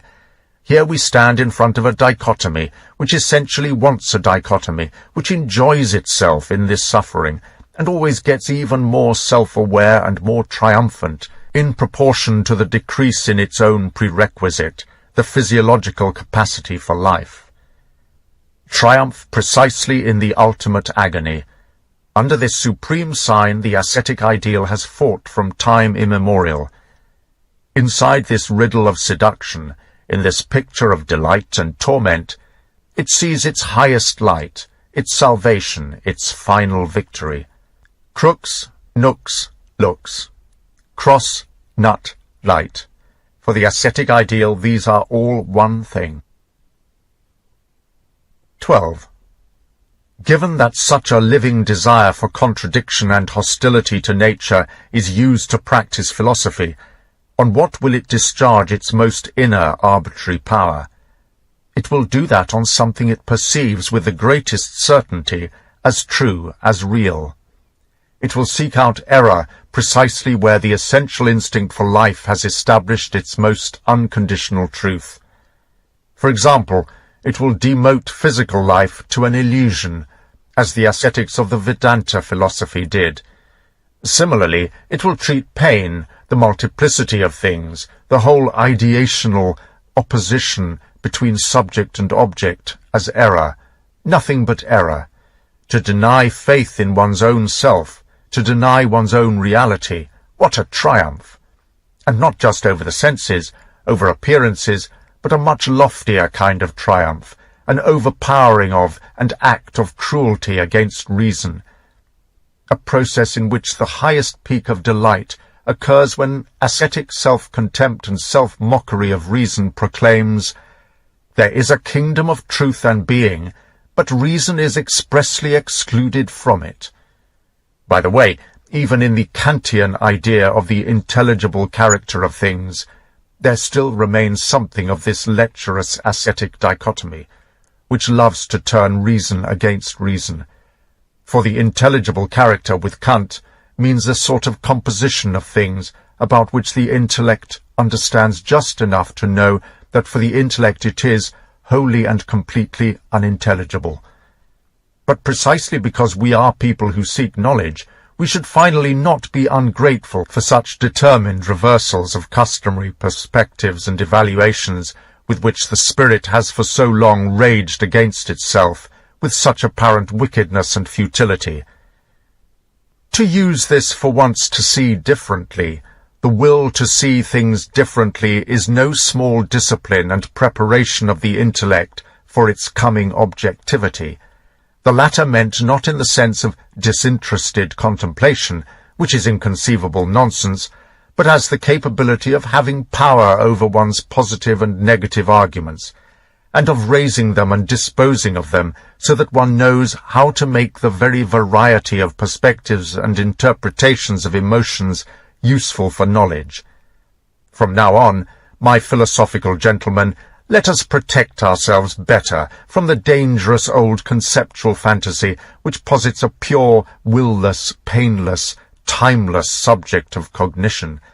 Let's guard ourselves against the tentacles of such contradictory ideas as pure reason, absolute spirituality, knowledge in itself, those things which demand that we think of an I which simply cannot be imagined, an I which is to have no direction at all, in which the active and interpretive forces are supposed to stop or be absent, the very things through which seeing first becomes seeing something. Hence these things always demand from the I something conceptually absurd and incomprehensible. The only seeing we have is seeing from a perspective. The only knowledge we have is knowledge from a perspective.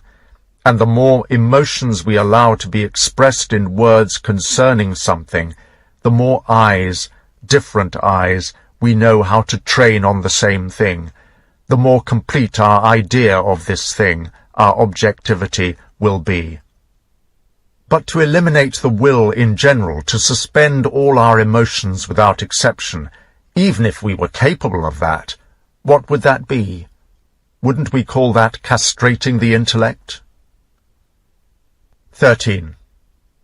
But let's go back to our problem.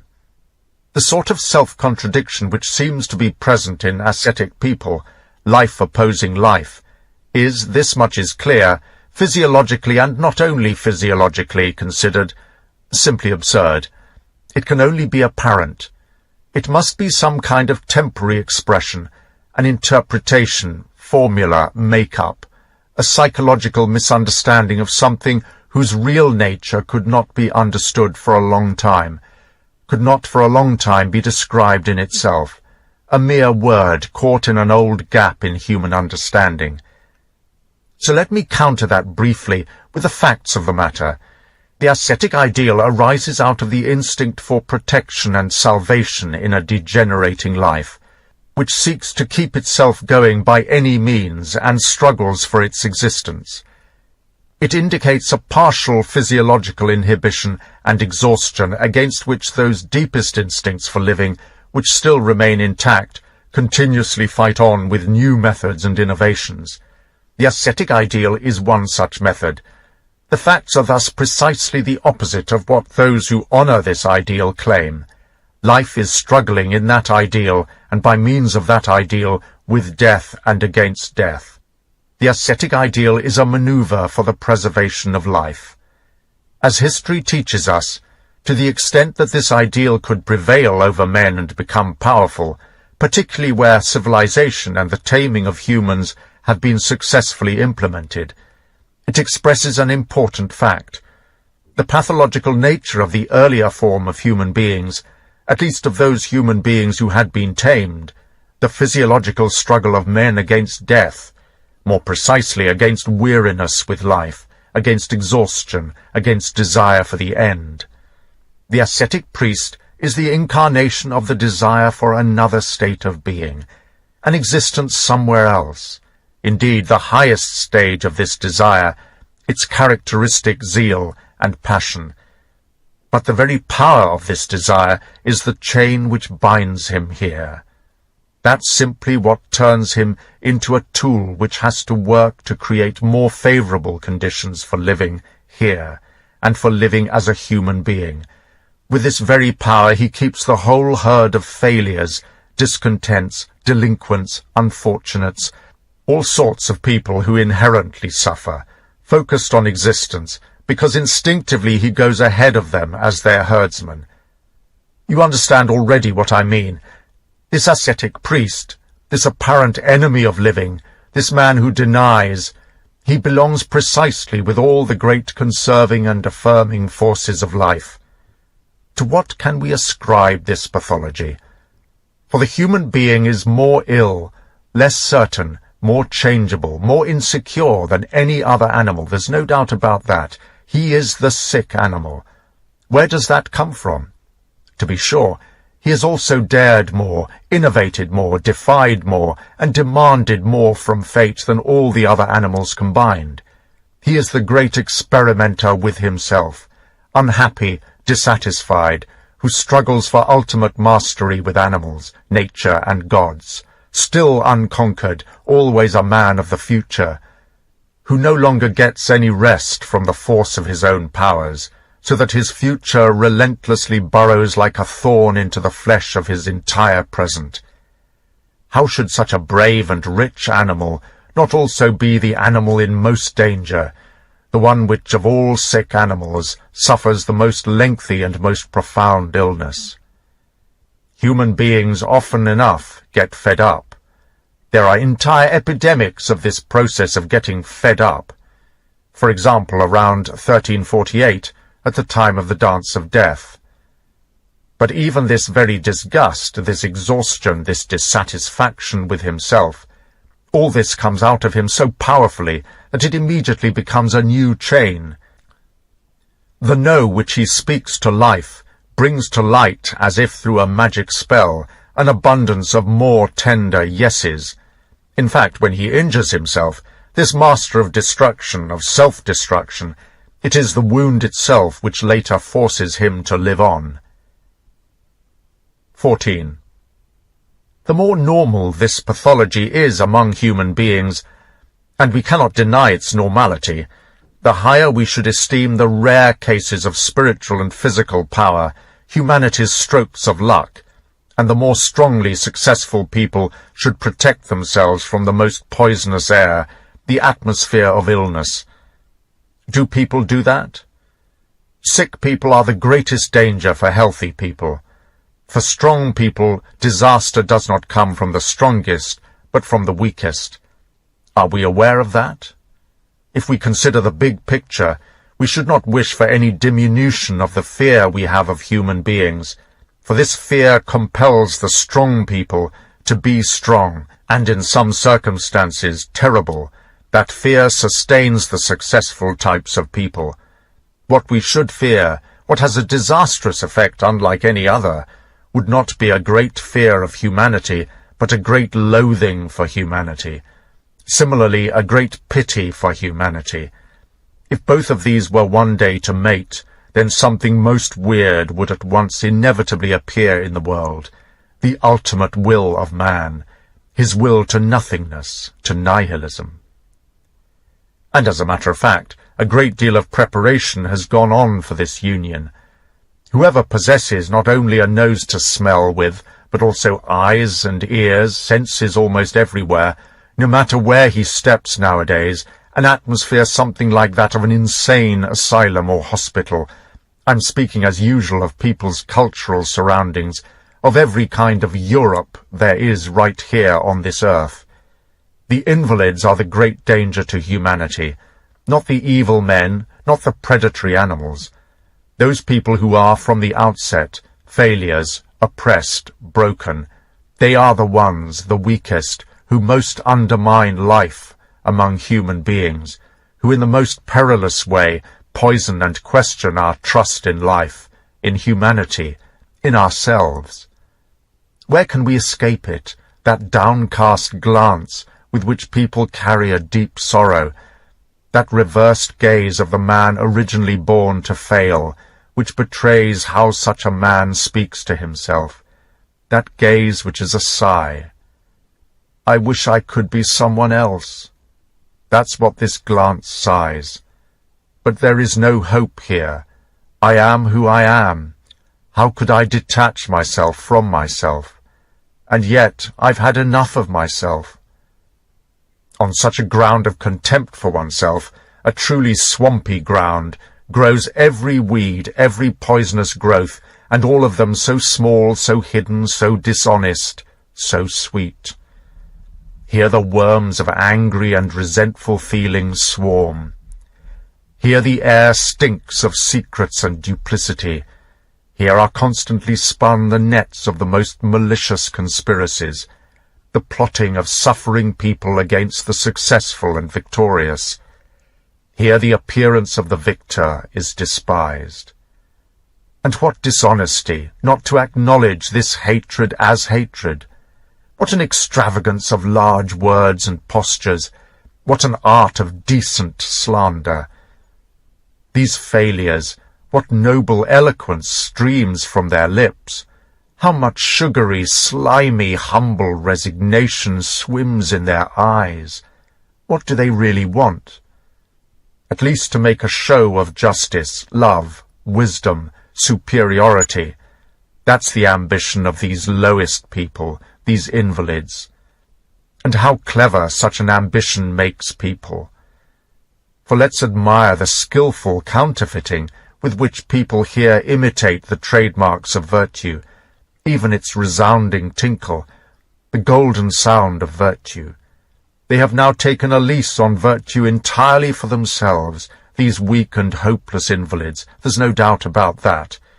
We alone are the good men, the just men, that's how they speak. We alone are the homines bonae voluntatis, men of goodwill.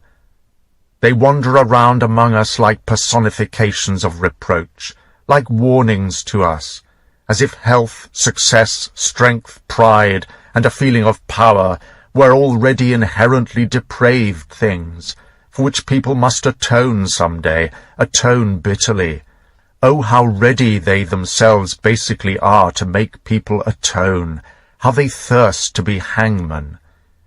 Among them there are plenty of people disguised as judges seeking revenge. They always have the word justice in their mouths, like poisonous saliva, with their mouths always pursed, always ready to spit at anything which does not look discontented and goes on its way in good spirits. Among them there is no lack of that most disgusting species of vain people, the lying monsters who aim to present themselves as beautiful souls, and who, for example, carry off to market their ruined sensuality, wrapped up in verse and other swaddling clothes, as purity of heart, the species of self-gratifying moral masturbators. The desire of sick people to present some form or other of superiority, their instinct for secret paths leading to a tyranny over the healthy. Where can we not find it, this very will to power of the weakest people? The sick woman in particular. No one outdoes her in refined ways to rule others, to exert pressure, to tyrannize. For that purpose the sick woman spares nothing living or dead. She digs up again the most deeply buried things. The Bogos say, the woman is a hyena. Take a look into the background of every family, every corporation, every community. Everywhere you see the struggle of the sick against the healthy, a quiet struggle for the most part, with a little poison powder, with needling, with deceitful expressions of long suffering, but now and then also with that sick man's Pharisaic tactic of loud gestures, whose favourite role is noble indignation. It likes to make itself heard all the way into the consecrated rooms of science, that hoarse, booming indignation of the pathologically ill hound, the biting insincerity and rage of such noble Pharisees. Once again I remind readers who have ears of Eugene Düring, that apostle of revenge from Berlin, who in today's Germany makes the most indecent and most revolting use of moralistic gibberish. Boom, boom. Düring, the preeminent moral braggart we have nowadays, even among those like him, the anti-Semites. They are all men of resentiment, these physiologically impaired and worm-eaten men, a totally quivering earthly kingdom of subterranean revenge, inexhaustible, insatiable in its outbursts against the fortunate, and equally in its masquerades of revenge, its pretexts for revenge. When would they truly attain their ultimate, most refined, most sublime triumph of revenge? Undoubtedly, if they could succeed in pushing their own wretchedness, all misery in general, into the consciences of the fortunate, so that the latter one day might begin to be ashamed of their good fortune, and perhaps would say to themselves, "It's shameful to be fortunate. There's too much misery." But there could be no greater and more fateful misunderstanding than if, through this process, the fortunate, the successful, the powerful in body and spirit, should start to doubt their right to happiness. Away with this twisted world, away with this disgraceful softening of feelings. That the invalids do not make the healthy sick. And that would be such a softening. That should surely be the ruling point of view on earth. But that would require above everything that the healthy remain separated from the sick, protected even from the gaze of sick people, so that they don't confuse themselves with the ill. Or would it perhaps be their assignment to attend on the sick or be their doctors? But they could not misjudge or negate their work more seriously. Something higher must not demean itself by becoming the tool of something lower. The pathos of distance must keep the work of the two groups forever separate. Their right to exist, the privilege of a bell with a perfect ring, in comparison to one that is cracked and off-key, is indeed 1,000 times greater. They alone are the guarantors of the future. They alone stand as pledge for humanity's future. Whatever they can do, whatever they should do, the sick can never do and should not do.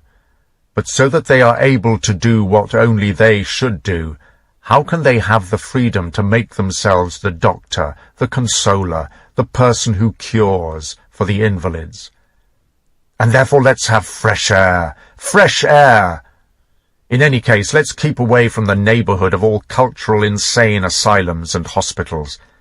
And for that, let's have good companionship, our companionship. Or loneliness, if that's necessary. But by all means, let's stay away from the foul stink of inner rotting and of the secret muck from sick worms. In that way, my friends, we can defend ourselves, at least for a while, against the two nastiest scourges which may be lying in wait precisely for us, against a great disgust with humanity, and against a great pity for humanity. 15.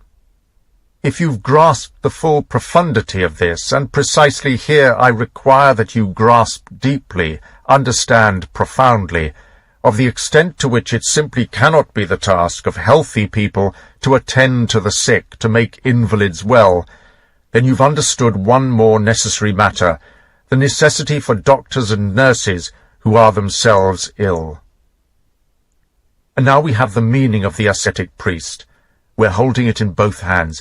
We need to look on the ascetic priest as the preordained healer, shepherd, and advocate of the sick herd. In that way we can, for the first time, understand his immense historical mission. The ruling power over suffering people is his kingdom. His instinct instructs him to do that. In that he has his very own art, his mastery, his sort of success. He must be sick himself. He must be fundamentally related to the sick, and those who go astray, in order to understand them, in order to be understood among them. But he must also be strong, master over himself, even more than over others, that is, undamaged in his will to power, so that he inspires the confidence and fear of the invalids, so that he can be their support, resistance, protection, compulsion, discipline, tyrant, God. He has to defend his herd, but against whom? Against the healthy people, undoubtedly, also against their envy of the healthy. He has to be the natural opponent and critic of all rough, stormy, unchecked, hard, violent, predatory health and power. The priest is the first form of the more delicate animal, which despises more easily than it hates. He will not be spared having to conduct war with predatory animals, a war of cunning, of the spirit, rather than of force, as is obvious. For that purpose, in certain circumstances, it will be necessary for him to develop himself almost into a new type of beast of prey, or at least to represent himself as such a beast, with a new animal ferocity in which the polar bear, the sleek, cold, and patient tiger, and not least the fox, seem to be combined in a unity which attracts just as much as it inspires fear. If need compels him to, he will walk even in the midst of the other sort of predatory animals with the seriousness of a bear, venerable, clever, cold, and with a duplicitous superiority, as the herald and oracle of more mysterious forces, determined to sow this ground where he can, with suffering, conflict, self-contradiction, and only too sure of his art, to become the master over suffering people at all times. There's no doubt he brings with him ointments and balm, but in order to be a doctor, he first has to inflict wounds. Then, while he eases the pain caused by the wound, at the same time he poisons the wound, for that is above all what he knows how to do, this magician and animal trainer, around whom everything healthy necessarily becomes ill, and everything sick necessarily becomes tame. In fact, he defends his sick herd well enough, this strange shepherd. He protects them also against themselves, against the smouldering wickedness, scheming and maliciousness in the herd itself, against all those addictions and illnesses characteristic of their associating with each other. He fights shrewdly, hard, and secretly against the anarchy and self-dissolution which start up all the time within the herd, in which that most dangerous explosive stuff and blasting material, ressentiment, is constantly piling and piling up. To detonate this explosive stuff in such a way that it does not blow up the herd and its shepherd, that is his essential work of art, and also his most important use. If we want to sum up the value of the priestly existence in the shortest slogan, we could at once put it like this: the priest is the person who alters the direction of ressentiment. For every suffering person instinctively seeks a cause for his suffering, or more precisely an agent, or even more precisely, a guilty agent sensitive to suffering. In short, he seeks some living person on whom he can, on some pretext or other, unload his feelings, either in fact or in effigy. For the discharge of feelings is the most important way a suffering man seeks relief. That is some anesthetic. It's his involuntarily desired narcotic against any kind of torment. In my view, only here can we find the true physiological cause of resentment, revenge, and things related to them, in a longing for some anesthetic against pain through one's emotions. People usually look for this cause, most incorrectly in my opinion, in the defensive striking back, a merely reactive, protective measure, a reflex movement in the event of some sudden damage and threat, of the sort a decapitated frog still makes in order to get rid of corrosive acid. But the difference is fundamental. In one case, people want to prevent suffering further damage. In the other case, people want to deaden a tormenting secret pain which is becoming unendurable, by means of a more violent emotion of some kind, and for the moment at least, to drive it from their consciousness. For that they need some emotion, as unruly an emotion as possible, and in order to stimulate that, they need the best pretext available. Someone or other must be guilty of the fact that I am ill. This sort of conclusion is characteristic of all sick people, all the more so if the real cause of their sense that they are sick, the physiological cause, remains hidden. It can lie, for example, in an illness of the nervus sympathicus, sympathetic nerves, or in an excessive secretion of gall, or in a lack of potassium sulfate and phosphate in the blood, or in some pressure in the lower abdomen which blocks the circulation, or in a degeneration of the ovaries, and so on. Suffering people all have a horrible willingness and capacity for inventing pretexts for painful emotional feelings. They enjoy even their suspicions, their brooding over bad actions and apparent damage. They ransack the entrails of their past and present, looking for dark, dubious stories in which they are free to feast on an agonizing suspicion and to get intoxicated on the poison of their own anger. They rip open the oldest wounds. They bleed themselves to death from long-healed scars.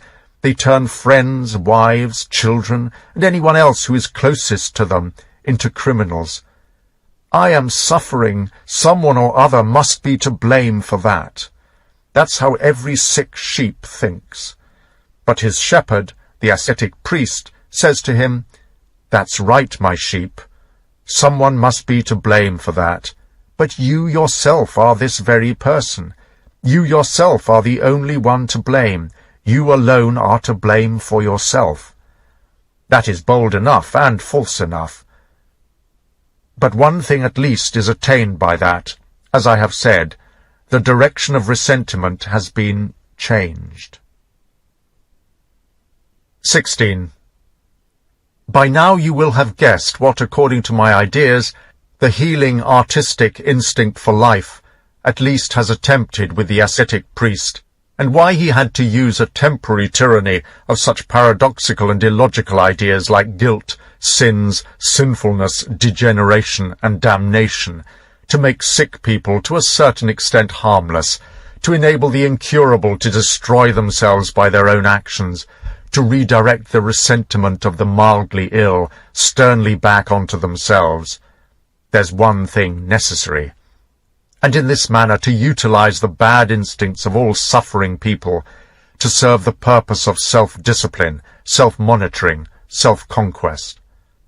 As is obvious, this kind of medication, a merely emotional medication, has nothing at all to do with a real cure for an illness, in a physiological sense. We are never entitled to assert that the instinct for life has any sort of chance or intention to heal itself in this way.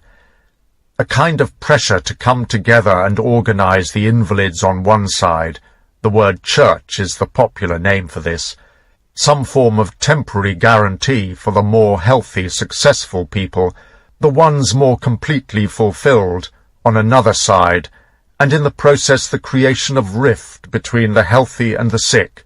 For a long time that's all there was. And that was a lot. It was a great deal. In this essay, as you see, I proceed on an assumption which, so far as the readers I require are concerned, I do not have to prove first that the sinfulness of human beings is not a matter of fact, but much rather only the interpretation of a factual condition, that is, of a bad psychological mood, with the latter seen from a moral, religious perspective, something which is no longer binding on us. The fact that someone feels himself guilty or sinful does not in itself yet demonstrate clearly that he is justified in feeling like that, just as the mere fact that someone feels healthy does not mean that he is healthy. People should remember the famous witch trials. At that time the most perspicacious and philanthropic judges had no doubt that they were dealing with guilt. The witches themselves had no doubt about that point. Nonetheless, there was no guilt. To express that assumption in broader terms, I consider that spiritual pain itself is not, in general, a fact, but only an interpretation, a causal interpretation, of facts which up to that point have not been precisely formulated, and thus something that is still completely up in the air and not scientifically binding. Essentially a fat word set in place of a very spindly question mark. To put the matter crudely, when someone cannot cope with a spiritual pain, that has nothing to do with his soul. It's more likely something to do with his belly. Speaking crudely, as I said, but in saying that I'm not expressing the slightest wish to be crudely heard or crudely understood.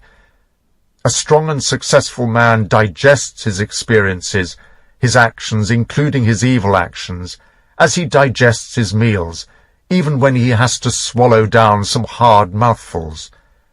If he is unable to finish with an experience, this kind of indigestion is just as much a physiological matter as that other one, and in many cases, in fact, only one of the consequences of that other one.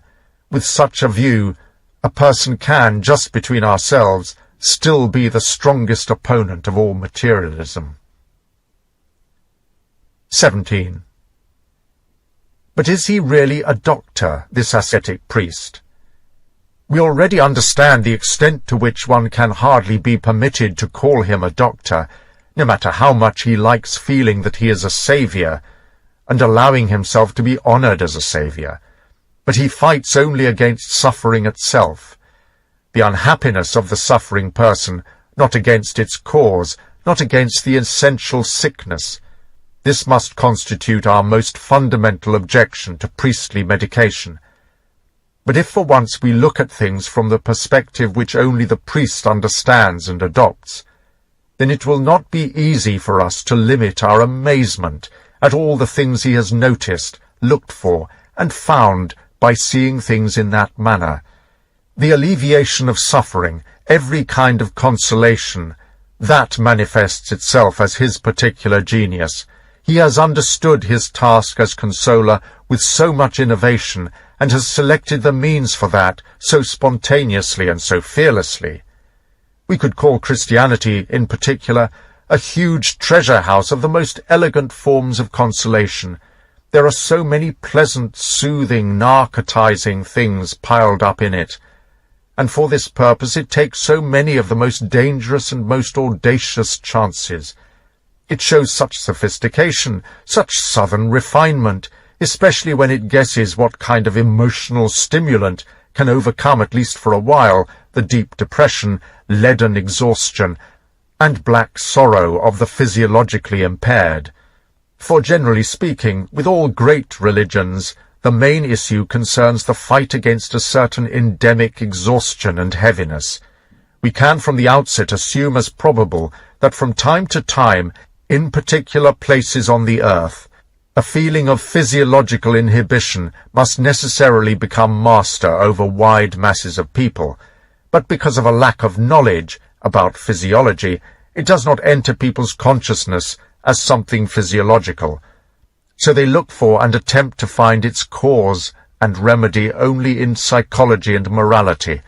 This, in fact, is my most general formula for whatever is commonly called religion. Such a feeling of inhibition can have a varied ancestry. For instance, it can be the result of crossbreeding between different races or between classes, for classes also always express differences in origin and race. European Weltschmerz, pain at the state of the world, and 19th-century pessimism are essentially the consequence of an irrational, sudden mixing of the classes.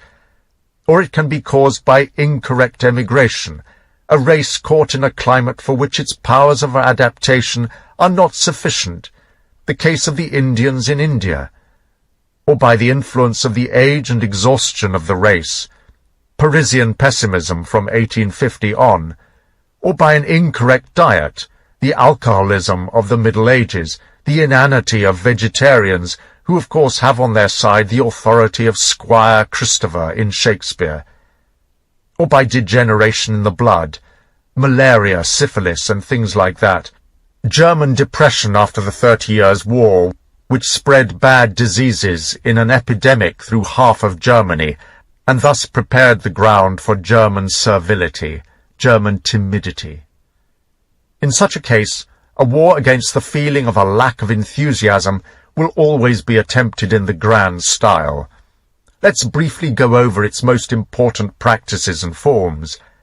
Here I leave quite out of account, as seems reasonable, the actual war of the philosophers against this lack of enthusiasm, which always has a habit of appearing at the same time. That war is interesting enough, but too absurd, with too little practical significance, too full of cobwebs and loafing around. As, for example, when pain is to be shown an error, on the naive assumption that the pain must disappear as soon as it is recognized as an error, but lo and behold it sees to it that it does not disappear. First, people fight that domineering listlessness with means which in general set our feeling for life at their lowest point. Where possible, there is generally no more willing, no more desire. They stay away from everything which creates an emotional response, which makes blood. No salt in the diet, the hygiene of the fakir. They don't love, they don't hate. Equanimity. They don't take revenge, they don't get wealthy, they don't work. They beg where possible. No women, or as few women as possible. With respect to spiritual matters, Pascal's principle, il faut s'abattre. It's necessary to make oneself stupid. The result expressed in moral psychological terms is selflessness, sanctification. Expressed in physiological terms, hypnotizing, the attempt to attain for human beings something approaching what winter hibernation is for some kinds of animals, and what summer sleep is for many plants in hot climates. The minimum consumption and processing of material stuff which can still sustain life, but which does not actually enter consciousness. For this purpose an astonishing amount of human energy has been expended. Has it all gone for nothing? We should not entertain the slightest doubts that such sportsmen of holiness, whom almost all populations have in abundance at all times, in fact found a real release from what they were fighting against with such a rigorous training. With the help of their systemic methods for hypnosis, in countless cases they really were released from that deep physiological depression. That's the reason their methodology belongs with the most universal ethnological facts.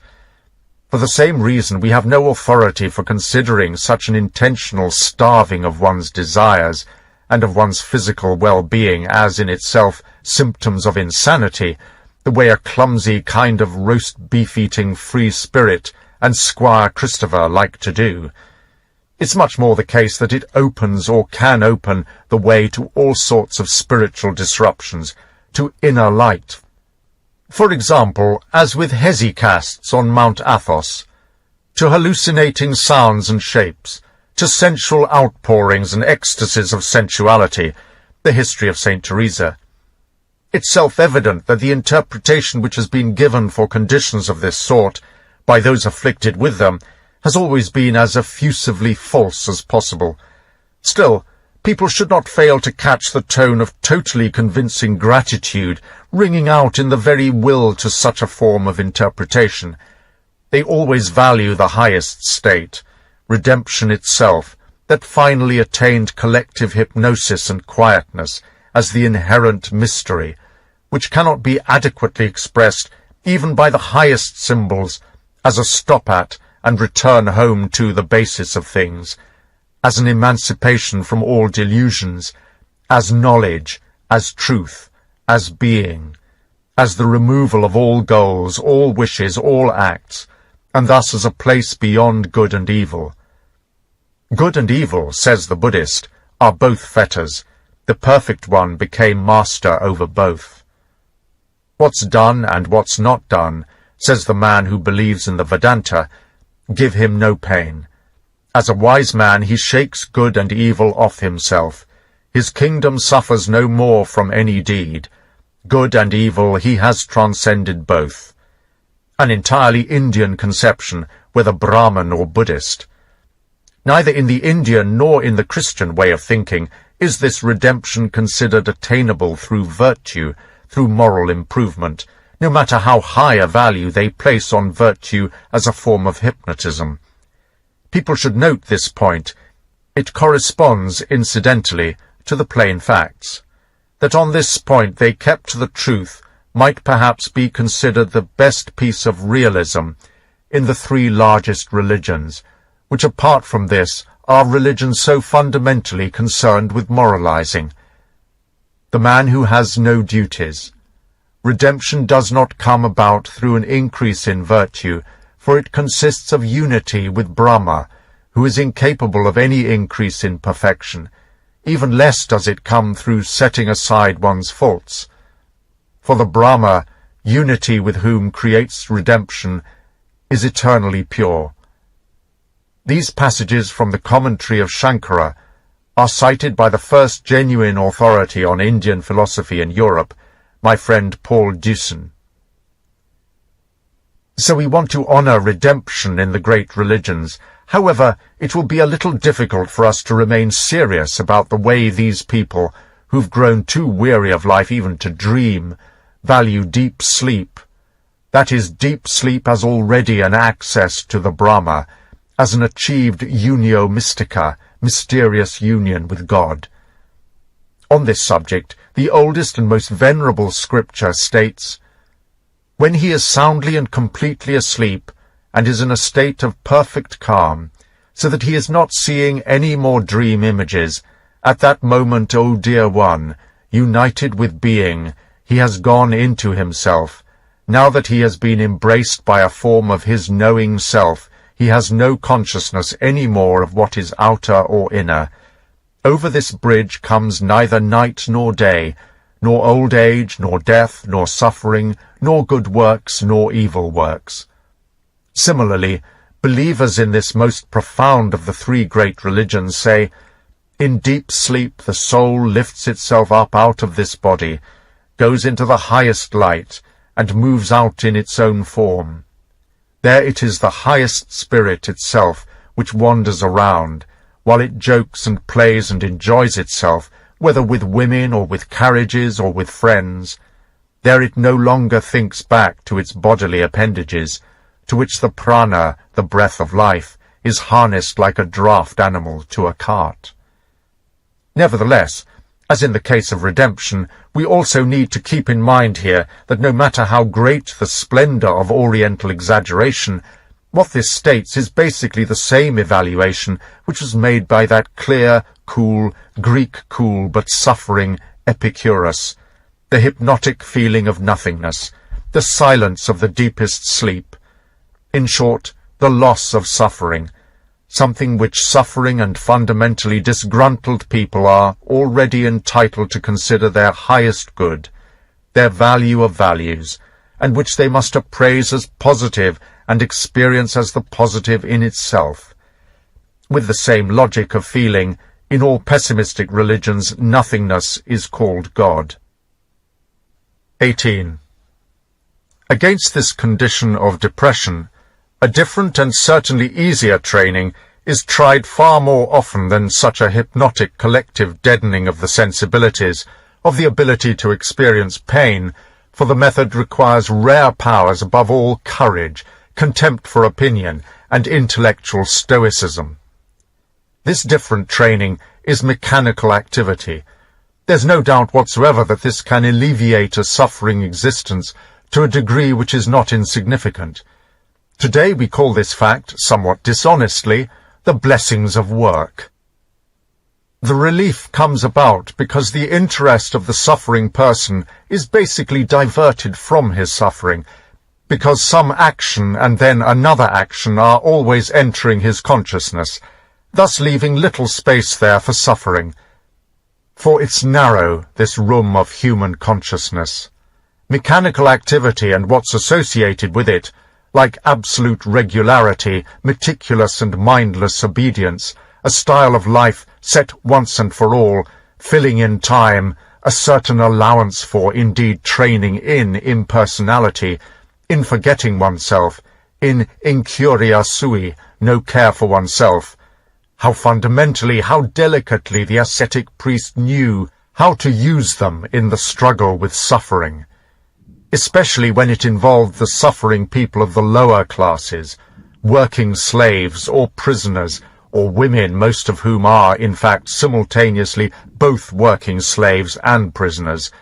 What was needed was little more than the minor art of changing names and rechristening, so as to make those people in future see a favour, some relative good fortune, in things they hated.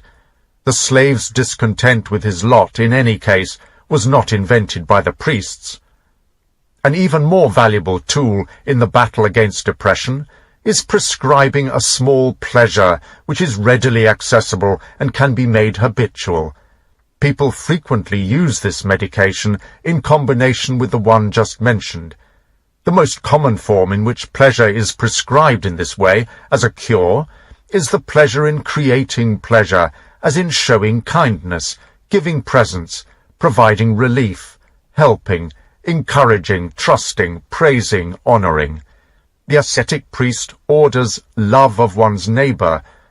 In so doing, he is basically prescribing an arousal of the strongest, most life-affirming drive, even if only in the most cautious doses, the will to power.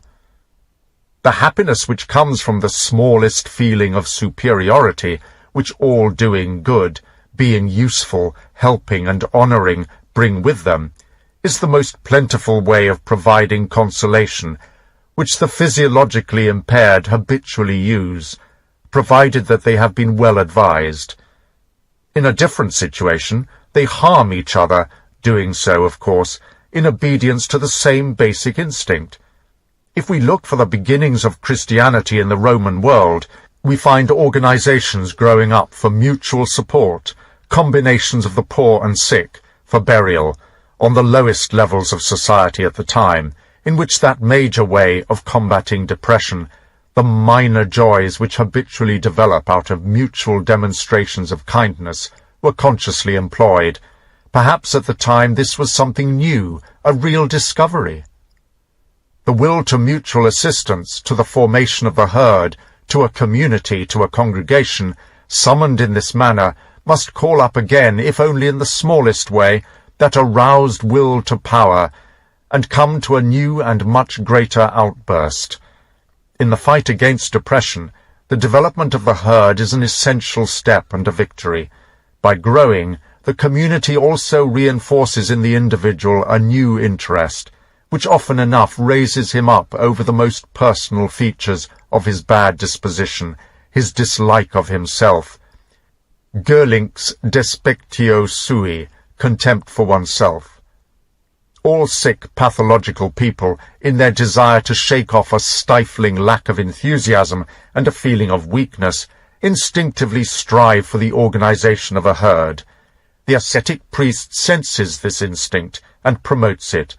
Where there is a herd, it's the instinct of weakness which has willed the herd, and the cleverness of the priest which has organized it. For we should not overlook the following point. Through natural necessity, strong people strive to separate from each other, just as much as weak people strive to be with each other. When the former unite, that happens only at the prospect of an aggressive, combined action and a collective satisfaction of their will to power, with considerable resistance from the individual conscience. By contrast, the latter organize themselves collectively. Taking pleasure precisely in this collective, their instinct is satisfied by this in the same way that the instinct of those born masters, i.e. the solitary man of the predatory species of human being, is basically irritated and upset by organization. Under every oligarchy, all history teaches us, is always concealed the craving for tyranny. Every oligarchy is constantly trembling with the tension which every individual in it necessarily has in order to remain master of this craving. That was the case, for example, with the Greeks. Plato provides evidence of this in 100 passages, Plato who understood his peers and himself. 19. The ascetic priest's methods, which we learned about earlier, the collective deadening of the feeling for life, mechanical activity, minor joys, above all the joy in loving one's neighbour, the organization of the herd, the awakening of the feeling of power in the community, as a result of which the dissatisfaction of the individual with himself is drowned out by his pleasure in the flourishing of the community, these things are, measured by modern standards, his innocent methods in the war against unhappiness. But now let's turn our attention to more interesting methods, to his guilty ones. With all of them there is one thing involved: some kind of excess of feeling, employed as the most effective anesthetic against stifling, crippling, and long-lasting pain. For that reason, the priest's powers of innovation have been tireless in addressing this one question in particular: through what means do people reach emotional excess? That sounds harsh. It's clear enough that it would sound more appealing and perhaps please our ears better if I said something like, the ascetic priest has always used the enthusiasm which lies in all strong emotions. But why keep caressing the molly-coddled ears of our modern delicate sensibilities? Why should we, for our part, retreat even one step back from the tartuffery, hypocrisy of their vocabulary? Doing something like that would already make us psychologists active hypocrites. Apart from the fact that for us it would be disgusting. For if a psychologist today has good taste anywhere, others might say his honesty, it's because he detests that disgraceful moralizing way of talking, which effectively covers in slime all modern judgments about human beings and things. For we must not deceive ourselves in this business. The most characteristic feature which forms modern souls and modern books is not lying, but the ingrained innocence in their moralistic lying. To have to discover this innocence again all over the place, that is perhaps the most repellent part of our work, of all the inherently dangerous work which nowadays a psychologist has to undertake. It is a part of our great danger. It is a path that perhaps takes us in particular to a great revulsion. I have no doubt about what single purpose will be served or can be served in a coming world by modern books, provided they last, which of course we need not fear, and provided there will one day be a later world with a stronger, harder, and healthier taste, or what general purpose all things modern will have. They will serve as emetics, and they'll do that thanks to their moralistic sugar and falsity, their innermost femininity, which likes to call itself idealism, and which at all events has faith in idealism. Today our educated people, our good people, don't tell lies, that's true. But that's no reason to respect them. The real lie, the genuine, resolute, honest lie, people should listen to Plato on its value. For them would be something far too demanding, too strong. It would require what people are not allowed to demand of them, that they opened up their eyes and looked at themselves, so that they would know how to differentiate between true and false with respect to themselves. But they are fit only for ignoble lies. Everyone today who feels that he is a good man is completely incapable of taking a stand on any issue at all, other than with dishonest falseness, an abysmal falsity, which is, however, innocent falsity, true-hearted falsity, blue-eyed falsity, virtuous falsity. These good people, collectively they are now utterly and completely moralized, and so far as their honesty is concerned, they've been disgraced and ruined for all eternity. Who among them could endure even one truth about human beings? Or to ask the question more precisely, who among them could bear a true biography? Here are a couple of indications. Lord Byron recorded some very personal things about himself, but Thomas More was too good for them. He burned his friend's papers. The executor of Schopenhauer's will, Dr. Gwinner, is alleged to have done the same thing, for Schopenhauer had also recorded some things about himself, and also perhaps against himself, Eis Auton, against himself. The capable American, Thayer, the biographer of Beethoven, all of a sudden stopped his work, At some point or other in this venerable and naive life, he could no longer continue. Moral. What intelligent man nowadays would still write an honest word about himself? He would already have to be a member of the Order of Holy Daredevils. We have been promised an autobiography of Richard Wagner. Who has any doubts that it will be a prudent autobiography? Let's remember the comical horror which the Catholic priest Jansen aroused in Germany with his incomprehensibly bland and harmless picture of the German Reformation movement. How would people react if one day someone explained this movement differently, if for once a true psychologist with spiritual strength, and not a shrewd indulgence towards strength, pictured a true Luther for us, no longer with the moralistic simplicity of a country parson, no longer with the sweet and considerate modesty of a Protestant historian, but with something like the fearlessness of a Taine. Parenthetically, the Germans have finally produced a sufficiently beautiful classical type of such shrewd indulgence. They can classify him as one of their own and be proud of him, namely their Leopold Ranke, this born classical advocate of every causa fortior, stronger cause, the shrewdest of all the shrewd realists. 20. But you will already have grasped what I'm getting at. All in all, that's surely reason enough, is it not, why we psychologists nowadays cannot rid ourselves of a certain distrust in ourselves. We also are probably too good for the work we do.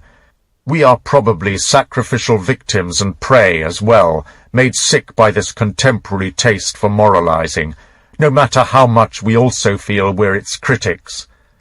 It probably infects even us as well. What was that diplomat warning about when he addressed his colleagues? Gentlemen, let us mistrust our first impulses above all, he declared. They are almost always good. That's also how every psychologist today should speak to his peers. And so we come back to our problem, which in fact requires a certain rigour from us, especially some distrust of our first impulses. The ascetic ideal in the service of intentional emotional excess. Whoever remembers the previous essay will, with the compressed content of these 10 words, already have a preliminary sense of the essential content of what I now have to demonstrate. To remove the human soul for once from its entire frame, to immerse it in terror, frost, glowing embers, and joys of that kind, so that it rids itself, as if with a bolt of lightning, of all pettiness and small-mindedness, of lack of interest, apathy, and irritation. What paths lead to this goal, and which of them is the most reliable? All the greatest emotions basically have this capacity, provided they discharge themselves suddenly. Anger, fear, lust, revenge, hope, triumph, despair, cruelty.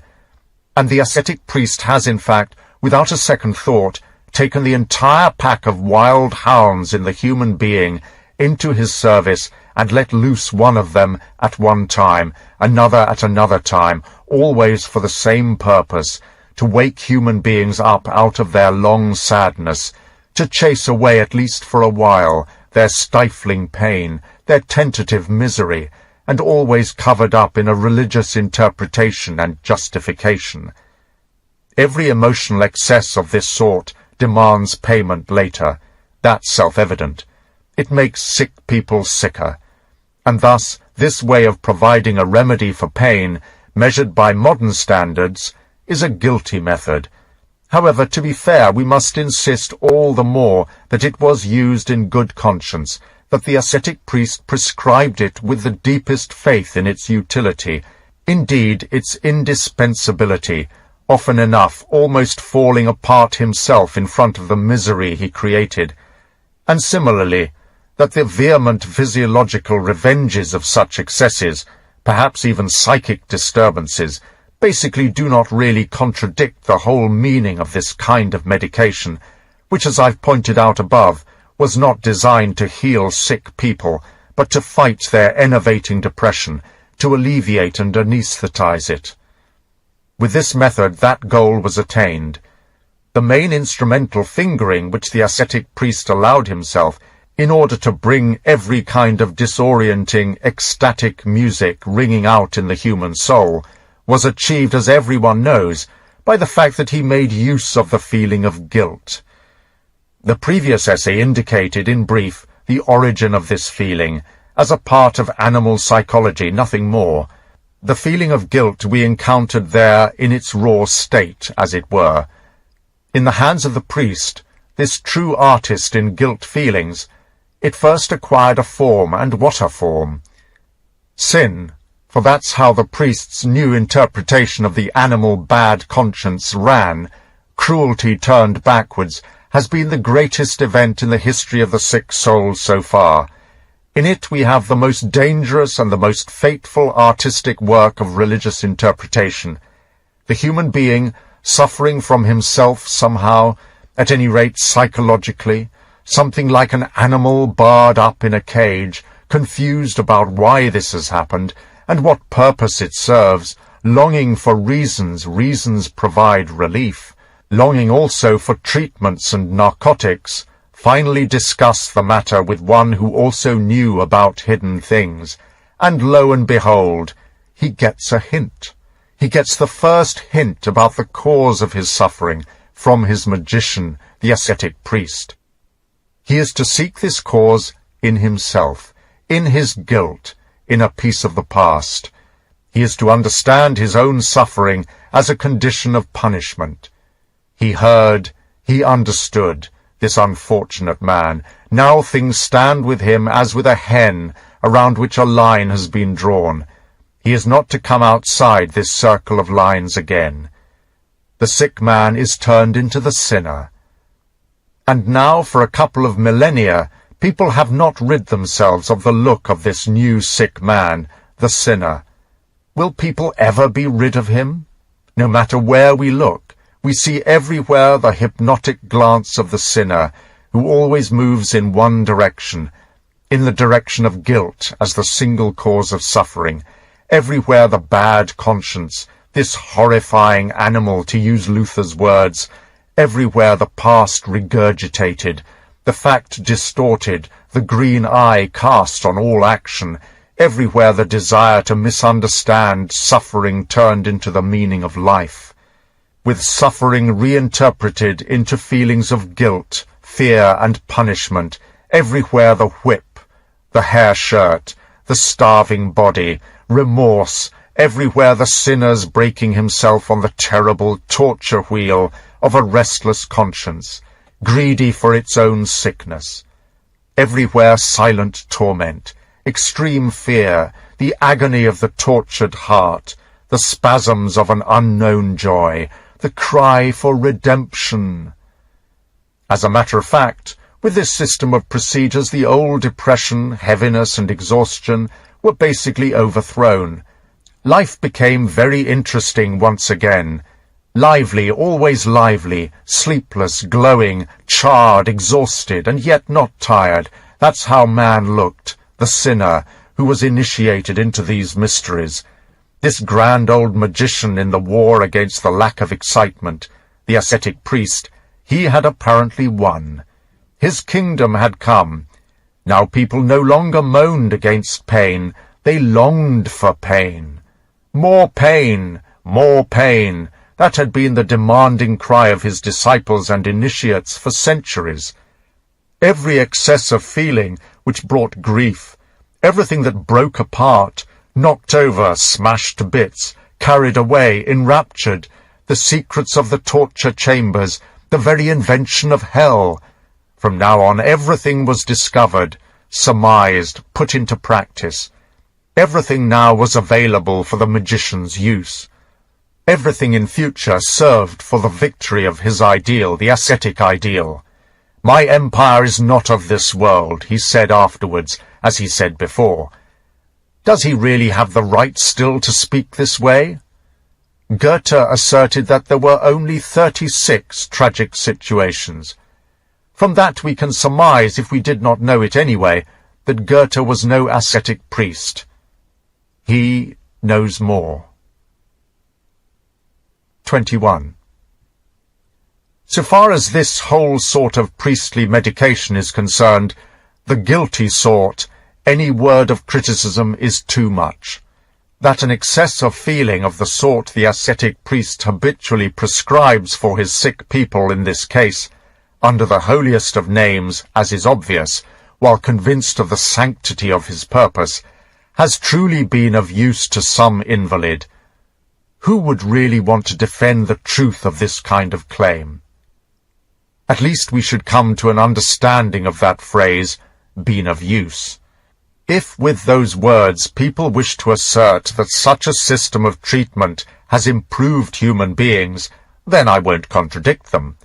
I would only add what improved indicates to me. It's as much as saying tamed, weakened, disheartened, refined, mollycoddled, hence almost equivalent to damaged.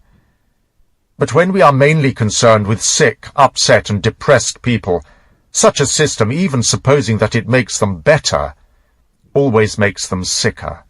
You only have to ask doctors who treat the mentally ill what a methodical application of the torments of repentance, remorse and convulsions of redemption always brings with it. We should also consult history. Wherever the ascetic priest has put in place this way of dealing with the sick, illness has always spread far and wide at terrifying speed. What has its success always involved? The person who was already ill gets in addition a shattered nervous system, and that occurs on the largest and smallest scale, among individuals and among masses of people. As a consequence of a training in repentance and redemption, we witness huge epidemics of epilepsy, the greatest known to history, as in the St. Vitus and St. John's dances in the Middle Ages. We find its repercussions in other forms of fearful paralysis and enduring depression, with which under certain circumstances the temperament of an entire people or city, Geneva, Basel, is changed into its opposite once and for all. With these belong also the witch crazes, something related to sleepwalking. 8 major epidemics of this broke out between 1564 and 1605 alone. Among its consequences we also find that death-seeking mass hysteria, whose horrific cry, "Evviva la morte!" long live death, was heard far across the whole of Europe, interrupted by idiosyncratic outbursts, sometimes of lust, sometimes of destructive frenzies, just as the same alternation of emotions, with the same intermissions and reversals, can also still be observed nowadays all over the place, in every case where the ascetic doctrine of sin once again enjoys a great success. Religious neurosis appears as a form of an evil nature, that's indisputable. What is it? Quaritur, that's what we need to ask. Generally speaking, the ascetic ideal and its cult of moral sublimity, this supremely clever, most dubious, and most dangerous systematization of all the ways to promote an excess of emotion under the protection of holy purposes, has etched itself into the entire history of human beings in a dreadful and unforgettable manner, and alas, not only into their history.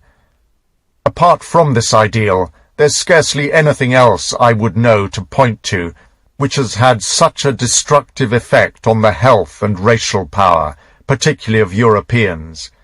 Without any exaggeration, we can call it the true disaster in the history of the health of European people. At most, the specifically German influence might be comparable to its effect. I refer to the alcohol poisoning of Europe, which up to now has marched strictly in step with the political and racial superiority of the Germans. Wherever they have infused their blood, they have also infused their vices. The third in line would be syphilis, magno set proxima intervallo, next in line but after a large gap. 22. Wherever he achieved mastery, the ascetic priest has ruined spiritual health. As a result, he has also ruined taste in artibus et litteris, in arts and letters. He is still ruining that. As a result, I hope you will simply concede me this as a result. At least I have no desire to demonstrate it first. A single indication.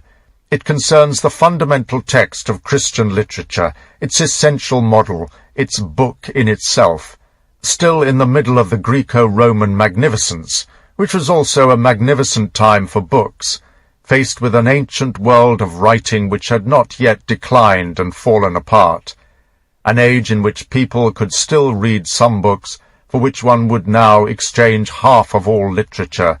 The simplicity and vanity of Christian agitators, we call them the Church Fathers, already dared to proclaim, "We also have our classical literature. We don't need Greek literature."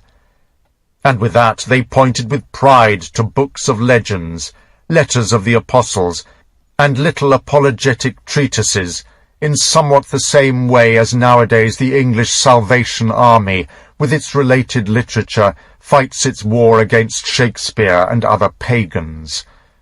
I don't like the New Testament, you will already have guessed as much.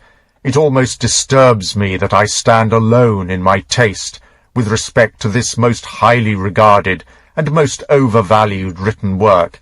The taste of 2,000 years is against me. But how can I help it? Here I stand, I can do no other. I have the courage of my own bad taste. The Old Testament, now, that's something totally different. All honour to the Old Testament.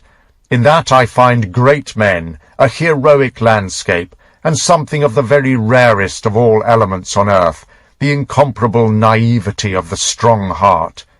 Even more, I find a people. In the New Testament, by contrast, I find nothing but small sectarian households, nothing but spiritual rococo, nothing but ornament, twisty little corners, oddities, nothing but conventional air, not to mention an occasional breeze of bucolic sweet sentimentality, which belongs to the age and the Roman province, something not so much Jewish as Hellenistic. Humility and pomposity standing shoulder to shoulder, a chatting about feelings which are almost stupefying, vehement feelings but no passion, with awkward gestures. Here it seems there's a lack of all good upbringing. How can people make such a fuss about their small vices, the way these devout little men do? No cock, and certainly not God, would crow about such things. Finally, they even want to possess the crown of eternal life. All these small people from the provinces. But what for? What for? It is impossible to push presumption any further. An immortal Peter, who could endure him? They have an ambition that makes one laugh. One of them spells out his most personal things, his stupidities, melancholy and indolent worries, as if the essence of all things had a duty to worry about such matters. Another one never gets tired of wrapping up God himself in the smallest misery he finds himself stuck in, and the most appalling taste of this constant familiarity with God. This Jewish, and not merely Jewish, excessive importuning God with mouth and paw. There are small, despised pagan people in East Asia from whom these first Christians could have learned something important, some tact in their reverence. As Christian missionaries reveal, such people are not generally allowed to utter the name of their God. This seems to me sufficiently delicate. It was certainly too delicate not only for the first Christians.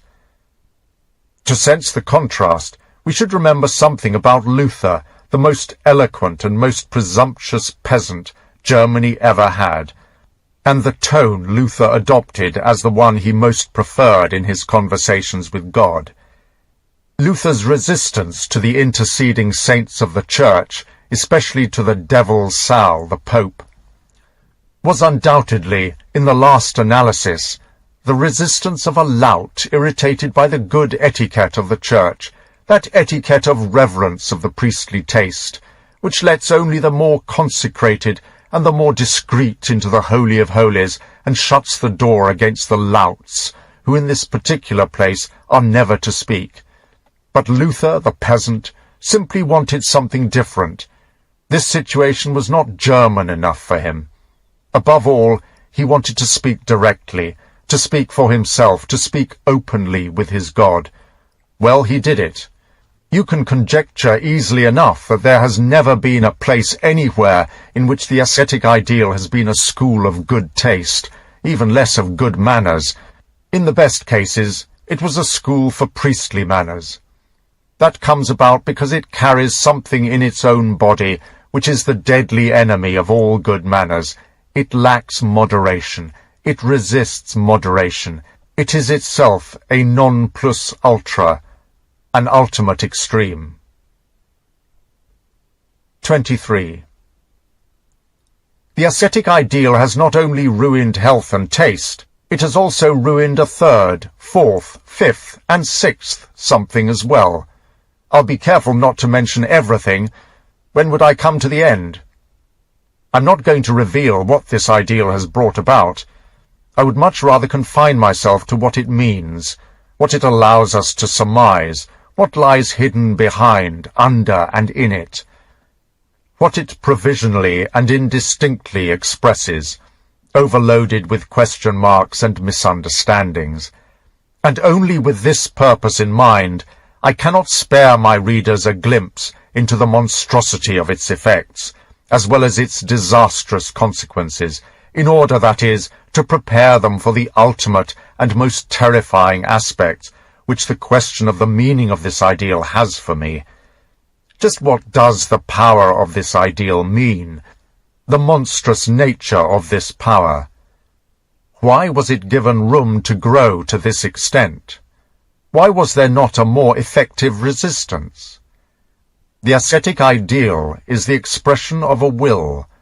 Where is the opposing will, in which an opposing ideal finds its expression? The ascetic ideal has a goal which is universal enough that all other interests in human existence, measured against it, seem small and narrow. It interprets times, people, and humanity unsparingly with this goal in mind. It permits no other interpretation. No other goal counts. It rejects, denies, affirms, and confirms only through its own interpretive meaning. And has there ever been a system of interpretation more thoroughly thought through? It does not submit to any power. By contrast, it believes in its privileged position in relation to all power, in its absolutely higher ranking with respect to every power.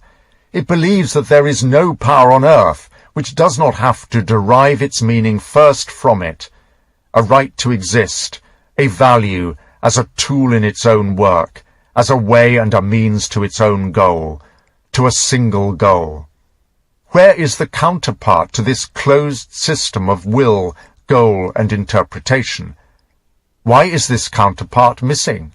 Where is the other single goal? But people tell me that counterpart is not missing, claiming it has not only fought a long and successful war with that ideal, but has already mastered that ideal on all major points. All our modern science is a testament to that. This modern science, which as a true philosophy of reality evidently believes only in itself, evidently possesses courage and will in itself, and has got along up to this point well enough without God, a world beyond, and virtues which deny. However, I'm not impressed at all with such a fuss and chattering from agitators. These trumpeters of reality are bad musicians. One can hear well enough that their notes do not sound out of the depths. The abyss of scientific conscience does not speak through them. For today the scientific conscience is an abyss. The phrase science in such trumpeting mouths is mere fornication, an abuse, an indecency. The truth is precisely the opposite of what is claimed here.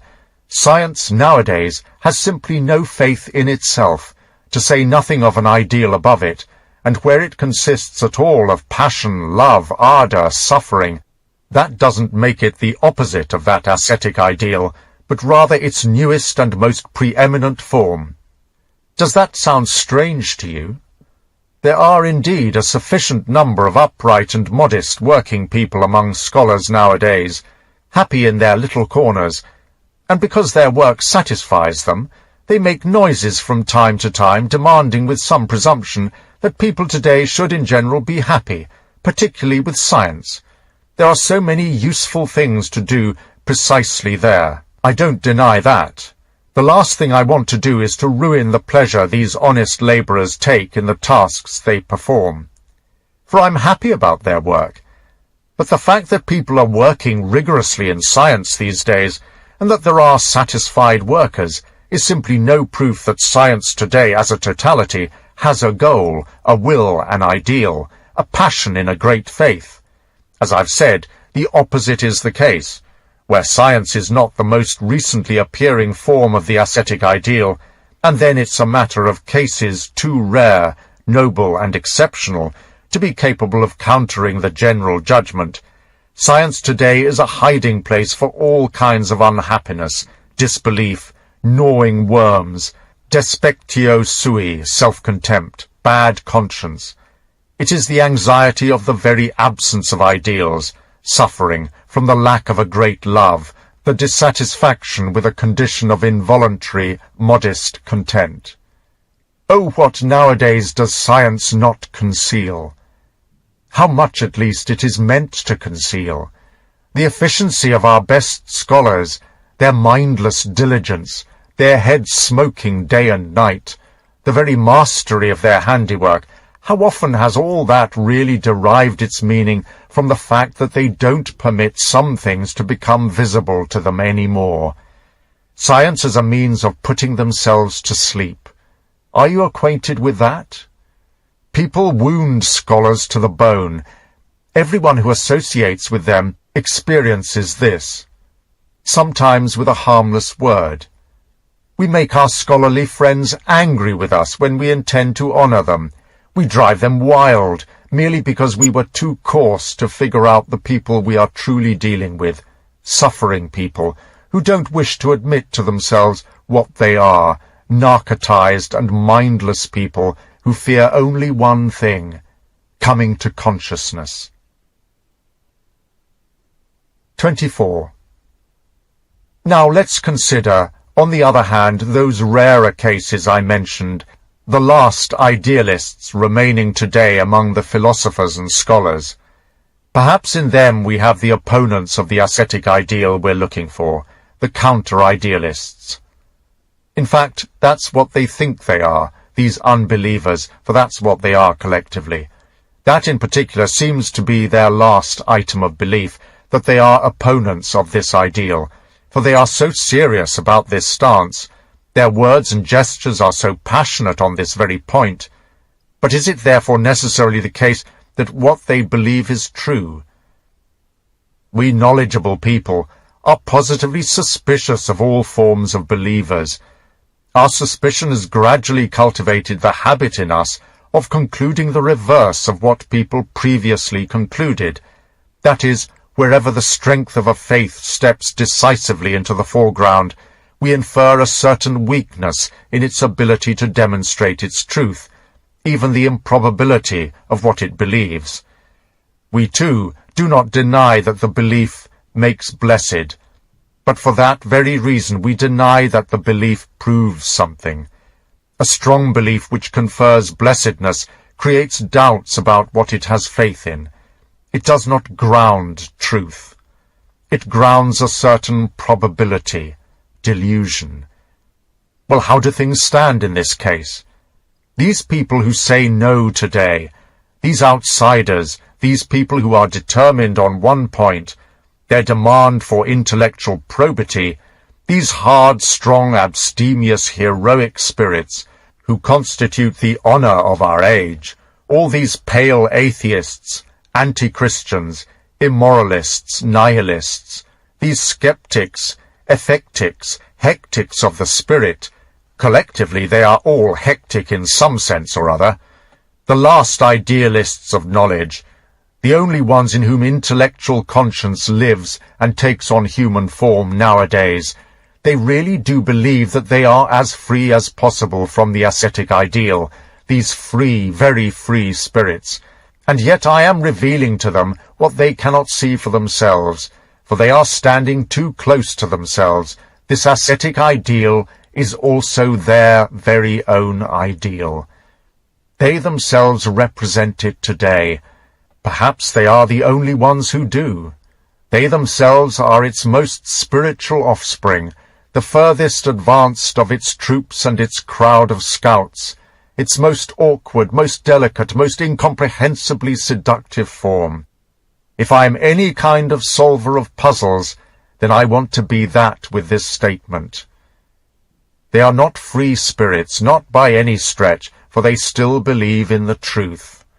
When the Christian crusaders in the Orient came across that unconquerable order of assassins, that free-spirited order par excellence, whose lowest ranks lived a life of obedience of the sort no order of monks attained, then they also received by some means or other a hint about that symbol and slogan which was reserved for only the highest ranks as their secret. Nothing is true. Everything is permitted. Well now, that was freedom of the spirit. With that, the very belief in truth was cancelled. Has a European, a Christian free spirit, ever wandered by mistake into this proposition and its labyrinthine consequences? Has he come to know the minotaur of this cavern from experience? I doubt it. More than that, I know differently. Nothing is more immediately foreign to people set on one thing, these so-called free spirits, than freedom and emancipation in this sense. In no respect are they more firmly bound. In their very belief in the truth they are, as no one else is, firm and unconditional. Perhaps I understand all this from far too close a distance. That admirable philosophical abstinence which such a belief requires, that intellectual stoicism which ultimately forbids one to deny just as strongly as it forbids one to affirm, that desire to come to a standstill before the facts, the factum brutum, brute fact, that fatalism of the petit fait, small facts, what I call ce petit fatalisme, this small factism, that quality with which French science nowadays seeks a sort of moral precedence over German science, the attainment of a state where one in general abandons interpretation, violating, amending, abbreviating, letting go, filling in the cracks, composing, forging, and the other actions which belong to the nature of all interpretation. Generally speaking, this attitude expresses just as much virtuous asceticism as any denial of sensuality. Basically, it is only one mode of this denial. However, what compels a person to this unconditional will for truth is the faith in the ascetic ideal itself, even though it may be its unconscious imperative. We should not deceive ourselves on this point. It is a belief in a metaphysical value, a value of truth in itself, something guaranteed and affirmed only in that ideal. It stands or falls with that ideal. Strictly speaking, there is no science without presuppositions. The idea of such a science is unimaginable, paralogical. A philosophy, a belief must always be there first, so that with it science can have a direction, a sense, a border, a method, a right to exist. Whoever thinks the reverse, whoever, for example, is preparing to place philosophy on a strictly scientific foundation, first must place not just philosophy but also truth itself on its head. The worst injury to decency one could possibly give to two such venerable women. In fact, there is no doubt about this matter, and here I'm letting my book, The Gay Science, have a word. See its 5th book, section 344. The truthful person, in that daring and ultimate sense which the belief in science presupposes in him, thus affirms a world different from the world of life, of nature, and of history, and to the extent that he affirms this other world, well, must he not in the process deny its opposite, this world, our world? Our faith in science rests on something which is still a metaphysical belief. Even we knowledgeable people of today, we godless and anti-metaphysical people, we too still take our fire from that blaze kindled by 1,000 years of old belief, that faith in Christianity, which was also Plato's belief, that God is the truth, that the truth is divine. But how can we do that if this very claim is constantly getting more and more difficult to believe, if nothing reveals itself as divine any more, unless it's error, blindness, lies, if even God manifests himself as our longest-lasting lie? At this point it's necessary to pause and reflect for a long while. Science itself from now on requires some justification.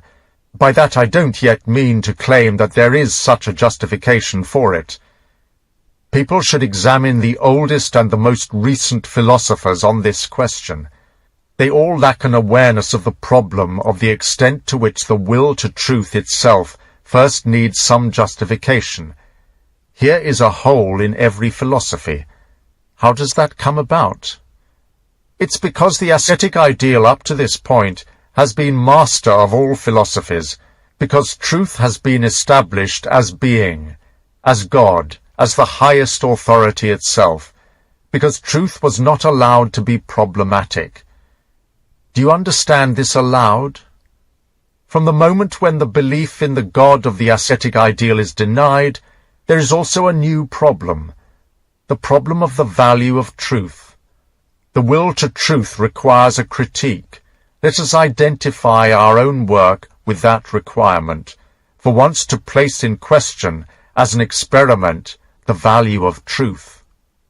Anyone who thinks this has been stated too briefly is urged to read over that section of the Gay Science, pages 160 ff, which carries the title The Extent to Which We Also Are Still Devout, section 344, or better the entire 5th book of that work, as well as the preface to The Dawn. 25. No. People should not come at me with science when I am looking for the natural antagonist of the ascetic ideal. When I ask, where is the opposing will in which an opposing ideal expresses itself? For that purpose, science does not stand sufficiently on its own, not nearly. For that it first requires an ideal value, a power to make value, in whose service it could have faith in itself. Science is never in itself something which creates values. Its relationship to the ascetic ideal is still not inherently antagonistic at all. It's even more the case that, for the most part, it represents the forward driving force in the inner development of this ideal. Its resistance and struggle, when we inspect more closely, are not concerned in any way with the ideal itself, but only with its external trappings, clothing, masquerade, its temporary hardening, petrification, dogma. Science makes the life in this ideal free again, since it denies what is exoteric in it.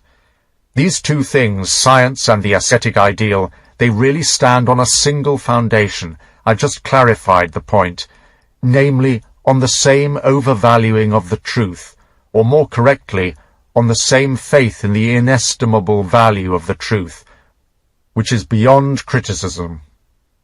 In that very claim they are necessarily allies, so that if someone is going to fight against them, he can only fight them together and place them both in question. An appraisal of the value of the ascetic ideal unavoidably also involves an appraisal of the value of science. While there's still time, people should keep their eyes open for that, their ears alert. As for art, let me offer a preliminary remark, for I'll be coming back to it at some point or other at greater length. The very art in which the lie sanctifies itself, and the will to deceive has good conscience on its side, is much more fundamentally opposed to the ascetic ideal than is science. That's what Plato's instinct experienced, the greatest enemy of art which Europe has produced up to this point.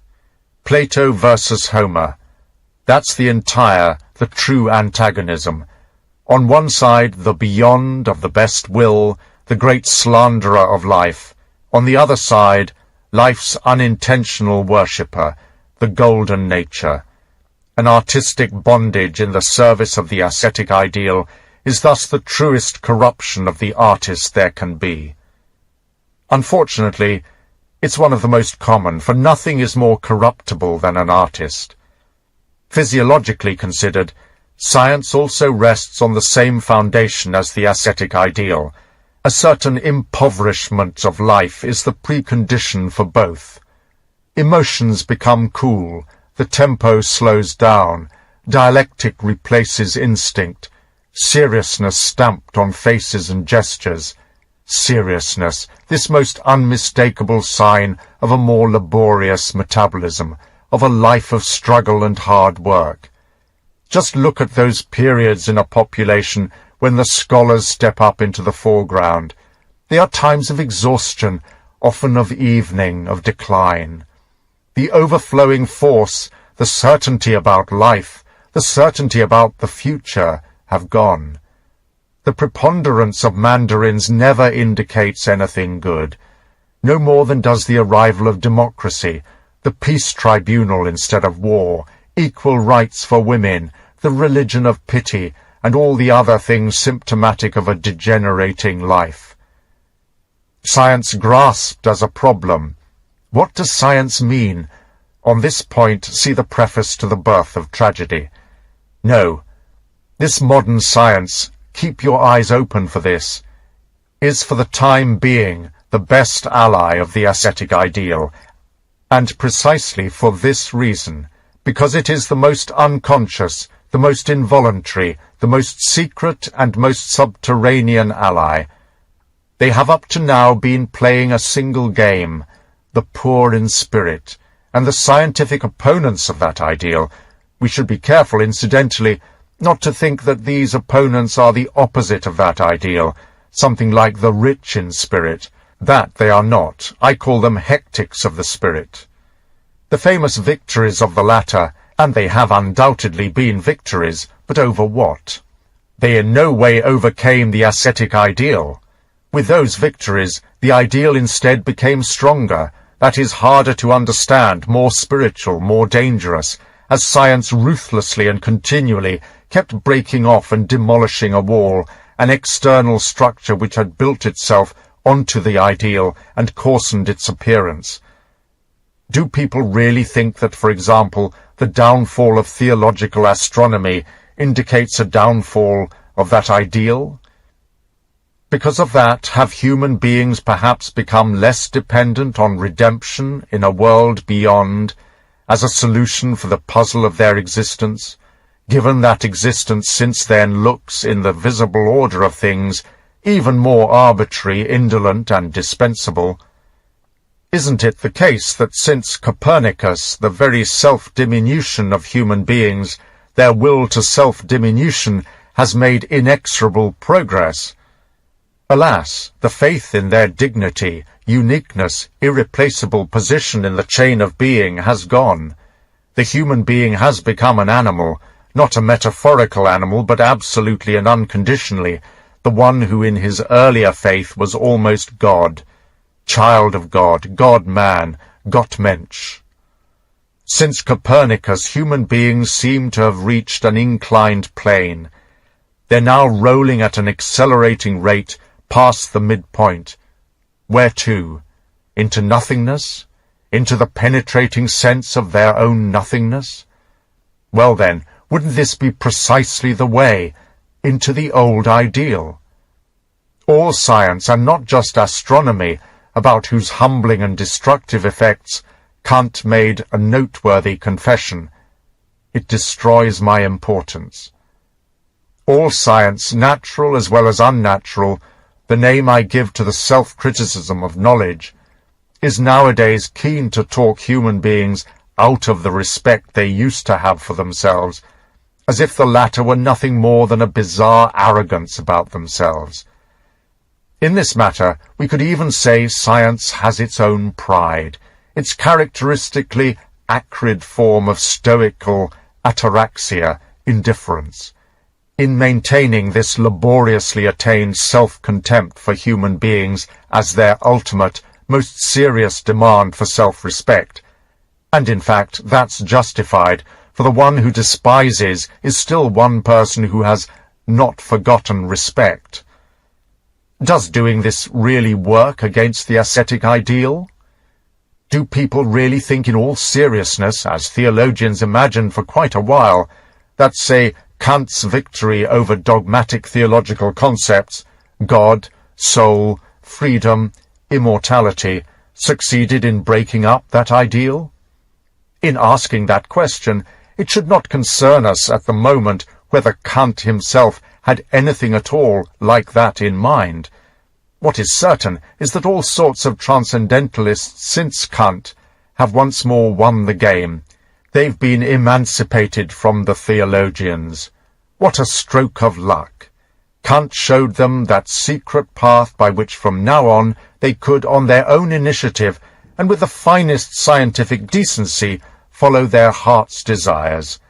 Similarly, who could now hold anything against the agnostics, if they, as admirers of what is inherently unknown and secret, worship the question mark itself as their God? Xavier Doudan once spoke of the ravages brought on by l'habitude d'admirer l'inintelligible au lieu de rester tout simplement dans l'inconnu. The habit of admiring the unintelligible instead of simply staying in the unknown. He claimed that the ancients had not done this. If everything human beings know does not satisfy their wishes, and instead contradicts them and makes them shudder, what a divine excuse to be allowed to seek the blame for this, not in wishes, but in knowledge. There is no knowledge, consequently, there is a God. What a new elegantia syllogismi, syllogistic excellence! What a triumph of the ascetic ideal! 26. Or does modern historical writing collectively perhaps display an attitude more confident about life, more confident about ideals? Its noblest claim nowadays asserts that it is a mirror. It eschews all teleology. It doesn't want to prove anything anymore. It spurns playing the role of judge, and derives its good taste from that. It affirms as little as it denies. It establishes the facts. It describes. All this is ascetic to a high degree. However, it is also to an even higher degree nihilistic. We must not deceive ourselves on this point. We see a sad, hard, but determined gaze, an eye which looks into the distance, the way a solitary traveller at the North Pole gazes out, perhaps so as not to look inside, not to look behind. Here is snow. Here life is quite silent. The final crows that make noise here are called what for? In vain. Nada. Nothing. Here nothing thrives and grows any more. At most Petersburg metapolitics and Tolstoyan pity. But so far as that other style of historian is concerned, maybe an even more modern style, which is comfortable and sensual, and makes eyes at life as much as at the ascetic ideal. This style uses the word artist as a glove, and has taken an exclusive lease on the praise of contemplation. Oh, what a thirst these sweet and witty types arouse in people, even for ascetics and winter landscapes. No, let the devil take these meditative people. I would much prefer to keep wandering with those historical nihilists through the gloomiest cold grey fog.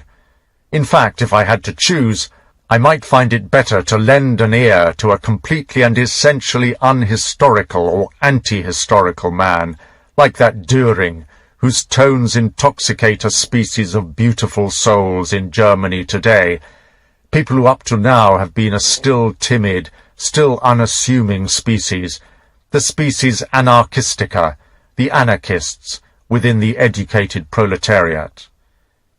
The contemplative ones are 100 times worse. I know nothing that creates so much disgust as such an objective armchair, such a sweet-smelling man luxuriating in history, half cleric, half satyr, with perfume by Renan, who reveals at once in the high falsetto of his approval what he lacks. Where is he deficient?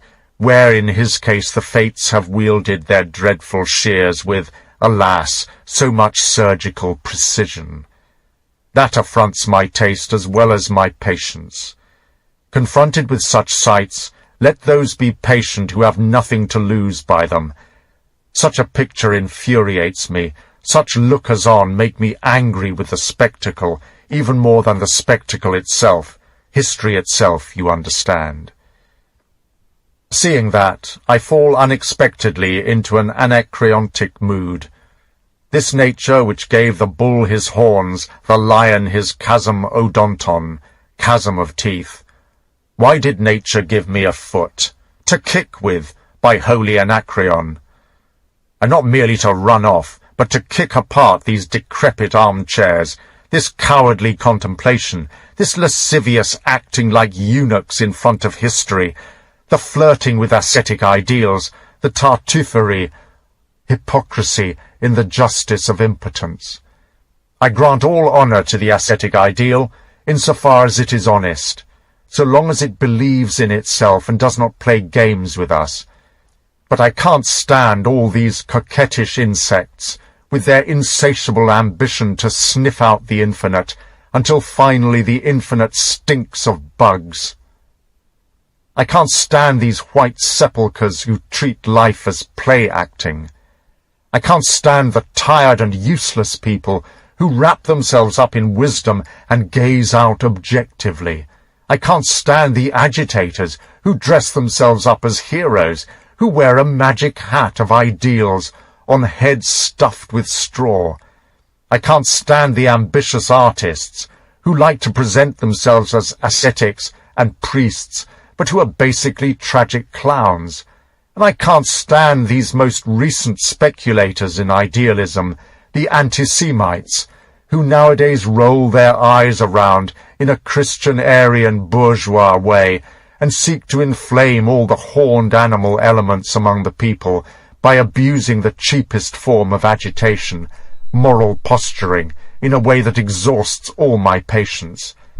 The fact that every kind of spiritual fraud succeeds in present-day Germany is the result of the absolutely undeniable and already tangible desolation of the German spirit, whose cause I look for in an excessively strict diet limited to newspapers, politics, beer, and Wagnerian music, together with the precondition for such a diet, first, a restricting nationalism and vanity, that strong but narrow principle, Germany, Germany over everything, as well as the paralysis agitans, trembling palsy, of modern ideas. Today Europe is rich and resourceful, above all in ways of arousing people. Nothing seems to be more important to possess than stimulants and firewater. Hence the monstrous falsification of ideals, the most powerful firewater of the spirit. Hence also the unfavourable, stinking, lying, pseudo-alcoholic air everywhere.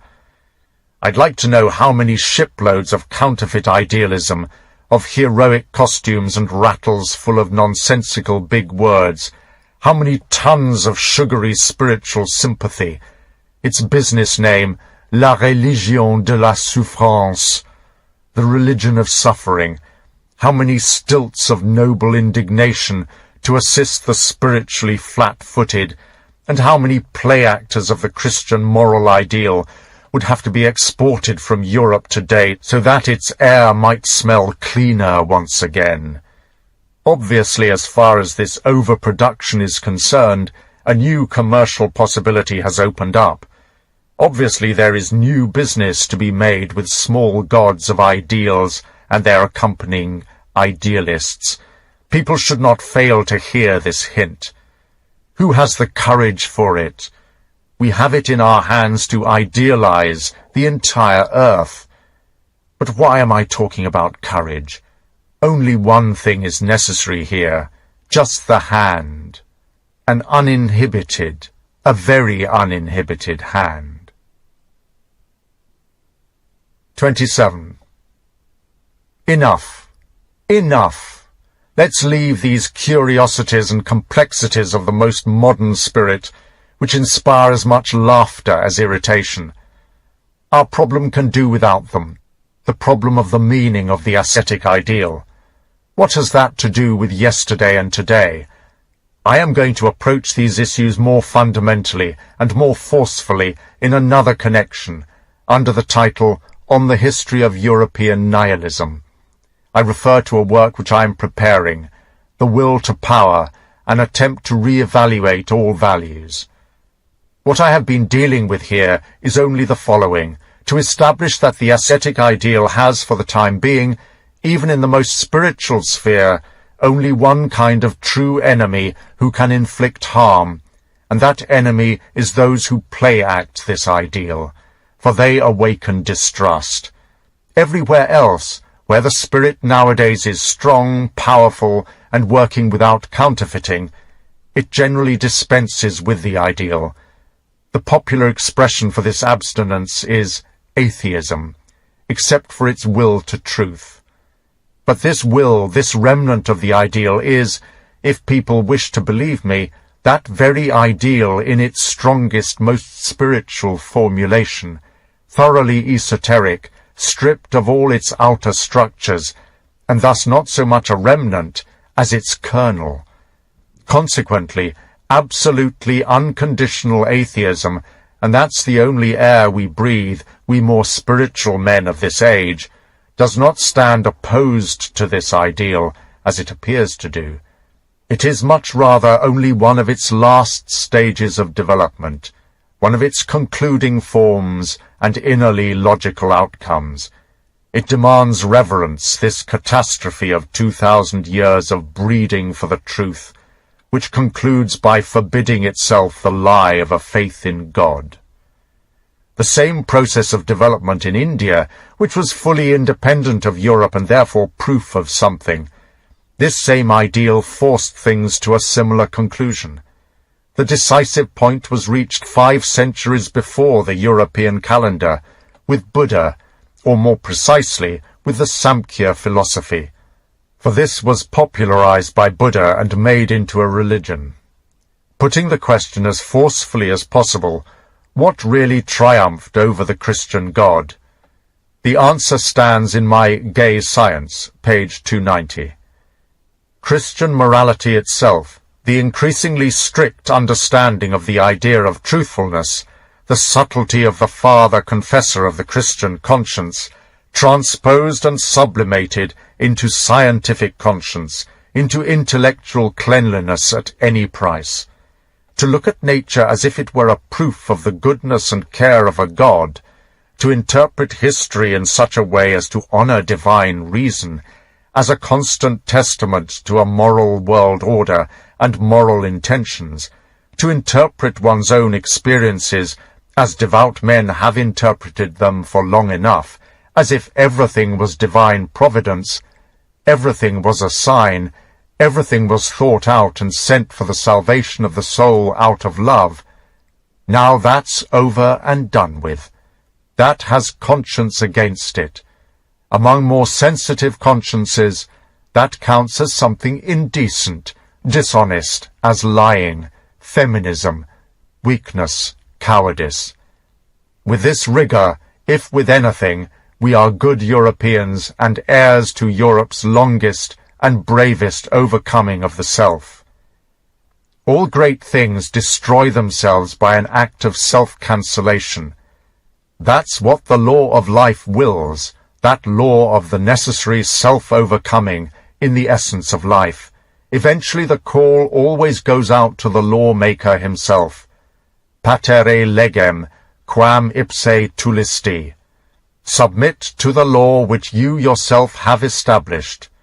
That's the way Christianity was destroyed as dogma by its own morality. That's the way Christendom as morality must now also be destroyed. We stand on the threshold of this event. After Christian truthfulness has come to a series of conclusions, it will draw its strongest conclusion, its conclusion against itself. However, this will occur when it poses the question, what is the meaning of all will to truth? Here I move back again to my problem, to our problem, my unknown friends, for I still don't know anything about friends. What sense would our whole being have if not for the fact that in us that will to truth became aware of itself as a problem? Because this will to truth from now on is growing conscious of itself. Morality from now on is dying, there's no doubt about that. That great spectacle in 100 acts, which remains reserved for the next 2 centuries in Europe, that most fearful, most questionable, and perhaps also most hopeful of all spectacles. 28. If we leave aside the ascetic ideal, then man, the animal man, has had no meaning up to this point. His existence on earth has had no purpose. Why man at all? Was a question without an answer. The will for man and earth was missing. Behind every great human destiny echoes as refrain an even greater, in vain. That's just what the ascetic ideal means. That something is missing, that a huge hole surrounds man. He did not know how to justify himself, to explain, to affirm. He suffered from the problem of his meaning. He also suffered in other ways as well. He was for the most part a pathological animal, but the suffering itself was not his problem, rather the fact that he lacked an answer to the question he screamed out, why this suffering?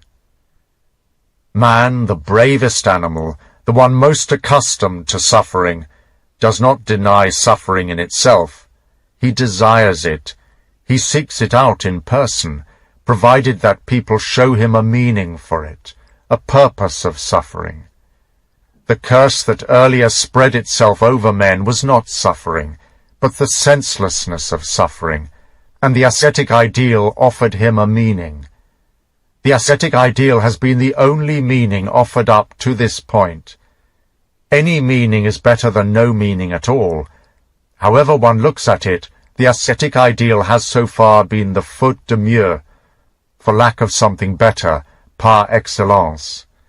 In it suffering was interpreted, the huge hole appeared filled in, the door shut against all suicidal nihilism. The interpretation undoubtedly brought new suffering with it, more profound, more inner, more poisonous, and more life-gnawing suffering. It brought all suffering under the perspective of guilt.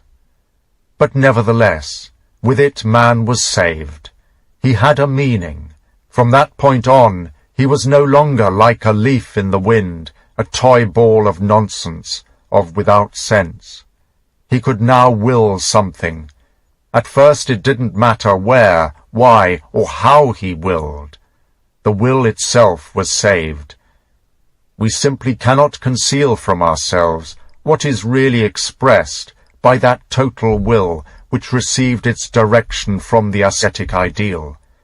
This hate against what is human, even more against animality, even more against material things, this abhorrence of the senses, of reason itself, this fear of happiness and beauty, this longing for the beyond away from all appearance, change, becoming, death, desire, even longing itself.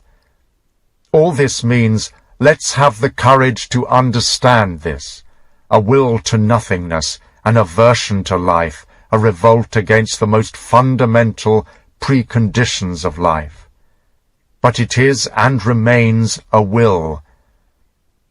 And to finish up by repeating what I said at the beginning, man will sooner will nothingness than not will.